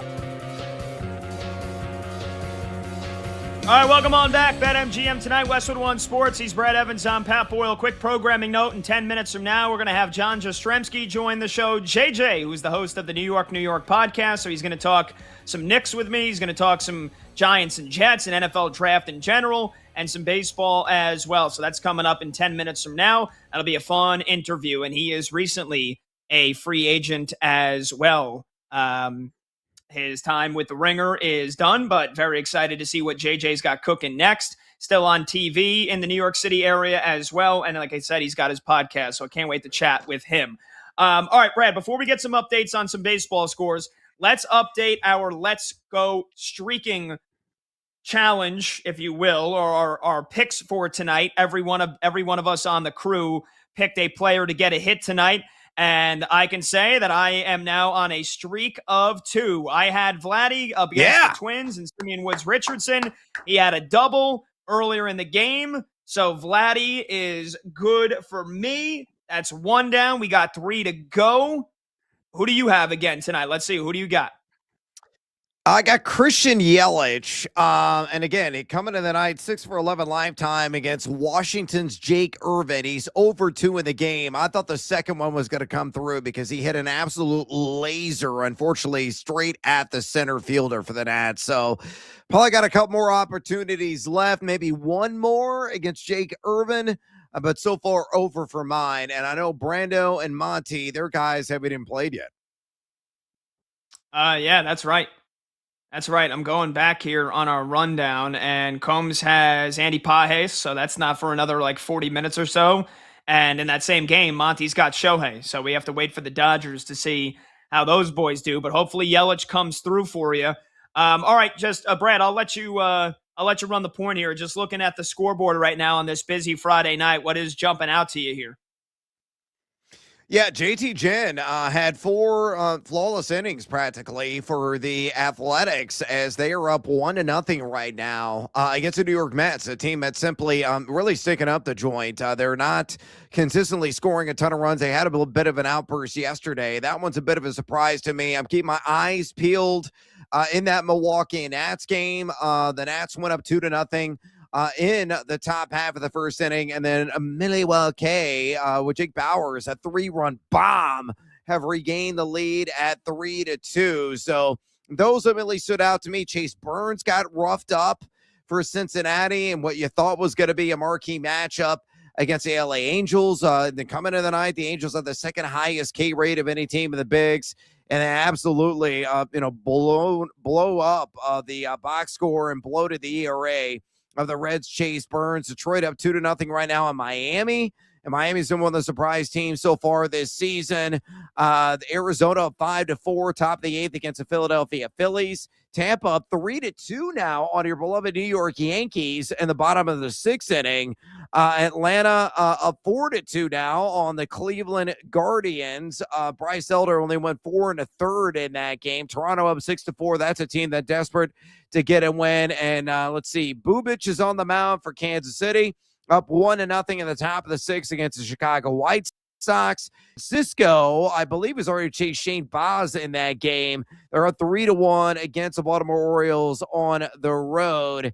And the Cardinals have the early lead 1-0 over the Boston Red Sox, but they got 2 men on at first and second base with 2 outs. So there's your diamond update. But yeah, man, I can't believe the A's.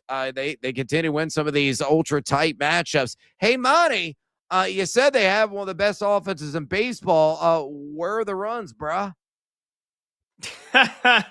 Brad, we got about 30 seconds left, and then you're off all next week, right? A little vacation for you and your Noisy Huevos? Yeah, I always take a vacation right at the NCAA tournament. I'm going to Phoenix. I'm going to roast. I'm going to be definitely a tomato when I return. So my wife and I, going back to the old stomping grounds, lived out there for 4 years, getting some pool time, get to hike a little bit, may wrestle a couple of rattlesnakes at a Gila monster or 2. Hell, I may even go to Chase Field and get one of those ridiculous, take me out to the bowl game shakes. Why not get fat? Oh, hell yeah. Absolutely. Without a doubt. Without a doubt. All right, brother. Well, enjoy the vacation. I'll hold it down. We got PJ joining me next week. We got 2 solo hours coming up for me, though. So enjoy your vacay, brother. Can't wait to chat with you soon. All right, mi amigos. Fade the living daylights out of me. I can't win a baseball bet. See ya. We got John Jastrzemski coming up next. Joining me, Pat Boyle, BetMGM tonight, Westwood One Sports.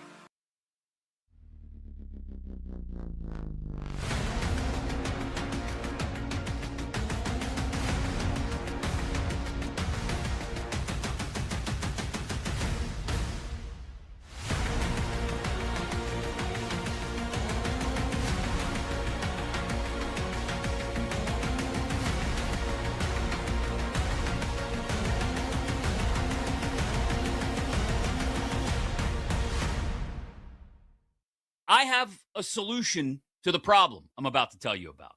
My problem are these City Connect jerseys that MLB revealed yesterday.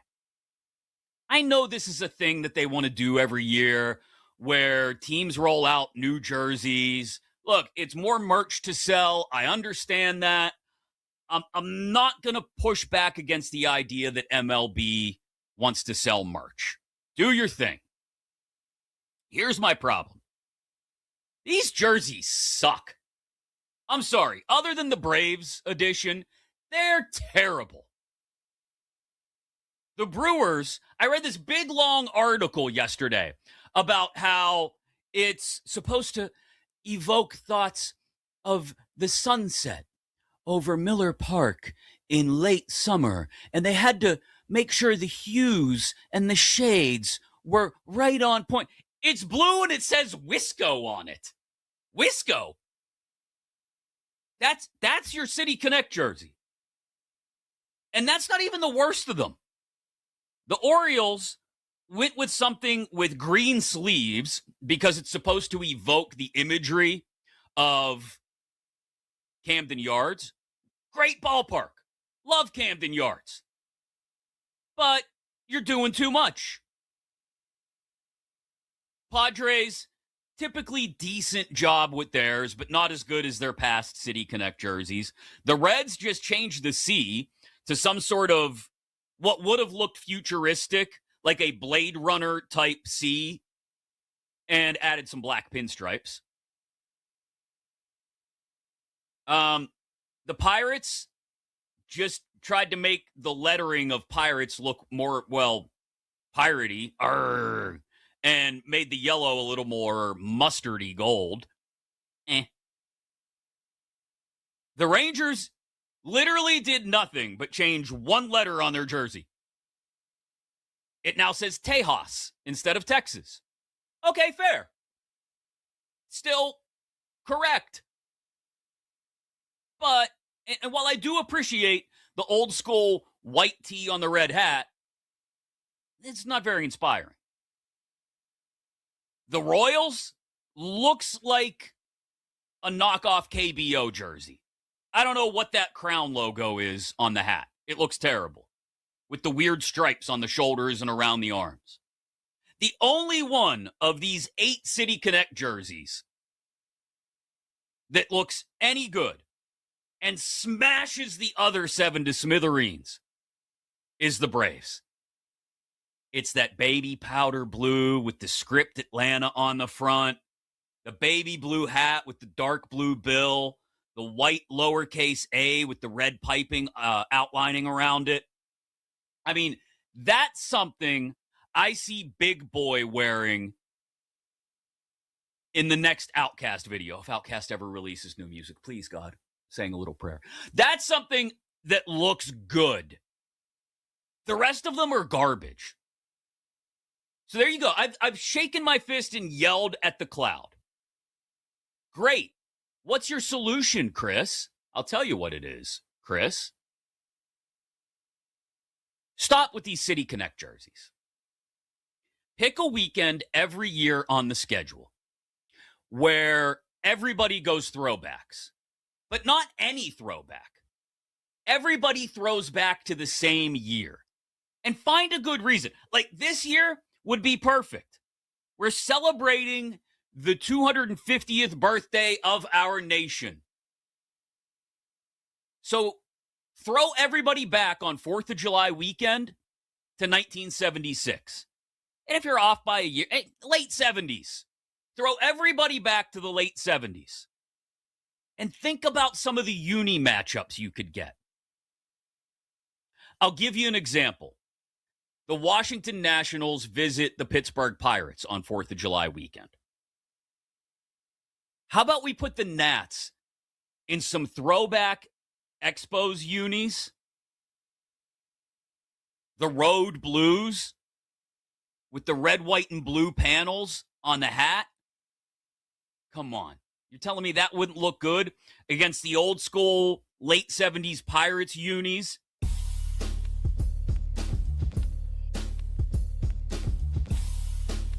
The games light up. This is BetMGM Tonight on Westwood One Sports. Heyo! Welcome on back to BetMGM Tonight here on Westwood One Sports. We bid adieu to Brad Evans, and he is off to the desert. He's off to Phoenix for a little siesta, a little vacation. But as always, every Monday through Friday, the final 2 hours, solo hours. I'm Pat Boyle, and we're brought to you by BetMGM. Make it legendary. Download the app today. Please gamble responsibly. You can watch the show live on YouTube. Just search BetMGM Tonight and hit that subscribe button. You can watch the show live on Twitter at BetMGM Tonight. And you can listen to the show on the Westwood One Sports app, the Odyssey app, SiriusXM Channel 375, and hundreds of local affiliates throughout North America. All right, we open up hour number 4 of tonight's program by going to the guest line and bringing in one of my best buds in the industry. He's a guy near and dear to my heart, New York City native, the pride of Staten Island. Now joins us, JJ After Dark, forever, John Jastrzemski, contributor to SNY TV, which is the home of the Mets, host of the New York podcast. You can follow him on Twitter at John_Jastrzemski. JJ, you've been on the show before, brother, so welcome on back. It's good to have you. How you doing, brother? How you enjoying the start of baseball? We got the Masters, which I think is over already, and we got the NBA playoffs, Stanley Cup playoffs right around the corner, the draft right around the corner. This is a hell of a time to be alive, my friend. No question about it, and especially for people who are in the Northeast, Pat, like you and myself. Sorry for the natural noise that is my daughter at the moment, but we're in a situation where we're excited to have those good vibes on the sports calendar. We had a really fun NCAA tournament. The UConn-Duke game was an all-time classic. Michigan, I told anybody who was willing to listen, they were the best team in the country. They played a C-plus game, and they still won the Natty against UConn. That's how good they were. So you have all that going on with the college hoops. NBA's cooking.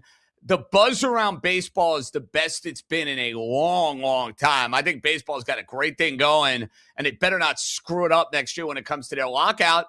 And, this NBA season that, to be honest, Pat, has left a whole lot to be desired as far as the optics and as far as the sort of juice and excitement and sizzle you've had for the regular season. Hopefully they make up for it and then some with a badass postseason. Yeah, and that's fair. And you know what? You said baseball does have a good thing going, dude. I love ABS. I think the start of the season has been great. We got a couple of, fisticuffs. Ronaldo Lopez, Jorge Soler was fantastic. But yes, hopefully I am expecting the NBA playoffs to be amazing. Hopefully no catastrophic Achilles tears to like some of the best players in the game, because that would stink. But other than that, man, you got plenty of storylines. Let's start with some hoops here. Let's start with our New York Knicks. You and I both diehard Knicks fans. They are currently right now beating the Raptors 59-43. So that would wrap up the 3 seed, because the Celtics are pounding. They took the Pelicans and told them to put their teeth on the curb and bite down. So the Knicks are going to be the 3 seed. They beat the Celtics last night at the Garden in what is now a very likely second round playoff matchup. As long as Boston finishes off the Pelicans and they're up by 40, they'll be the 2 seed. Knicks will likely be the 3. And so this is something I've talked about for the last week here on my show. It's looking like it's not going to matter anyway, but I almost would have rather the Knicks get the 4 seed and potentially play the Celtics or the Pistons in the second round. Since the Knicks knocked out the Celtics last year, we both knew they were going to eliminate them, even if Tatum didn't tear his Achilles at the end of Game 4. And the Knicks also won 3 out of 4 against Boston this year, albeit last night was the only game Tatum played in this season. So are you welcoming a potential second round playoff matchup rematch with the Boston Celtics? I got to admit, man, I'm nervous. I'm nervous about Boston. I hate them. We hate Boston sports, but I'm very nervous with how good the Celtics have looked since they got Tatum back. Okay, Pat, there's a lot to unpack there. Let's start first with the idea of the Knicks better off being the 3 or the 4. Honestly, I don't think it matters too much from this standpoint. If you want to get to the NBA Finals, if we think about this logistically, you're going to have to beat Boston and Detroit. I'm not a Cleveland believer. Sorry, James Harden's a playoff loser. That team does nothing but lose in the postseason. I don't take them all too seriously. Despite what the odds may tell you, I'm out on Cleveland every which way. I'm just out on the Cavaliers. They're not going to the NBA Finals. Detroit and Boston are 2 teams you're going to have to beat. So if it's in the second round or in a conference final, I think that's how it shakes out. Here's what I like about this situation getting the 3 seed. I'm thinking about round 1. And it was tough to kind of handicap, even as of like 24 to 48 hours ago, what round one and who the opponent was going to be, because there were so many moving parts. Who's in the plan? Who's not? What's the deal with Atlanta? What's the deal with Charlotte? What's the deal with Toronto? Pat, if they end up with Toronto as their first round opponent, that is going to be a 4 or 5 game series. So to me, that's the most advantageous thing. You don't want a war in round one where you're scratching, clawing, living, and dying in a first round series. So then you roll into round 2 or round 3 and you got no gas left in the tank. I want an easy first round series for the Knicks. I think they're going to get it with the Raptors. That to me is the best thing they have going for them. Okay, that's fair. And that was going to be my next question to you anyway here. Let's not get ahead of ourselves, because God forbid the Knicks did get bounced in the first round of the playoffs and we were talking for 5 minutes about Boston or Detroit.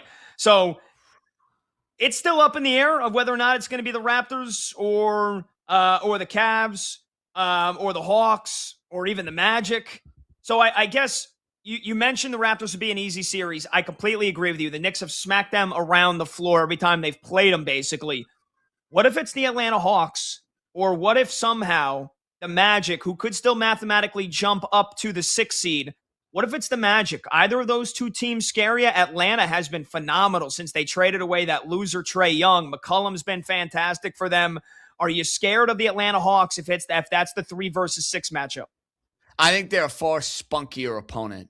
Bottom line is the Knicks should beat any of those teams. And shame on the Knicks. If they can't beat Atlanta, Orlando, Charlotte, Philly, you give me the laundry list. There are colossal problems within the roster. Like that's the sort of first round series loss that signals what in the world are we doing here? So I don't think that's going to happen. Out of the two teams you mentioned, Atlanta scares me a little bit more. They've had success playing against the Knicks. You mentioned they're a different team since they've made the Trae Young trade. And I look at it this way, Patty. Jalen Johnson's tough to deal with. That's a lot of athletes on the floor that could be disruptive to Jalen Brunson, that could be disruptive to the New York Knicks. I think the Knicks would win that series, but I don't think it would be easy. Not ideal. Yeah, I agree with you. I think Atlanta would be tough. And, we're the F Trae Young chants that still bellow out throughout Madison Square Garden. He's not even there anymore. He's rotting away in Washington, D.C., and you got a whole brand new Atlanta Hawks team that I think could give the Knicks some trouble. Talking with John Jastrzemski here on BetMGM tonight, Westwood One Sports. I'm Pat Boyle, JJ, contributor to SNY, who's the TV home of the Mets, also the host of New York podcast. JJ, let's focus in on the New York Knicks.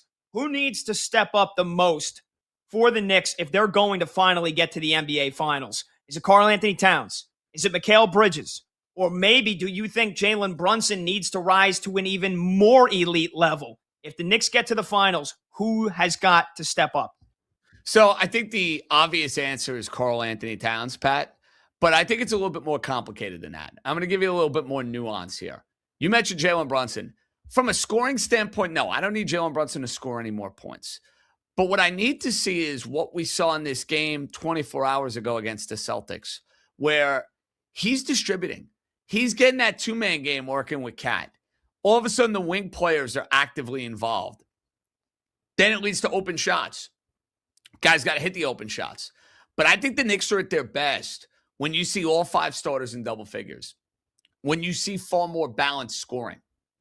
I always look at the shot number for Brunson. As great as he is, as brilliant as he is down the stretch of these games, when you see games with Jalen Brunson taking north of 26, 27 shots, I don't think that's a good thing for the Knicks. When you see Brunson shooting in the low 20s, shot-wise, over 50%, scoring maybe instead of 30, 35, he's giving you 24 to 25, but other guys are involved, that's when the Knicks are going to be their most lethal. That, to me, is their blueprint of getting to the NBA Finals. All-encompassing. All 5 guys. Everybody dialed in. Everybody involved. That's how they got to do it. If it's the Jalen Brunson show, they're going to fall short in the postseason. Yeah, well, I mean, look, I think for me, it's Karl Anthony Towns, because he was brought here to be the second best player on this team. He's a guy that, when he's at his best, he's one of the best big man shooting, three-point shooters of all time, and far too often he's committing stupid fouls. He's not in the right play. He gets picked on defensively, and far too often he isn't aggressive enough in attacking the basket. And sometimes he just, there will be times even throughout this season where it's like, oh, the Knicks are down 10. Karl Anthony Towns has taken 6 shots going into the fourth quarter, and he's only taken 1 3. Incredibly frustrating. I'm totally with you, but I do think it's an all-encompassing problem. Yes, it's partially on Karl Anthony Towns, but remember, somebody's got to get him the basketball. Like, that to me is systematic if you're the Knicks. You nailed it. That Oklahoma City game they played on a Sunday night, midway through the second quarter, end of the second quarter, he's got 2 shot attempts. That's completely unacceptable. But that's not just on Karl Anthony Towns. Yes, he's got to be assertive. Yes, he's got to demand the ball. John Brunson and the other guys on the team got to get him the ball. Mike Brown has got to make sure he's not lost within the offense. So that's what I mean about the sum of the parts and the idea that everybody's got to be honed in on this idea of balance. I feel like I'm Mr. Miyagi and the Karate Kid, but Pat, that's what the Knicks need if they want to get to the NBA Finals, man. They got to find their zen. They got to find their balance, I hear you. Absolutely. JJ, let's hit on the West real quick. I think the Thunder are going back to the NBA Finals. They haven't been healthy for the majority of this season, with Jalen Williams missing more than half the year. SGA had that ab injury for 2 weeks. And Hartenstein, our former guy from the Knicks, has missed nearly half the season, yet they lock up the 1 seed again, and now they're fully healthy. Do you think OKC is forming a dynasty here, or do they get dethroned before the Finals? And if so, who beats them in the West? So it sure seems like Oklahoma City's on their way to back-to-back titles. I, for one, would most certainly not bet against it. I know San Antonio has had success against them in the regular season. I, for one, don't think they'd have the same success if they match up in the postseason. Remember, this is Spurs team. First go-ahead at this thing. This is not a team that's battle-tested, that's played through, a ton of postseason wars over the last few years. I think there could be a moment of inexperience that comes back to bite them in the butt. It's interesting, Pat. I know they've been very up and down in the second half, and a lot of people are trying to figure out what's going on with the Denver Nuggets. They still have the Joker. And if I'm not mistaken, they took Oklahoma City last year to a 7th game, and they were right there with the Thunder. That, to me, is the team. If somebody's taking them out in either conference, because I don't care who comes out of the Eastern Conference, Oklahoma City's beating any of those teams. Knicks, Pistons, Celtics, don't care. They're winning that series. Denver's the team. Why? Because you make the argument they have the best player in the world in Jokic. I agree. I think they beat San Antonio in the second round. If that's the 3 versus the 2 matchup and you get that battle in the second round, Joker versus Wemby, I can't wait to watch that. I think Denver's offensive upside is better than anybody else in the league. And they took OKC to a Game 7 last year with Michael Porter Jr. basically having one shoulder and Aaron Gordon with a banged up hamstring. So, all right, talking with John Jastrzemski here on BetMGM tonight. JJ, let's shift gears and talk some baseball. You're a diehard Yankees fan. They got off to a historic start this year, tying the major league record for the fewest runs allowed in the first 7 games.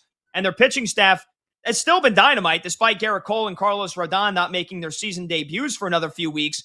But all of a sudden, 17 straight innings without a freaking run. And, right now they're losing to the Rays 5-2 in the bottom of the 7th. And they went 17 straight innings with only 2 hits against the A's. Are you worried about this lineup long-term? What's your overall thoughts on the first 12 games of the season? Well, listen, I've been very bullish on the pitching staff. The pitching staff has done everything you could ask them to do. And that's without Rodon, and that's without Cole. The bottom of the order, Pat, is weak. I mean, let's just call it like it is. Ryan McMahon is not competitive. It's not competitive. Austin Wells, so much for him carrying over that swag from playing with Team DR and the WBC. He can't buy ahead.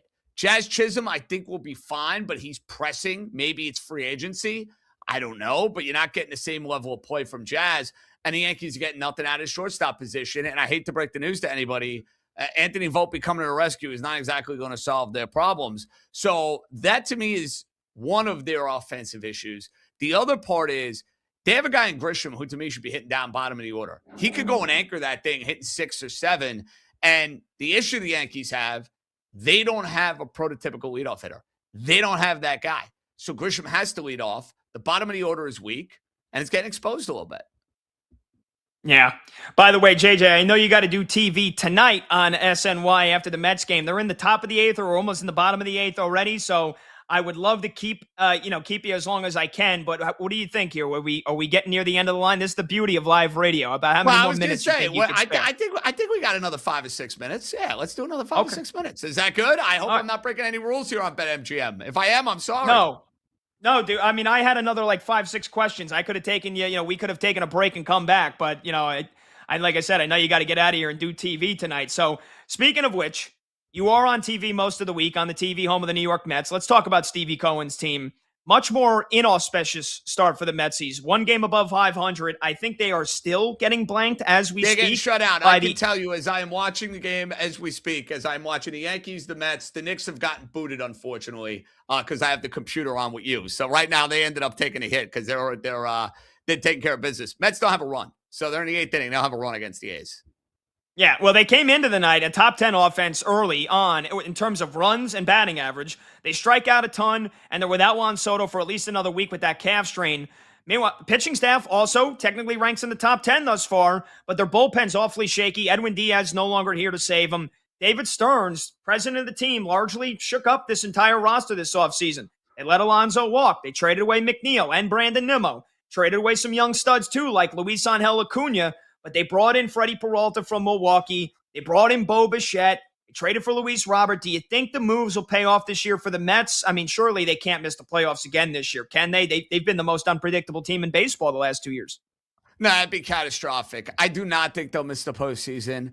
I think at the moment, Pat, they're kind of trying to figure out what they are as a baseball team, if that makes sense. I don't think they know what they are as a baseball team. You have a lot of new bodies in here. You know, they preach this narrative of run prevention. Luis Robert's been great with the stick. He's been awful in center field. First base, they bring in Polanco. He's 35, 36 years old. He can't move. He's already a DH, and you see him Mark Vientos over at first base. So I think for Stearns and Mendoza, they're just trying to, like, piecemeal, what is our team right now? What are we working with? What is our identity? And I'm not going to be surprised if they struggle a little bit out of the gate here. You mentioned the idea they're not going to have Soto for the next week. But ultimately, there's too much talent on the team. The pitching is much improved with a full year of McClain and with Freddie Peralta. This will not be deja vu, Pat Boyle. The Mets will be back in the postseason.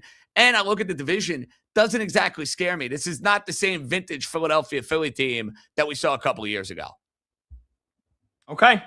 All right, that's fair. We're talking with JJ John Jastrzemski here on BetMGM tonight, Westwood One Sports, host of the New York podcast. You can follow him on Twitter at John_Jastrzemski. Let's get some football in here quickly. Draft just 13 days away. Both New York teams, unsurprisingly, picking in the top 5 yet again. I mean, when will the pain end? Let's start with the Jets. I want them taking Arvell Reese at number 2. I do not want them drafting a QB this year. I don't care if Drew Aller's sitting there in round 4. It'll only muddy the waters for what the real plan should be, which is, in my opinion, use one of the first three first-round picks next year to take a QB. Who do you think the Jets should take at number 2? And do you think they should try and get a low-risk, high-reward quarterback late in the draft? Because surely Geno Smith ain't given a lot of inspiration this season. Okay, Pat. First of all, I echo the sentiments on meaningless New York football year in and year out and top 10 picks year in and year out. Eventually, we'll actually have a team that's worth talking about. Hallelujah for that. Maybe it will happen at some point before I'm basically fully gray. Be that as it may, we're simpatico on Reese. To me, if you're the Jets, you go and take the shot that you can get Micah Parsons Jr. And he can play a variety of different positions. The upside is through the roof. I think for a team that's supposed to be preaching all of this versatility on your defense with Aaron Glenn, hey, we could do this, we could do that. Doesn't Mr. Reese fit exactly what you want to do? I'm taking him with the second pick in the draft. Now, I'll push back a little on the quarterback just because I have a theory, Pat. And I think some subscribe to this theory, some don't. And I'm not saying they should take Ty Simpson with a first or second round pick. That's not what I'm saying, so let's not get it twisted. I am totally okay with a team taking a quarterback every single year until they have one. Like, that's kind of my feeling on it. Like, when you don't have one, you keep taking one.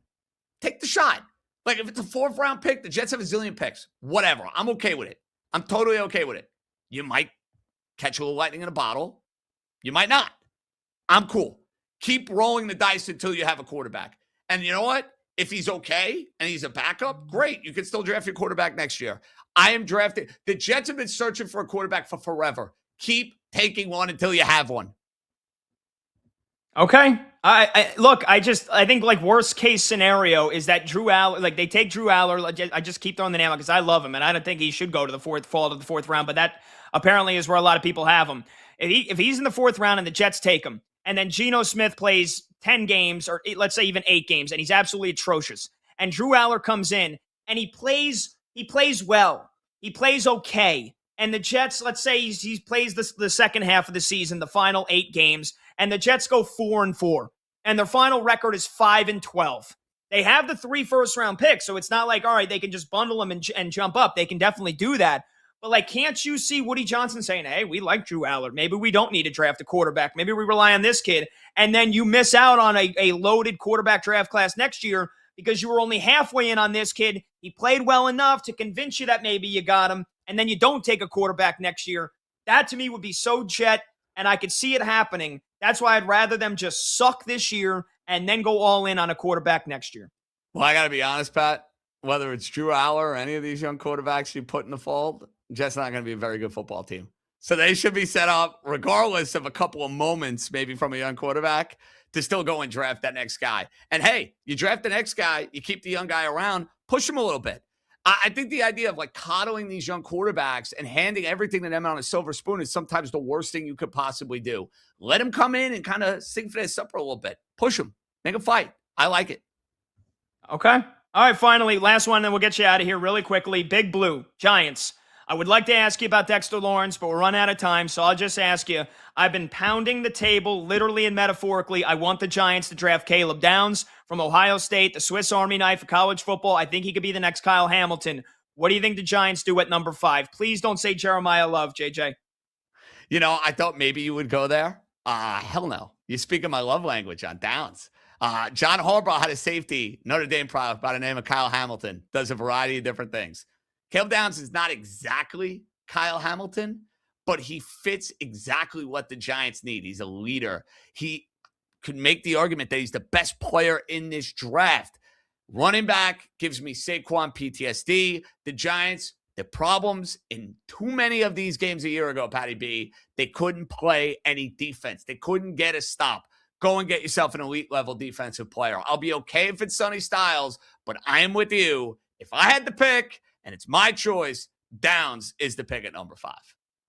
Okay, beautiful. All right, JJ, would love to keep chatting with you, brother, but I know you got to do some TV. The Mets, the way they're hitting, this game will be over in 5 minutes. So appreciate the time, brother. Patty, always love catching. It's a thing of beauty that I am 10 minutes away from the studio. So hallelujah for that. But, you know, this face, it takes a little work. So I got to get the makeup on, the suit on, you know, and make some magic. That's right, dude. We'll have to catch up again really soon in the midst of what is hopefully a very long and fruitful Knicks playoff run, brother. Can't wait to catch up with you soon, man. All the love, and enjoy the rest of your weekend. You got it, Patty. Anytime, man. Keep up the good work. Later, bud. Thanks, brother. There you go. JJ, John Jastrzemski, the host of the New York podcast. Make sure you check it out. Also, find him on Twitter at John_Jastrzemski. And if you are in our area, my and JJ's area, the New York City area, make sure you catch him many, many nights throughout the week on SNY after Mets games, talking all things New York sports. And it's a very busy time for New York sports. So there you go. All right, phone number to join the show, 310-840-4910. That's 310-840-4910. When we come back, we'll get you caught up on a very busy night in the NBA and also why the Masters is already over. I'm Pat Boyle. This is BetMGM tonight on Westwood One Sports.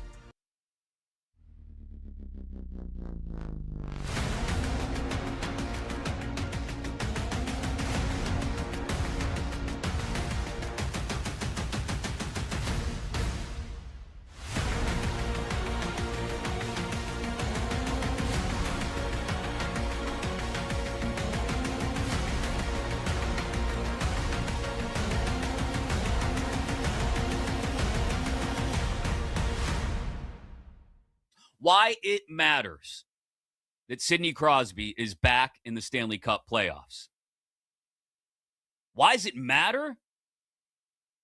Because anytime a legend and one of the best players in a sport is involved at the highest levels of their sport, it is good for that game. I just got done talking to you about Rory. It's good for golf if Rory is involved at the top of the Masters leaderboard. It's good if Scottie Scheffler is there. It's good for the NFL when, I know a lot of us don't like it, but when Patrick Mahomes and Josh Allen and Joe Burrow and Lamar Jackson are playing in AFC championship games. It's good for a game and a sport. And for sports fans, even if you're not a hockey fan, you're somewhere outside of Jackson, Mississippi right now listening to the sound of my voice on Westwood One Sports, trying to convince yourself that you're going to spend more than 3 seconds, if that, paying any attention to the Stanley Cup playoffs when they start in a week and a half. I'll tell you why you should. And I'll tell you why you don't have to like the Penguins in order to care. Because it's good for the game.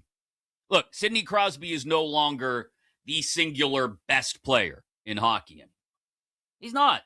There's too many Nathan McKinnons and Cale Makars and Cole Caulfields, who just scored his 50th last night for the Canadiens.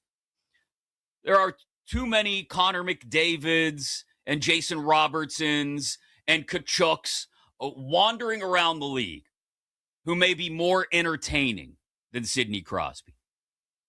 But there is no better all-around representation of the game of hockey and just sports in general. I'll be honest. Again, I'm not saying this as a Penguins homer. I'm saying this as just a fan of sports in general. There is no better representation of the game of hockey or what you want your superstar athletes to be than Sidney Patrick Crosby. I'll give you an example, and it has nothing to do with the game.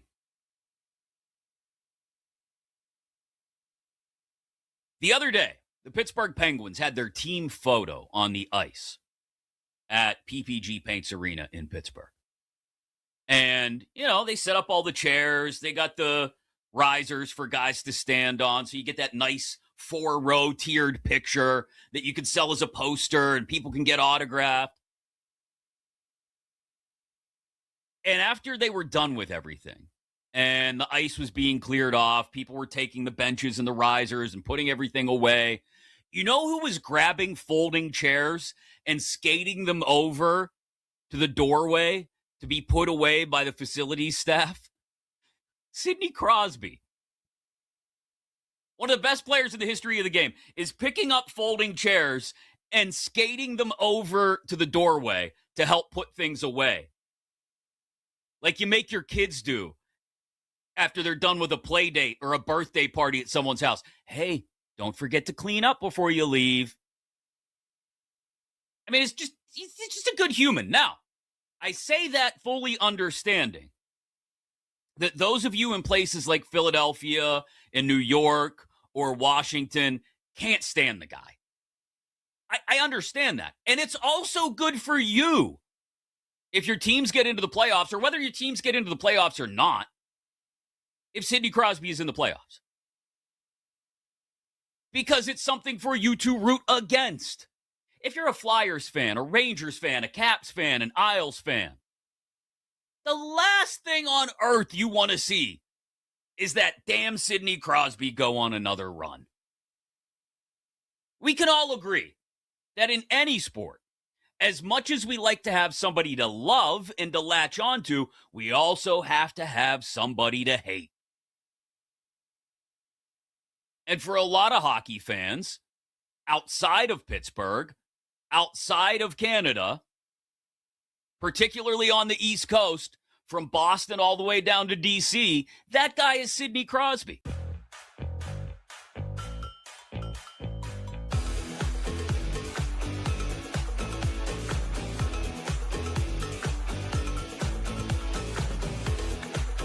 Live scores, sharp options, no waiting till tomorrow. BetMGM Tonight is back. Alrighty, welcome on back to BetMGM Tonight here on Westwood One Sports. I'm Pat Boyle. The phone number to join the show is 310-840-4910. That's 310-840-4910. Let's get you caught up on a busy night in the NBA where I think everybody's playing. Yeah, all 30 teams are in action tonight. All 30 teams are in action on Sunday to end the regular season. Let's start with the two games that have finished here. And surprise, surprise, sometimes playing with nothing to play for, no pressure is the best thing for you. The Detroit Pistons go into Charlotte and they spoil the Hornets' last chance of getting out of the play-in tournament and getting a top 6 seed in the East in a game that was tight throughout. And I was watching it on League Pass because I thought it was going to be a great game. I was locked in. I said I've adopted the Hornets as my little stepbrother this year. I'm a diehard Knicks fan, but I love what the Hornets have done since they were 16-28. They've been one of the best teams in basketball. This was their shot tonight to make a push. Even if they didn't get a top 6 seed in the East, even if they were going to be in the play-in tournament, they could have gotten a big push to getting that 7 or 8 seed, which if you're playing in that 7 versus 8 game, you've got 2 chances to make the playoffs. Remember, the play-in tournament, which starts on Tuesday, it's the 7 versus the 8 and the 9 versus the 10. 7 seed versus the 8 seed. Whoever wins that is automatically the 7 seed. And then whoever loses, then they get one more chance of making the first round of the playoffs. They would play the winner of the 9 seed versus 10 seed game, and the winner of that game then gets the 8 seed. So if you finish the regular season as either the 9 or the 10 seed, you got one game, win or go home. If you're the 7 or the 8, you got 2 chances, 2 cracks to get into the playoffs. And so that's where the Hornets stood tonight, playing at home against the Pistons team that had already locked up the 1 seed. They didn't have anything to play for. Cade Cunningham it was his second game back from the collapsed lung. JB Bickerstaff I talked about, we would definitely want to prioritize making sure guys are healthy. But these teams got into that brawl about a month and a half ago where there were several suspensions issued out.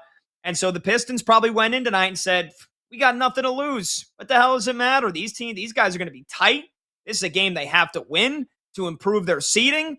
And we hate them. We hate you. And so they took it to the Hornets in that fourth quarter. It just went final. The Pistons outscored the Hornets 25-10 in the fourth quarter. The Hornets scored 10 points in the fourth. They've been one of the best offenses in the last 3 months of the season. Top 5 in the NBA. They get held at 10 points in the fourth quarter. The 1 seed in the East. They walked into the building as 6-point underdogs, and they smacked the Hornets around 118-100. So Charlotte, with the loss now, drops to 43-38. And it is going to be very tough for them now to avoid that 9 versus 10 game against the Miami Heat. Because right now, the Magic are winning and the Philadelphia 76ers are winning. And so that almost guarantees the Hornets are going to be playing with their season on the line against the Miami Heat, which would be the 9 versus 10 games. So that is a disappointing loss for the Charlotte Hornets. And the Pistons, they're healthy, they're gaining steam, and they just made a statement on the road tonight against a team that had everything to play for. Pistons had nothing to play for, and it proved to be the truth in the fourth quarter. All right, the Heat did crack the Wizards. No point even mentioning that. Miami's going to be the 10 seed, so it doesn't matter. The Atlanta Hawks crushed the Cleveland Cavaliers 124-122, and that means that the New York Knicks will be the 3 seed in the Eastern Conference playoffs. So it literally, as we're speaking here, by this very second, we can start locking in some first-round playoff matchups. This is awesome. This is exciting. 82 games of a regular season and I get it, I'm a big NBA fan, but for a lot of people, the NBA has sucked this year. Tanking's never been worse. There's more blowouts. Load management is still an issue. But we are literally locking in playoff matchups before our very eyes here. So the Knicks are going to be the 3 seed because the Cavaliers lost. They can't jump the Knicks. And the Atlanta Hawks, with this win, they now have 46 wins. And I believe if I was reading them correctly, I believe the Atlanta Hawks are going to avoid the play-in tournament. And that is with a mathematical certainty. I will confirm that in the coming seconds as soon as the standings refresh. They've refreshed on the Hornets. They are now bound for the play-in tournament. The Hawks, they are indeed into the playoffs. And for the time being, they have jumped the Toronto Raptors, and the Atlanta Hawks are now the 5 seed in the East. They crushed the Cleveland Cavaliers, who sat out Donovan Mitchell, and they sat out Jared Allen. And I believe they played James Harden. He scored 20 points. But The Atlanta Hawks, they've been one of the hot, we talked about the Hornets and how good they've been. I mean, how about the freaking moves that the Hawks have made so far this year? Anzi Sala, their GM, holy smokes. He got promoted from within the organization in April of 2025. So just last year, before this season. And I like the moves they made before the year.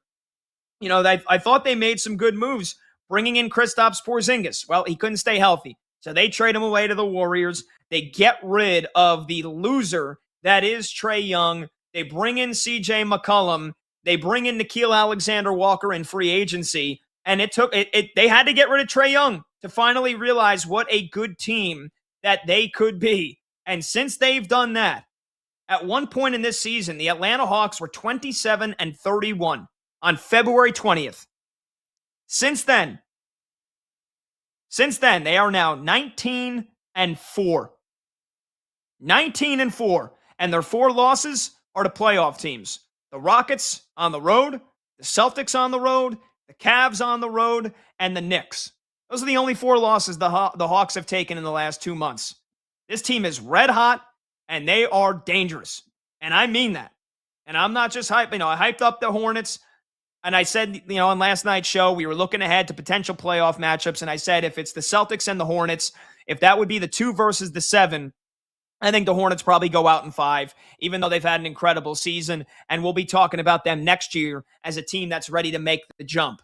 Well, now they might be the 8 seed, and they might play the Pistons again in the playoffs. And after what I saw tonight, I don't think they fare too well in that series either. They got hot. There's a lot to be excited about in the future for Charlotte, but they had a real golden opportunity tonight, and they blew it. And meanwhile, the Atlanta Hawks, they are a dangerous team. And this could be a first-round matchup, the Cavaliers and the Hawks. They just played each other twice in the last 2 games. They split it. But the Cavaliers are guaranteed to be the 4 seed. That's official. And the Atlanta Hawks, if they win their final game of the regular season, they will be the 5 seed, and they will play the Cleveland Cavaliers. And I'm telling you right now, maybe it's my bias to James Harden or my bias against James Harden. We just had John Jastrzemski on last segment. He said James Harden's a lifetime loser, a playoff loser. He is a playoff loser. If it's Hawks Cavaliers in the first round, I'm taking Atlanta. I'm taking the Atlanta Hawks, because I think James Harden will choke and gag when it matters most, and they just have not had the chemistry they were hoping to get between him and Donovan Mitchell since they made the trade with the Clippers to bring in James Harden. Evan Mobley, one of the best defenders in the game, that's for damn sure. Jared Allen, solid defender, solid rebounder, but the chemistry that the Hawks have built and the fact that they can go to CJ McCollum for 29 points tonight. I thought CJ McCollum's career was just about over with. 34 years old, went to New Orleans, didn't have much, didn't have team success, goes to Washington. He was with the Washington Wizards this year. They save him in the trade for Trae Young, and now he's lighting it up with the Atlanta Hawks. 29 points from CJ McCollum to put the Hawks in the driver's seat to be the 5 seed in the Eastern Conference. Jalen Johnson is a freaking stud. He is going to be on an all-NBA team next year. Jalen Johnson is that damn good. He's a top 20 player in the NBA right now. And by next year, we might be looking at Jalen Johnson as a top 10 player in the league. He's a walking triple-double. He's efficient.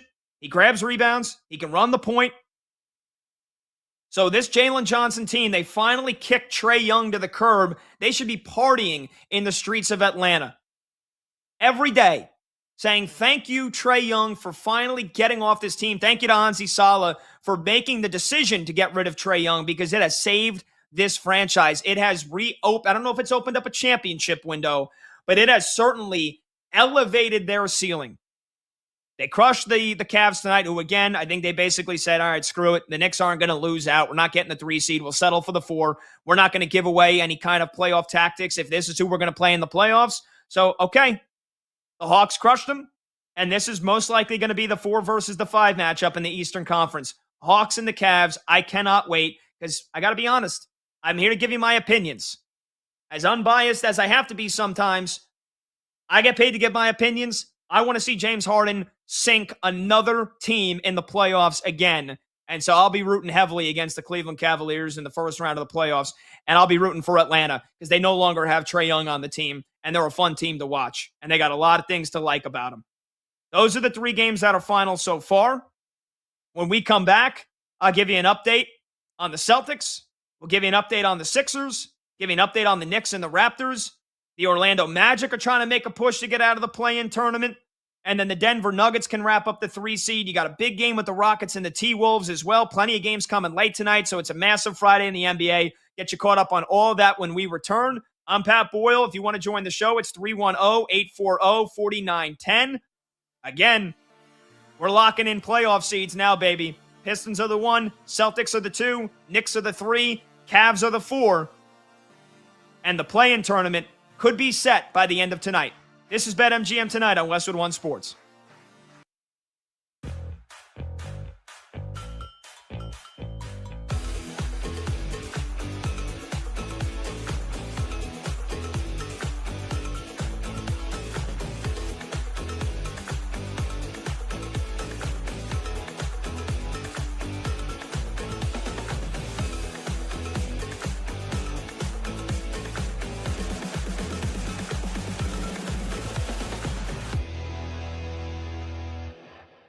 If the Lakers get through the first round. They're not, Chris, so don't worry about it.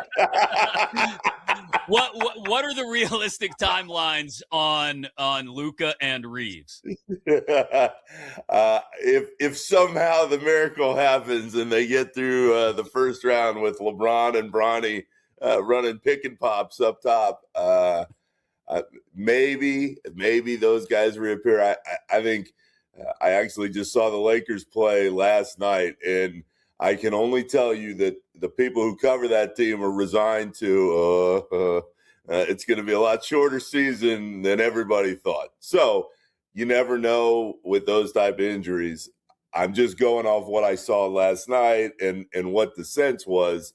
And the sense was it's going to be a little while, and I think it would be a huge surprise to everybody across the league if the Lakers appeared and were up back and running with Luka and Reeves attempting to get into the second round. I mean, if it ends up being Houston, as it looks like it'll be on track for, Houston's had plenty of issues, but Houston's going to get through this version of that Lakers team.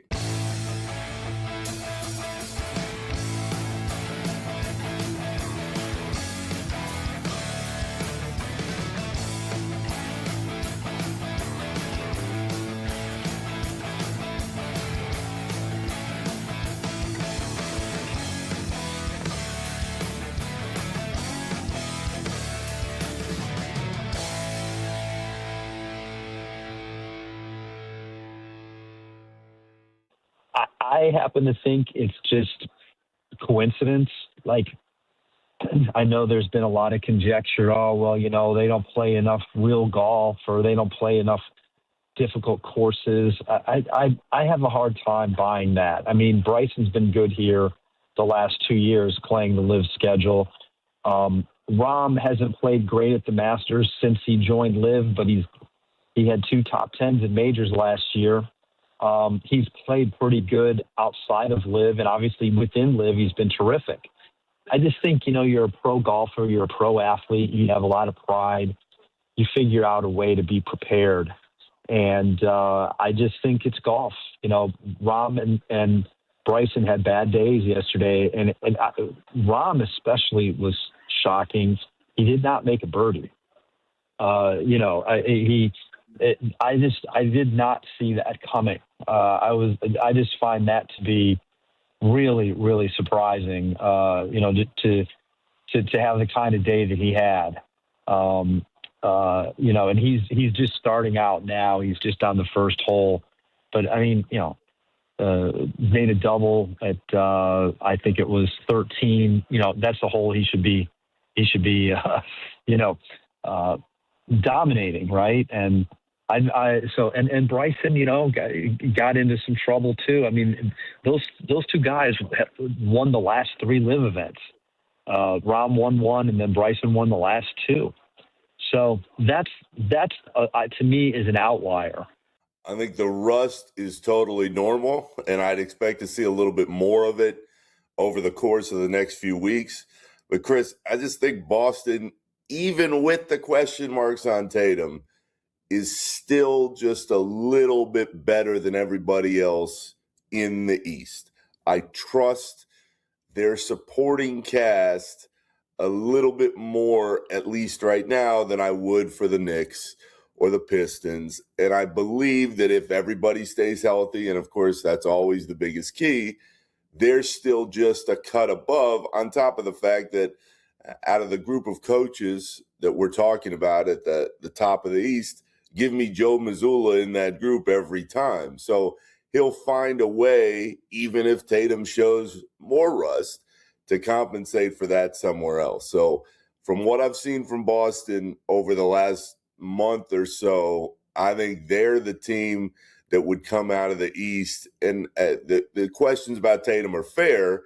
I also think you have to be realistic about the fact that nobody else, at least to me, is going to be able to make that push throughout the entirety of a 7-game series.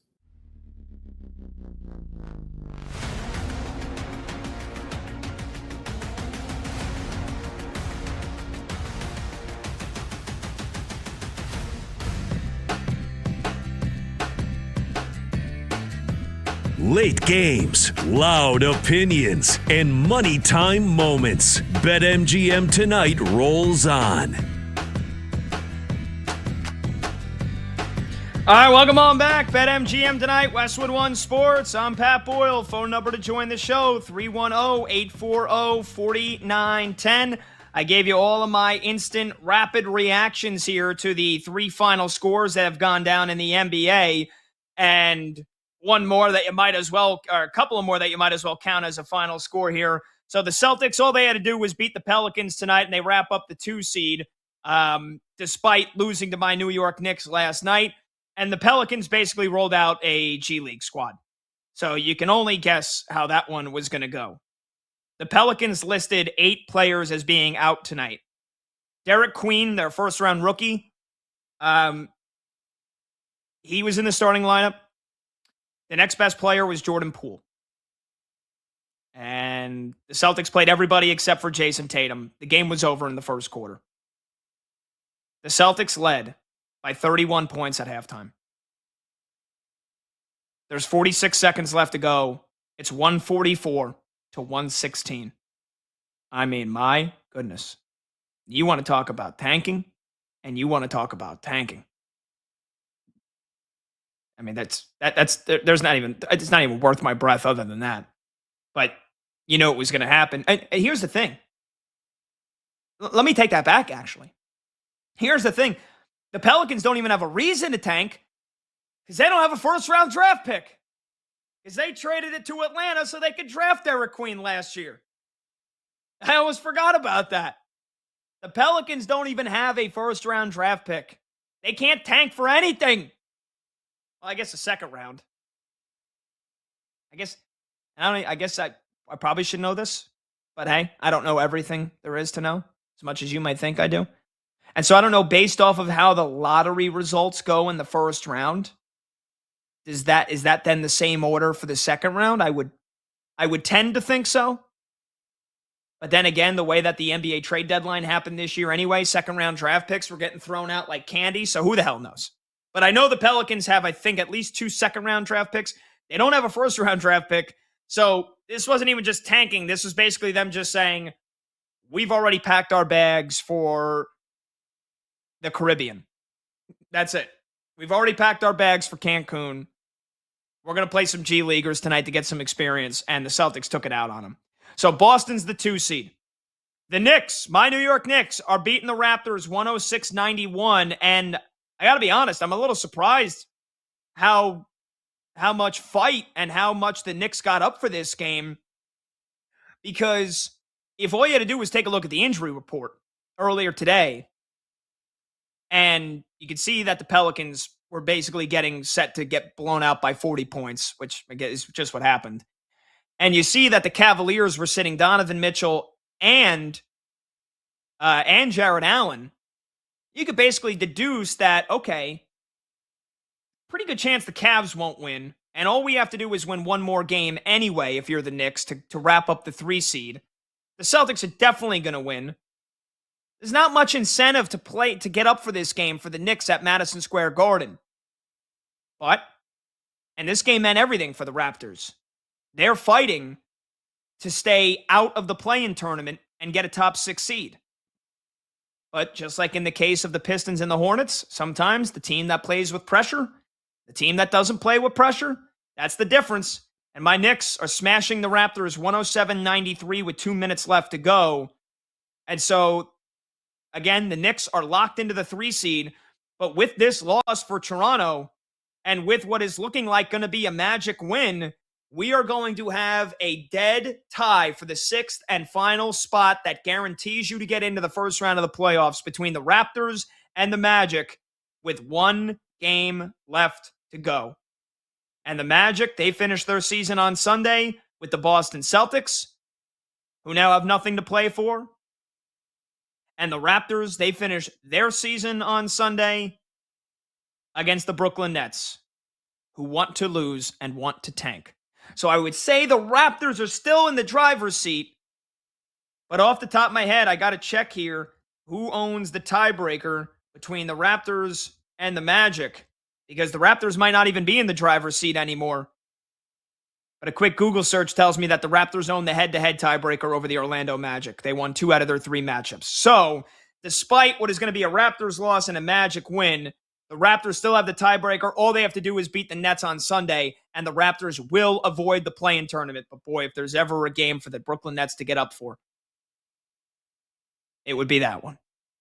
But I do think the Nets actually have incentives to lose not only their game tonight, but their final game of the season as well, because they still have a chance to lock up one of the worst 3 records in the NBA, which would give you the highest odds for the first overall pick.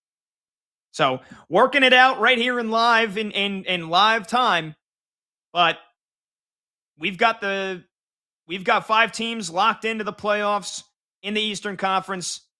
You got the Hornets, who are almost certainly going to play the Miami Heat in the 9 versus 10 game, and Magic and the Raptors looking like they're going to battle for the final spot to avoid the play-in tournament, because the Magic are crushing the Bulls 99-79. That's going into the 4th quarter. And then in the West Coast, in the Western Conference, a couple of games have just tipped off. The Nuggets, well, this one actually didn't just tip off, but the Nuggets lead the Thunder 49-43. And this is a game where just about both these teams sat everybody. Like, the entire starting lineups for both teams are out. So I'm surprised, because this game actually means something to Denver. They win this game tonight, and the Denver Nuggets lock up the 3 seed in the West, which is super important, because if you get the 4 seed, that means you're going to play the Thunder in the second round. If you get the 3 seed, that means you're going to play the Spurs in the second round. Much more advantageous matchup for the Denver Nuggets. But I guess they're saying, screw it, man. We can beat the Thunder's C team at home. And so they do have a slight lead, but that is a game to keep an eye on for sure. And another one that has super, super importance, the Rockets and the T-Wolves. Early on in the first quarter, Rockets lead at 14-12. Houston, if they win, combined with a Lakers loss, they flip spots, and the Rockets would have the 4 seed. The Lakers would drop to the 5. They're in a collision course to play each other in the first round, but you want home court advantage.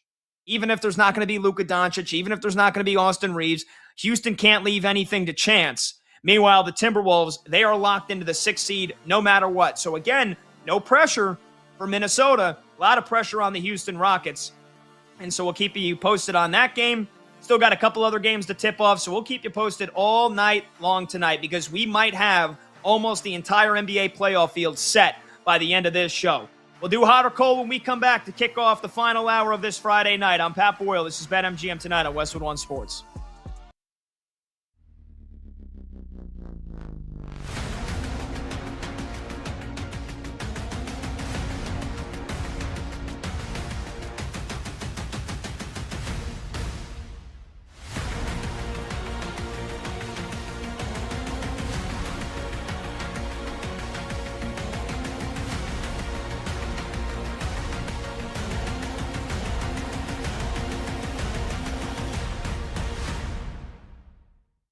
I have a solution to the problem I'm about to tell you about.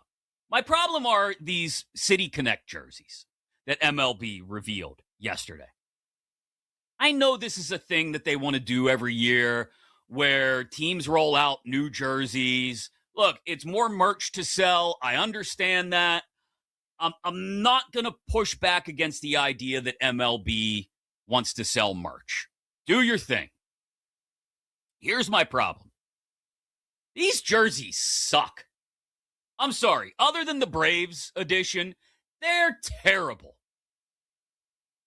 The Brewers, I read this big, long article yesterday about how it's supposed to evoke thoughts of the sunset over Miller Park in late summer, and they had to make sure the hues and the shades were right on point. It's blue and it says Wisco on it. Wisco. That's your City Connect jersey. And that's not even the worst of them. The Orioles went with something with green sleeves because it's supposed to evoke the imagery of Camden Yards. Great ballpark. Love Camden Yards. But you're doing too much. Padres, typically decent job with theirs, but not as good as their past City Connect jerseys. The Reds just changed the C to some sort of what would have looked futuristic, like a Blade Runner type C, and added some black pinstripes. The Pirates just tried to make the lettering of Pirates look more, well, piratey, and made the yellow a little more mustardy gold. The Rangers literally did nothing but change one letter on their jersey.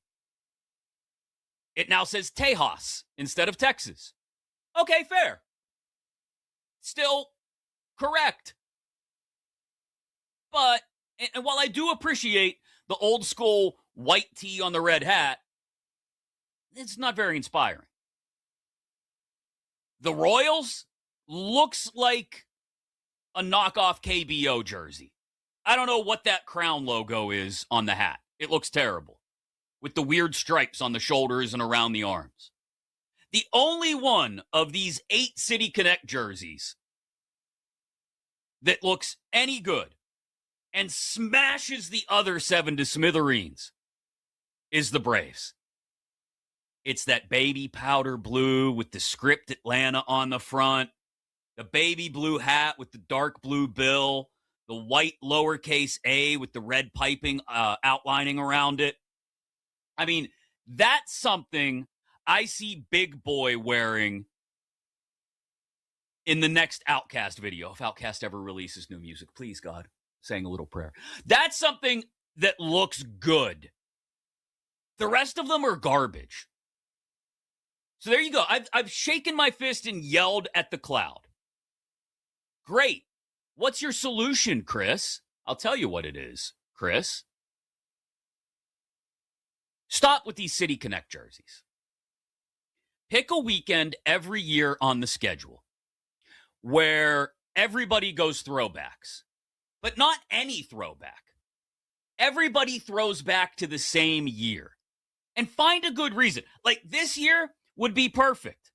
We're celebrating the 250th birthday of our nation. So throw everybody back on 4th of July weekend to 1976.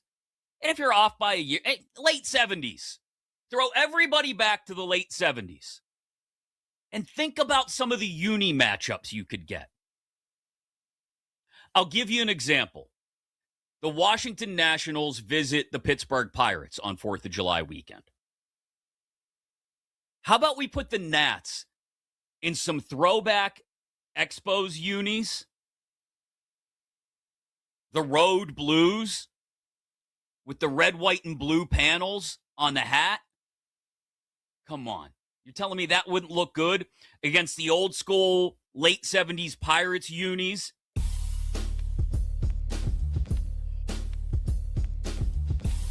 The day shuts down. The games light up. This is BetMGM Tonight on Westwood One Sports. Hey, welcome on back to BetMGM Tonight here on Westwood One Sports. I'm Pat Boyle. Hour number 5 of this Friday night extravaganza starts now, and we are brought to you by BetMGM. Make it legendary. Download the app today. Please gamble responsibly. You can watch the show live on YouTube. Just search BetMGM Tonight and hit that subscribe button.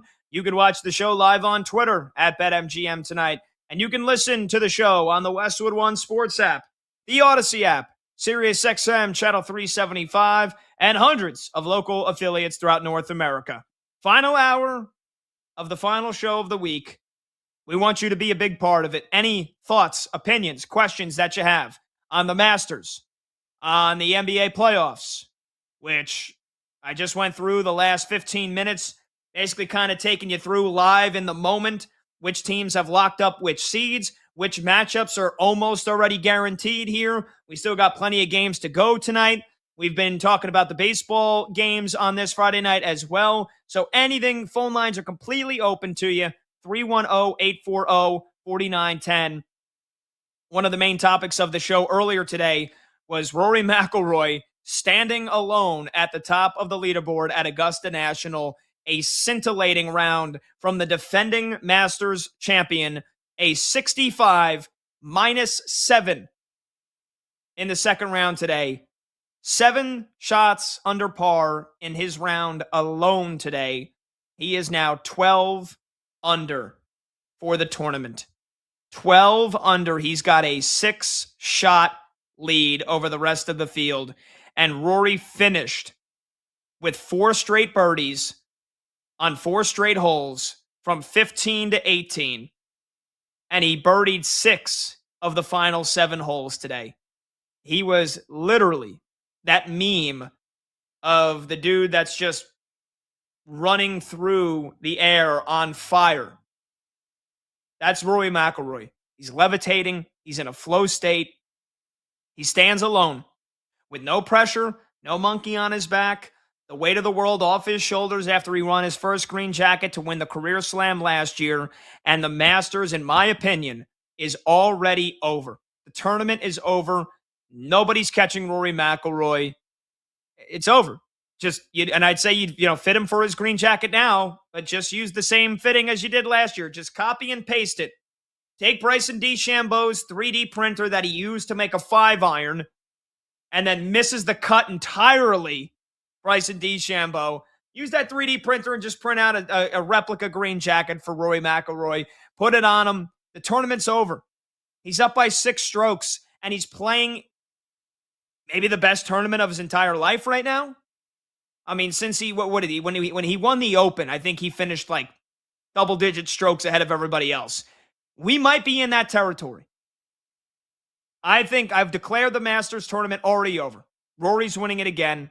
Patrick Reed and Sam Burns are tied for second at -6.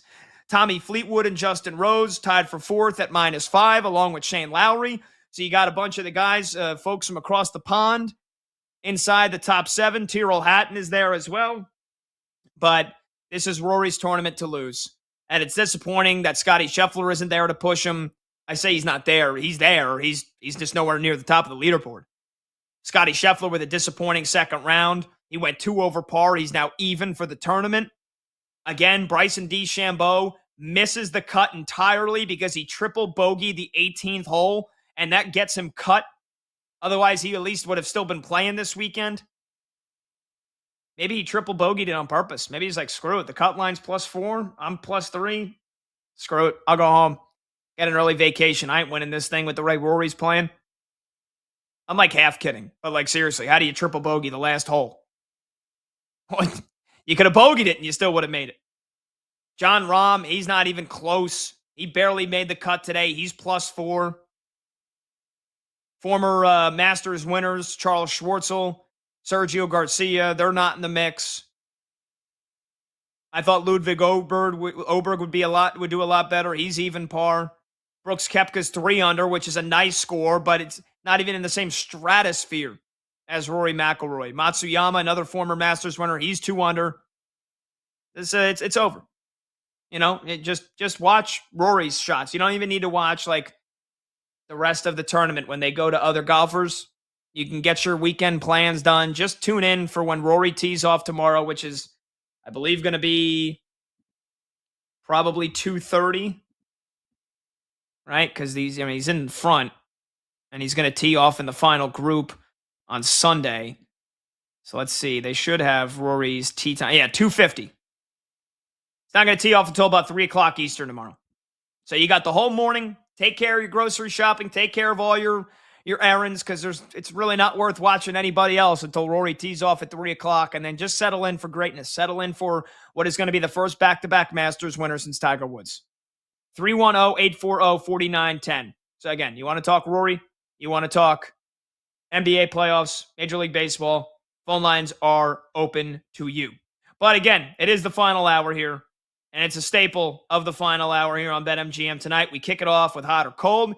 We get producer Brandon Combs in the mix. Combs, what's going on, brother? How's this Friday night treating you? Oh, it's treating me just fine. Watching a whole lot of baseball.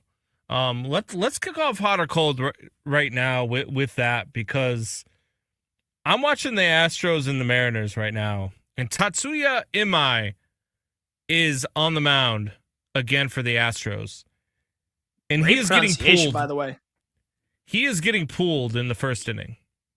It is Why? 3-0. It is 3-0 Mariners, and he cannot hit the zone to save his damn life. This is his third outing, and this is the third time that he has not made it out of the fourth inning. And this time he's not even making it out of the first inning. So hot or cold, all of the teams that missed out, and I say that with air quotes, on Tatsuya Imai are breathing a sigh of relief. I don't want to condemn his entire season before it really ever begins. But yeah, I mean, it's been a brutal start for him.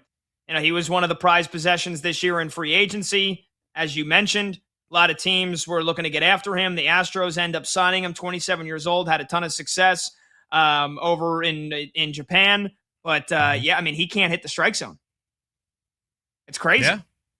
He walked 3 guys in his last start. He walked 4 guys in his first start, and he doesn't even make it out of the first inning tonight. You said they're pulling him right now? Yeah, they just pulled him right now. They have the bases loaded. They're down 3-0, and the only reason why he got an out was because of a botched play. Wow. Yeah, he's got a wild pitch. He already hit Randy Arozarena, and he's got 4 walks. My goodness. I saw an article the other day. Tatsuya Imai's wrong way slider, which is what I guess he's called his pitch. It's called the wrong way slider, is turning heads. Yeah, it's going the wrong way because it's not going to the strike zone. Yeah. But look, I don't want to condemn this. I don't want to condemn his 2026 season, because remember last year, a gentleman by the name of Roki Sasaki, who was literally crying in the dugout after a brutal start to his year, and he got hurt. I think that season ended pretty okay for him in the LA Dodgers. He ended up being basically their quasi-closer and was pretty filthy in the postseason. So I'm not saying Tatsuya Imai is going to have the same fate. It's been a brutal, brutal start. Maybe you get a little phantom IL stint coming for him in the not-so-distant future. But, yeah, this is, I guess you could say hot, because the teams that didn't sign him, again, his ERA is going to look like my waist size, or most of our waist sizes after this game tonight. So, yeah, it's been a brutal start, but I'm not going to condemn the rest of his season. I will say that much. Look, just like you called the Masters, I'm calling it over for Tatsuya Imai. Look, you can't hit the strike zone. You can't get out of the fourth inning. And sure, maybe they could do what they did with Roki Sasaki in LA. However, look, the Astros are not as deep as the LA Dodgers in pitching. And the Astros are not as good as the LA Dodgers as a baseball team. So I don't think that's going to work. They didn't sign this guy to be a bullpen guy. They can't afford for this guy to not be good if they're going to compete in the AL West. You're right. The Dodgers had that The Dodgers had that affordability. They were like, hey, we've got it. Well, even then, they were banged up with their starting rotation, but they're like, screw it. We're the Dodgers. We'll just, he's hurt. All right, he'll come back and pitch out of the bullpen for us. I agree with you. Houston needs him to be a starter, and they need length from him. Yeah, you're not going to. I don't see any way you can get it. He throws his fastball 41% of the or 46% of the time. Throws his slider 41% of the time, and then he's got 3 other pitches that he uses less than 5% of the time that he's pitching. You got to learn how to mix that up, man. You got 5 pitches, and if I know what's coming, and I know that you can't throw two of your pitches that you throw most of the time, you can't even throw them for strikes. That's a bad recipe, man. That is a bad recipe. They need to find an IL stint for this kid right now. They need to find he's got a hammy, he's got a blister, he's got something, and he's got to go figure this thing out. And they've got to get him in with the pitching coach every single day. He's got to figure out what he's going to do moving forward, because it is right now, as is, this kid's going to be a bust. And it's not going to be good for the Houston Astros. They cannot afford him to not be a top-end starter. Yeah, and I'm looking at his baseball reference page when he was in the Japan League. And I guess the control was always kind of like, if there was an issue to be had for a guy that had an ERA of 1.92 last year, an ERA under 3 in 2024, it was the walks, right? I mean, I'm just looking what it was his walk per 9 innings. Last year was 2.5. The year before that was 3.5. He had 4 walks per 9 innings in 2023. So yeah, the command has kind of always been an issue, but he's been able to offset that with legendary strikeout stuff, at least in the, again, in the Japan League. So it's not a real surprise that he's struggling with big time command when guys aren't going to fish out of the zone for that slider. So yeah, he needs to kind of relearn how to pitch here on the fly and work in some of his other pitches. Not looking great. Right now, his walks per 9 is 7. Yeah, that's not very good. It's not at all. All right, not at all. Let's alternate here, because I know you want to talk some more baseball, but I will switch it up and let's talk some basketball. How about this? Because I know you have been talking up your Spurs, so I'll give you another opportunity. You've been talking up your Spurs. I know you're a Bulls fan, but you, just like I've adopted the Hornets, you've been saying since November, you love the Spurs, you love Wemby. We are one more game closer to the Nuggets being the 3 seed, and the Spurs are already the 2 seed. I'm going to assume both those teams win the first round series. And so if the Nuggets meet the Spurs in the second round, hot or cold, Jokic and Denver are sending Wemby home. Cold. Look, the Spurs team is really good. I don't think people realize just how good this Spurs team is, but you just look at the records this year. You look at what are they? They're 3-2 versus the Spurs. No, I'm sorry, 3-3 this year versus the Spurs. So they played them 6 times. That's what I'm looking at here. Oh no, I'm sorry. I'm looking at it wrong. They are 2-1 versus the Spurs this year. My apologies. I was looking at the dates incorrectly. Okay. So 2-1 versus the Spurs this year. They've played the Spurs well. All of the games have been relatively close. Yeah. All 3 have been decided by at most 5 points. Yeah, so they lost 139-136, won 136-131, and won again 136-134. So and that game last Saturday was absurdly good. That was a playoff preview if there ever was one. Wemby had 34 points and 18 rebounds. Jokic hit the big floater over him in OT. Jokic had 40 points, 8 rebounds, 13 assists. Like, that's a glimpse of what you're going to get in the second round. And they've scored 136 points in every meeting, have the Nuggets. So, in both teams have been in the 130s in every meeting. This Spurs team is good. They are a team that is built for the playoffs. I know a lot of people are like, oh, we have to see them in the playoffs. We have to see what they can do. But Wemby's a dog. Look, Wemby is a triple double every damn night waiting to happen. He is for damn sure a double every single night. You got De'Aaron Fox, who's been really good. Stephon Castle's been really good for them. I think that the Spurs team is ready. I think the Spurs team's going to take that next step. So for me, I'm cold. I think that I still think the Nuggets win the West because, I mean, they have OKC's number. So I still think that I'm sticking with my original thing that I said this back in November. You mean the San Antonio Spurs are winning the NBA title.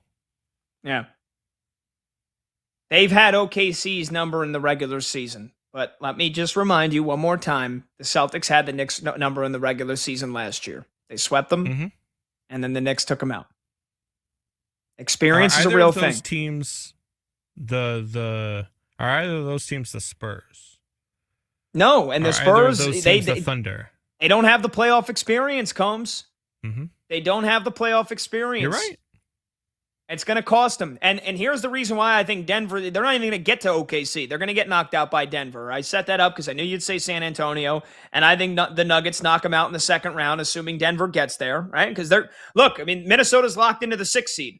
So if Denver wins tonight, I think they're just about mathematically guaranteed to be the 3 seed. You're going to have Nuggets T-Wolves in the first round. That's going to be a war.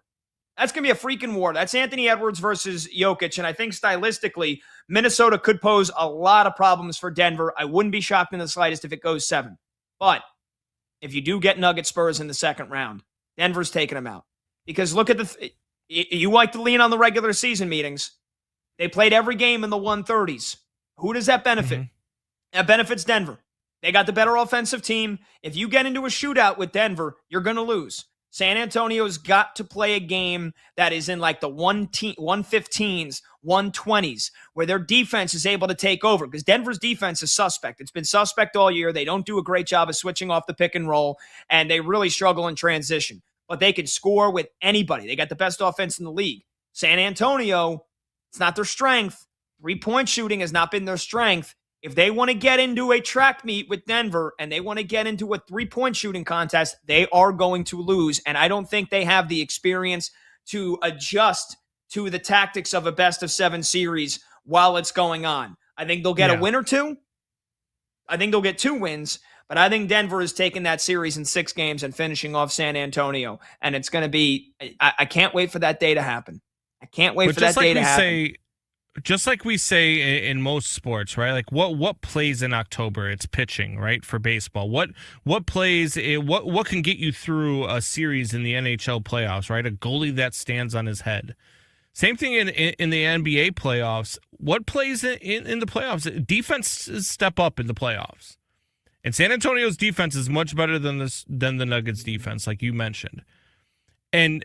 You talk about their playoff experience. What playoff experience did the Oklahoma City Thunder have before 2024? They hadn't been there in 12 years.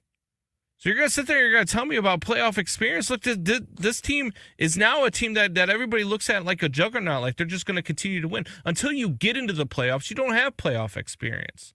That's true for everybody. These teams get into the playoffs and then they step up. What playoff experience did the Boston Celtics have? Ahead of winning their title. They got to the NBA Finals and lost to the Warriors. Core. They got to the finals and lost to the Warriors. And the Thunder got to the second round and got bounced 2 years ago. And I think you need that by Luka and the Mavericks. You need that slice of that humble pie more often than not. You need the trials and tribulations of losing and, the clutch shot making that goes into a game 5 in the final minute, a game 6 in the final minute, a game 7 to then be able to play with it. And I don't think the Spurs have it outside of 2, role players and Harrison Barnes and Luke Cornett. They De'Aaron Fox has played basically 1 playoff series in his career. They don't have it. And I think it's going to ring true. I disagree. And I think that the Spurs team is going to be able to play through. I think you're going to be surprised. And I think we're going to be talking about this as it goes because I'm right and you're wrong. All right. What else you got for me? All right. Let's go to this one. Let's say in basketball. The Boston Celtics will at most lose 1 game heading into the Eastern Conference Finals. I think they're going to walk to the Eastern Conference Finals. That's just disrespectful. It's just completely disrespectful. Now you're taking a shot at my New York Knicks that it's looking like that is guaranteed to be the second round if we do get chalk. And I don't think there's anybody in the play-in tournament that's going to trouble the Celtics. And I think the Knicks are going to get past whoever ends up being the 6th seed because it's now looking more and more likely that it's either going to be the Raptors or the Magic, and I'm not scared of either of those teams. So I think we're getting Celtics Knicks in the second round. And even then, the potential opponents for the Celtics in the first round, who would be, the 7th seed coming out of the play-in tournament. It could be Orlando, could be Philly, and it could be Toronto. They probably would sweep Toronto. Depending on if Joel Embiid is good to play. I mean, he had an appendectomy. Add that to the incredible, strange list of injuries Joel Embiid has suffered either right before the playoffs or in the playoffs.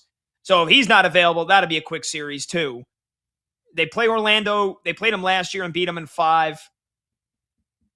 I'll even give you the sweep in the first round for Boston. They are not beating the Knicks in 5 games, and they're not beating the Knicks at all. So that's an absolute ice cold take from you, and I know that you did it just to get me upset, and it worked. Congratulations. Look, I think the Celtics are walking. I think they're walking to the finals.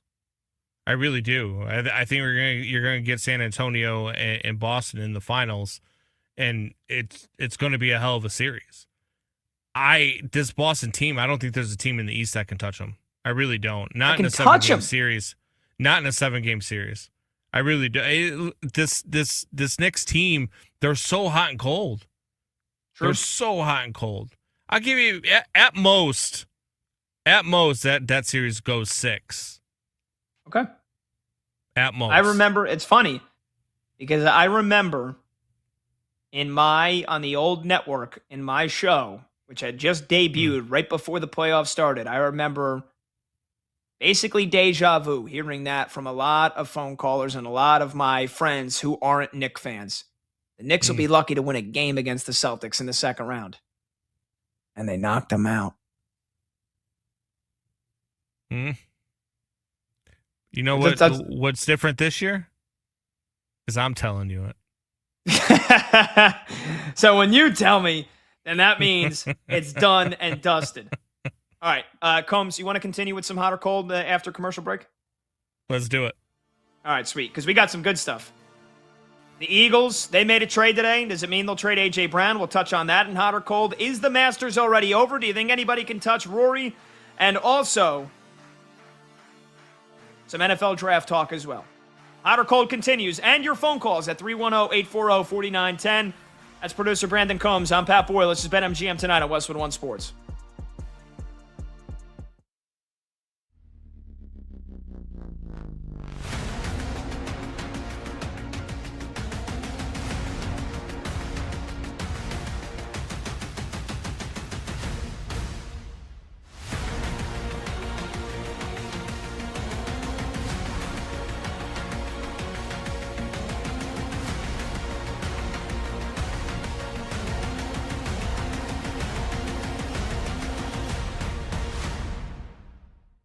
Why it matters that Sidney Crosby is back in the Stanley Cup playoffs. Why does it matter? Because anytime a legend and one of the best players in a sport is involved at the highest levels of their sport, it is good for that game. I just got done talking to you about Rory. It's good for golf if Rory is involved at the top of the Masters leaderboard. It's good if Scottie Scheffler is there. It's good for the NFL when, I know a lot of us don't like it, but when Patrick Mahomes and Josh Allen and Joe Burrow and Lamar Jackson are playing in AFC championship games. It's good for a game and a sport. And for sports fans, even if you're not a hockey fan, you're somewhere outside of Jackson, Mississippi right now listening to the sound of my voice on Westwood One Sports. trying to convince yourself that you're going to spend more than 3 seconds, if that, paying any attention to the Stanley Cup playoffs when they start in a week and a half. I'll tell you why you should. And I'll tell you why you don't have to like the Penguins in order to care. Because it's good for the game. Look, Sidney Crosby is no longer the singular best player in hockey. He's not. There's too many Nathan McKinnons and Cale Makars and Cole Caulfields, who just scored his 50th last night for the Canadiens. There are too many Connor McDavids and Jason Robertsons and Kachuks wandering around the league who may be more entertaining than Sidney Crosby. But there is no better all-around representation of the game of hockey and just sports in general. I'll be honest. Again, I'm not saying this as a Penguins homer. I'm saying this as just a fan of sports in general. There is no better representation of the game of hockey or what you want your superstar athletes to be than Sidney Patrick Crosby. I'll give you an example, and it has nothing to do with the game. The other day, the Pittsburgh Penguins had their team photo on the ice at PPG Paints Arena in Pittsburgh. And, they set up all the chairs. They got the risers for guys to stand on, so you get that nice 4-row tiered picture that you can sell as a poster and people can get autographed. And after they were done with everything and the ice was being cleared off, people were taking the benches and the risers and putting everything away. You know who was grabbing folding chairs and skating them over to the doorway to be put away by the facilities staff? Sidney Crosby. One of the best players in the history of the game is picking up folding chairs and skating them over to the doorway to help put things away. Like you make your kids do after they're done with a play date or a birthday party at someone's house. Hey, don't forget to clean up before you leave.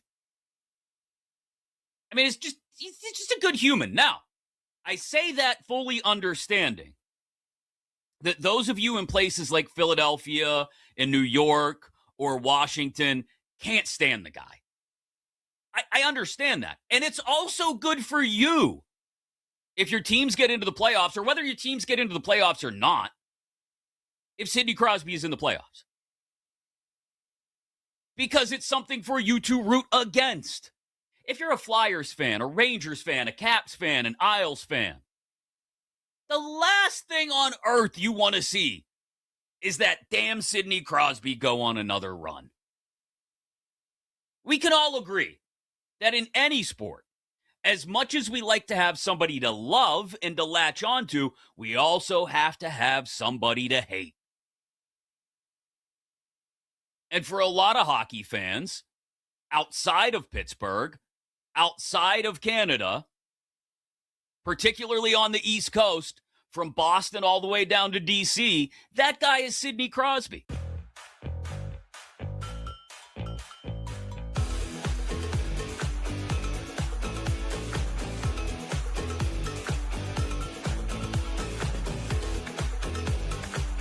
Late games, loud opinions, and money time moments. BetMGM Tonight rolls on.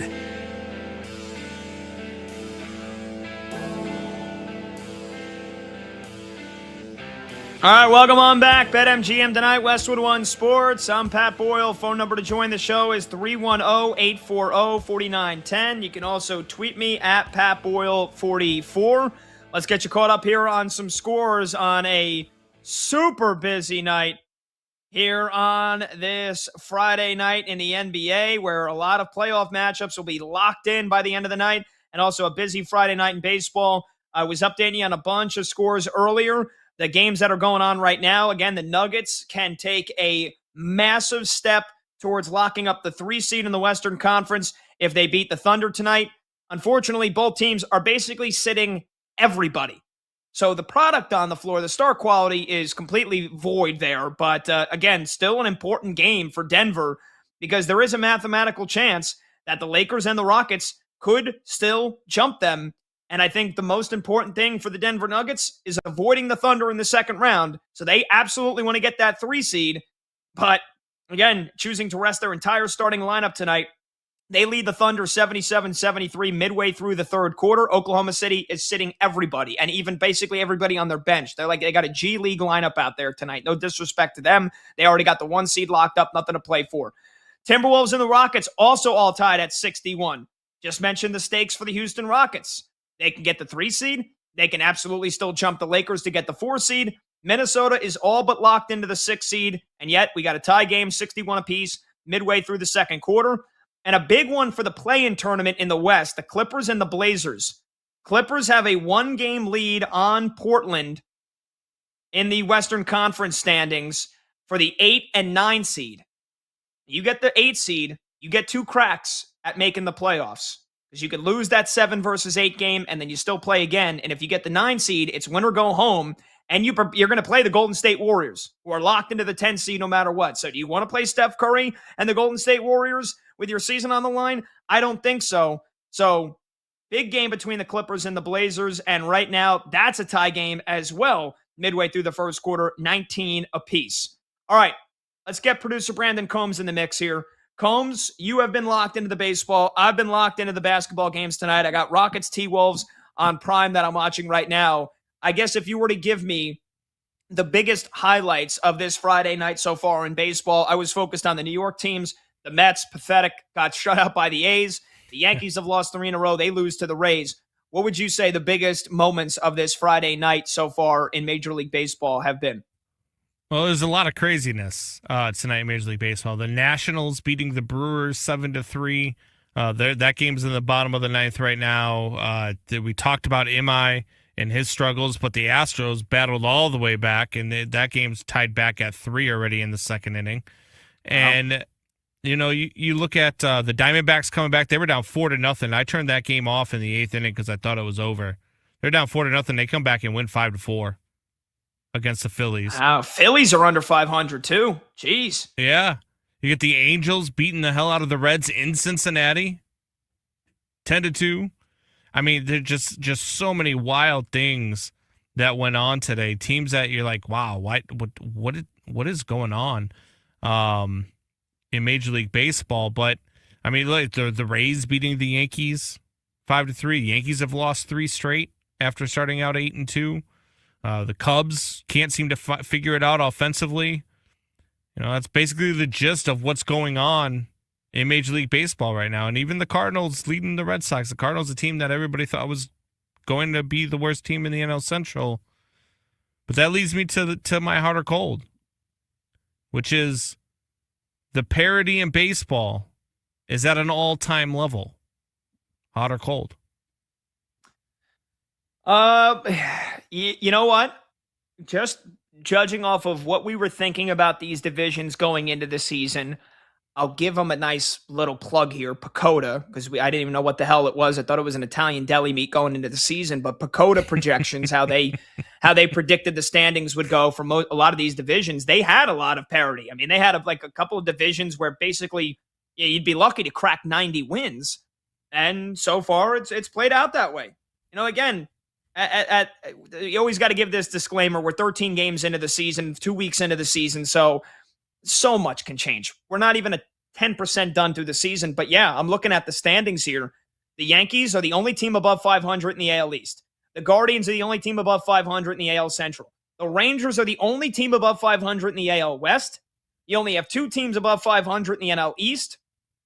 The Cubs are in last place in the Central, and the Cardinals, who we thought would be terrible, are above 500.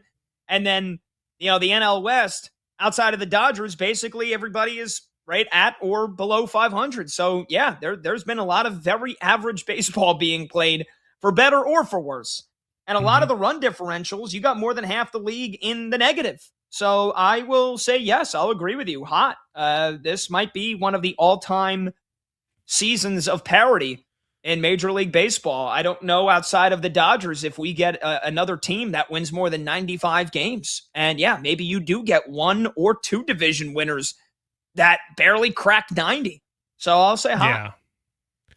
Yeah, and it's trending that way, right? Like it's trending to the point where there's going to be a lot of good divisional races. Now, yes, more than half of these teams right now that are hanging in there are going to fall off as we play more baseball games. It's just going to happen. The Washington Nationals are 4-8. They're sure they're winning tonight and beating the Brewers. Thank you, Washington. We needed that. But and the Cubs are the only team under 500 in the NL Central. I don't think that that's going to continue to be a thing. But I do think that there's going to be a lot of teams and a lot of races outside of the NL West that are going to be in it down the stretch. I think that the AL West is wide open. I think you've got probably 3, maybe even 4 teams. If you count the A's, who I think the A's are sneaky good, that can win that division. You look at the AL Central with the Twins, the Royals, the Guardians. The Guardians always find a way to be good. There's no way that the Tigers are going to continue to be a team that's 4 games under 500. They're too good to be that. I think a lot of that has to do with playing cold weather baseball and sloppy baseball in cold weather. You saw what the Cubs did offensively when they went to Tampa Bay and they were playing in warm weather in a dome. They were able to put up runs. They come back to Wrigley today. It's 45 degrees. The wind's howling in, and they can't score. So I think a lot of that has to do with the early season, with the cold weather. I think you're going to see a lot of this stuff change. But I do think the AL East, you got the Yankees, you got the Blue Jays, and you got the Orioles. I think all 3 of those teams are capable of winning that division. You got 3 teams in the Central Division that are all capable of winning that division. 4 teams in the West, like I mentioned, all capable of winning the division. NL East, I still think you got 3 teams capable of winning that division, maybe even a 4th if you count the Miami Marlins, who right now are the second team that's over 500 in that division. So I do think that there is a ton of parity in Major League Baseball, more than we've ever seen. And I think that that's good for the sport. It's just a shame it's going to end up in a lockout in December. Yep. I mean, that's it's going to hang like a black cloud over the season all year long. All right, let's talk Masters here because it's been the main theme of the show for me. I think it's over. I think Rory McIlroy has already won his second green jacket. Hot or cold, the Masters is officially done. Rory's going to win it again. Cold. And here's why. It just takes one bad day in golf, right? Like Rory has a bad day tomorrow, and let's say he shoots 2 over, 3 over. And at the same time, Patrick Reed or Tommy Fleetwood or hell, Justin Rose, the guy who gave Rory hell last year, have a big day. And they go 4 or 5 under. Now all of a sudden it's a 1-stroke lead heading into the final day. So I think it's far from over. I think you were crazy. I thought you were crazy when you said it, but I love you for saying it because I mean it's a bold take, and you bet your ass that I clipped it for Monday, because if you're wrong, boy are we coming in hot. Boy are we coming in hot. But if you're right, we'll give you your props too. Rory looks good. And it's funny that you've already called it over because just 2 nights ago, your hot or cold was hot or cold. Rory McIlroy does not make the cut. I remember that one because I do. You know what? Yes. And after the first round yesterday, I said, well, I could double down and say that he might struggle, but no, I said it's going to be hard to catch him. It's going to be hard to contend with him. If only I said the guy that I thought my head would pick to win the tournament, if only I had said he would miss the cut, I would have looked like a genius because I thought Bryson was going to win it. And Bryson misses the cut. And I thought Rory would miss the cut and Rory's going to run away with it. So I was there. I just had my takes flipped there. I was nearly spot on. I mean, I was about as wrong as you could be going into the tournament, but that's the beauty of it, man. That's the beauty of it. It is. And that's fair. And that is fair. You have a lot of former champions that missed the cut, too. I mean, you're talking Bubba Watson missed the cut. Spawn missed the cut. Johnson missed the cut. DeChambeau, I don't think he's ever won one. He misses the cut. There's a lot of guys out there that missed the cut. No, Bryson's won a couple. Bryson won he won the U.S. Open. What was that? Just last year or 2 years ago? He won the U.S. Open 2024. The Masters is what I meant. Oh, yeah. The Masters, Yeah. yes. Which, by the way, that I completely, and this wasn't even that long ago. I completely blanked from my memory JJ Spawn winning the U.S. Open last year. That was crazy. Yeah. Yes. And the runner-up was Robert McIntyre, who flipped off the. He got caught flipping off the cameras. He got fined for it, and he had about as brutal of a weekend as you could have. Which I guess that was the U.S. Open, but still. Have you ever seen the movie Role Models? Oh, of course. So the guy, the holy guy who does Wings. He's always the big brother, and he's real tiny and always like really like soft spoken. You know who that's Robert McIntyre. I'm so happy that guy missed the cut, so I don't have to look at him anymore. Well, you say he looks like every time he misses a putt, he goes, "Oh shucks." Yeah, gosh darn it. Yeah, you just got to do it in a Scottish accent, though. But I hate that guy in that movie. If I had a nickel for every year I've been at Sturdy Wings, I'd have enough to play a game of Pac-Man. Oh my god, that guy drives me nuts. He's so brutal. That movie is great. If you never, that is a great movie. That's one that we did this a couple weeks ago. I think I told you gotta take one out of 4 of like the best comedy movies in the last 20 years. And I think I listed Superbad, Wedding Crashers, 40-Year-Old Virgin, and I forget the other one off the top of my head. But like you have that B tier, which I would put like Pineapple Express in. I would put Role Models probably in that B tier because there are so many quotable moments from that movie. Sean William Scott, guy who plays Stifler. That's all I always call him. Scott. Yeah, Stifler. He's awesome. Paul Rudd's awesome. That's a great movie. And I love the whole lair thing, hilarious. The Dungeons and Dragons fighting. Yeah. And the little kid, I forget his name, actor. He was, just hilarious in that movie. I think he's got a hyphenated name as well. So does Christopher Mintz-Plasse, who's in that movie. Bobby J. Thompson, who plays Ronnie. Bobby J. Thompson. He was, he made the movie. Yeah, he was so funny. Obviously a lot of his lines we can't repeat for FCC reasons, but sure. If you've never seen that movie Role Models and you're a fan of comedy, check out Role Models for sure. That's something we could do next week with our guy PJ Glasser. We could do a get rid of one segment because he's a music and a movie guy. I don't know if you've ever worked with PJ, but PJ, I think I've done 1 or 2 shows with PJ. In the old iteration of the network. I didn't know. I wouldn't peg him for that. He's a big music and movies guy. Okay. Oh, yeah. Good. Oh, absolutely.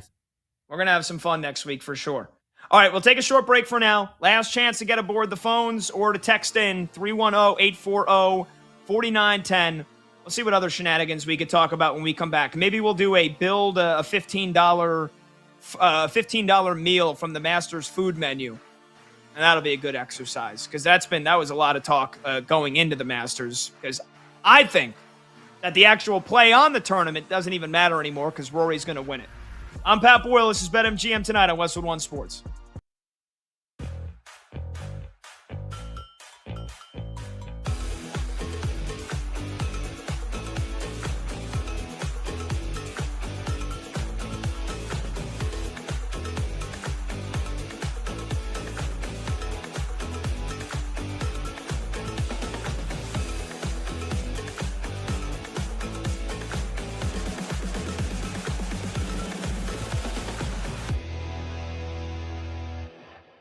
If the Lakers get through the first round. They're not, Chris, so don't worry about it. What are the realistic timelines on Luka and Reeves? If somehow the miracle happens and they get through the first round with LeBron and Bronny running pick and pops up top, maybe those guys reappear. I think I actually just saw the Lakers play last night, and I can only tell you that the people who cover that team are resigned to it's going to be a lot shorter season than everybody thought. So you never know with those type of injuries.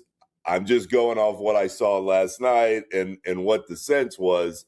And the sense was it's going to be a little while. And I think it would be a huge surprise to everybody across the league if the Lakers appeared and were up back and running with Luka and Reeves attempting to get into the second round. I mean, if it ends up being Houston, as it looks like it'll be on track for, Houston's had plenty of issues, but Houston's going to get through this version of that Lakers team.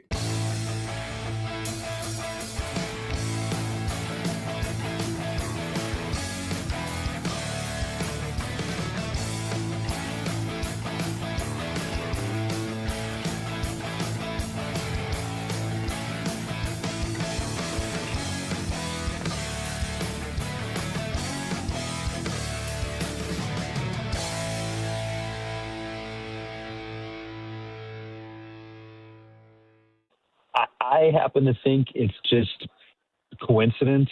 Like, I know there's been a lot of conjecture. Oh, well, they don't play enough real golf, or they don't play enough difficult courses. I have a hard time buying that. I mean, Bryson's been good here the last 2 years playing the live schedule. Rahm hasn't played great at the Masters since he joined live, but he had 2 top 10s in majors last year.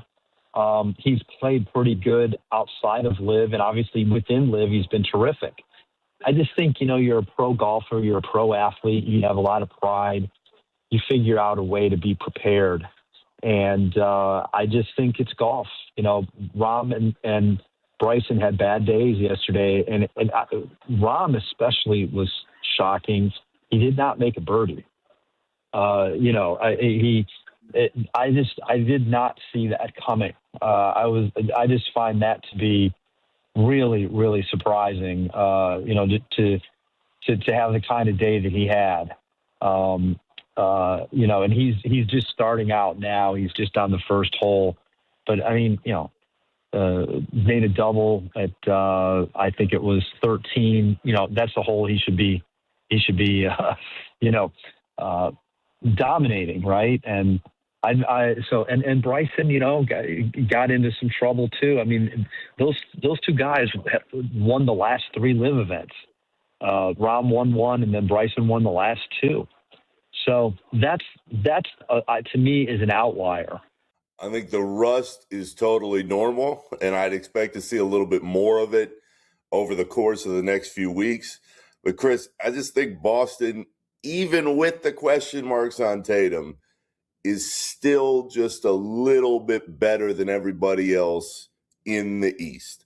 I trust their supporting cast a little bit more, at least right now, than I would for the Knicks or the Pistons. And I believe that if everybody stays healthy, and of course that's always the biggest key, they're still just a cut above, on top of the fact that out of the group of coaches that we're talking about at the top of the East, give me Joe Mazzulla in that group every time. So he'll find a way, even if Tatum shows more rust, to compensate for that somewhere else. So from what I've seen from Boston over the last month or so, I think they're the team that would come out of the East. And the questions about Tatum are fair.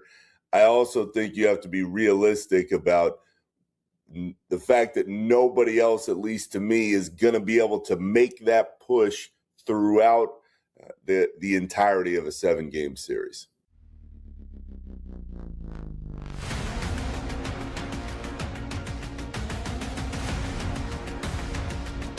Loud opinions and money time moments. BetMGM Tonight rolls on.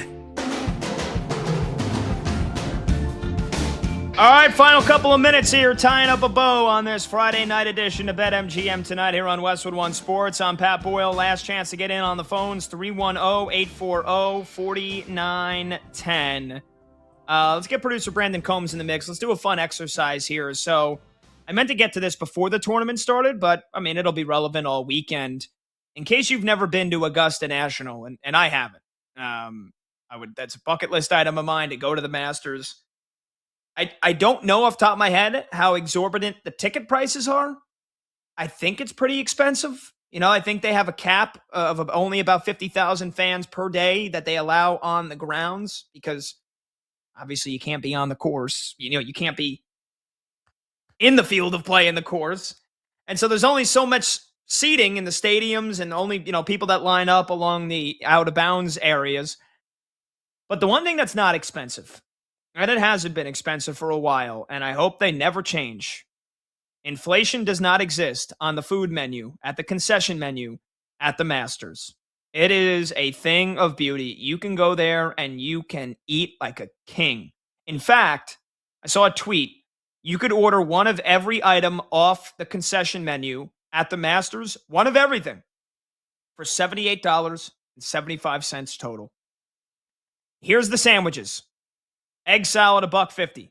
The pimento cheese, $1.50. Pork barbecue, $3. Savory tomato pie, $3. The Masters Club, the chicken salad on honey wheat, the ham and cheese on rye, and the classic chicken, all $3. The breakfast, which is served until 10 a.m., you can get a coffee for $2. You can get a chicken biscuit or a breakfast sandwich for $3. You get a blueberry muffin or a fresh mixed fruit cup for $2.50. In terms of the beverages, soft drinks, bottled water, fresh brewed iced tea, all $2.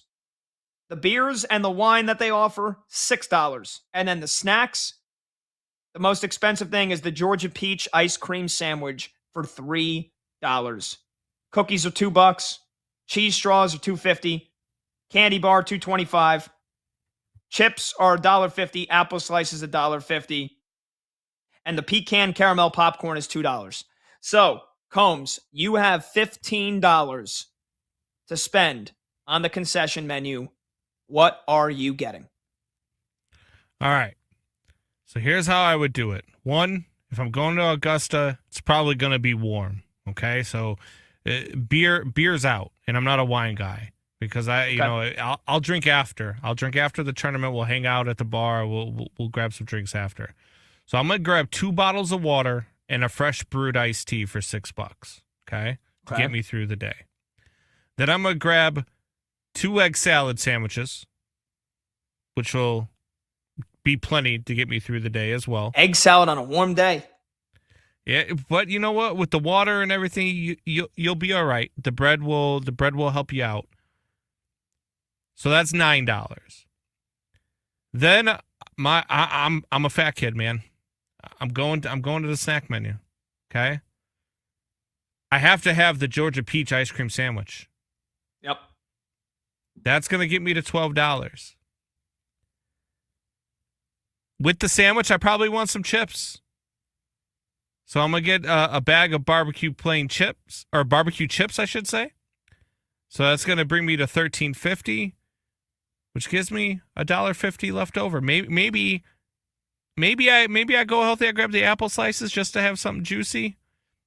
Or maybe I get fat and happy and go back and get some pimento cheese. Okay. That's a solid choice. Solid choices. I'm gonna basically get breakfast and lunch while I'm there. So here's my $15.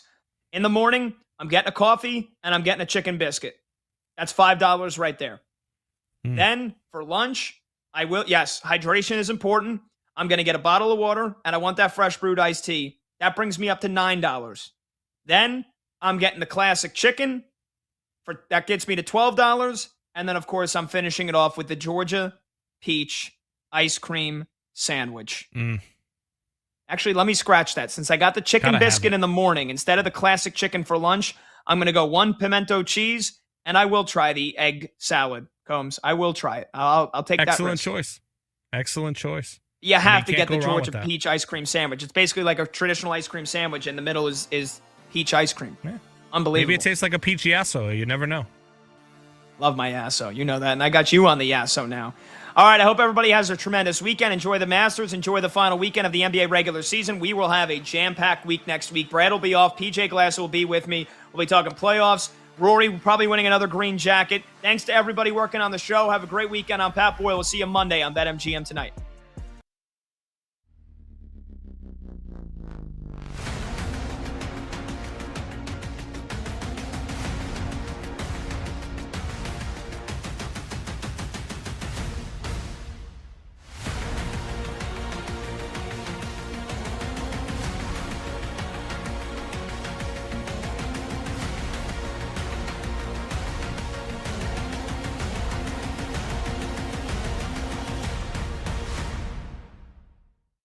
I have a solution to the problem I'm about to tell you about.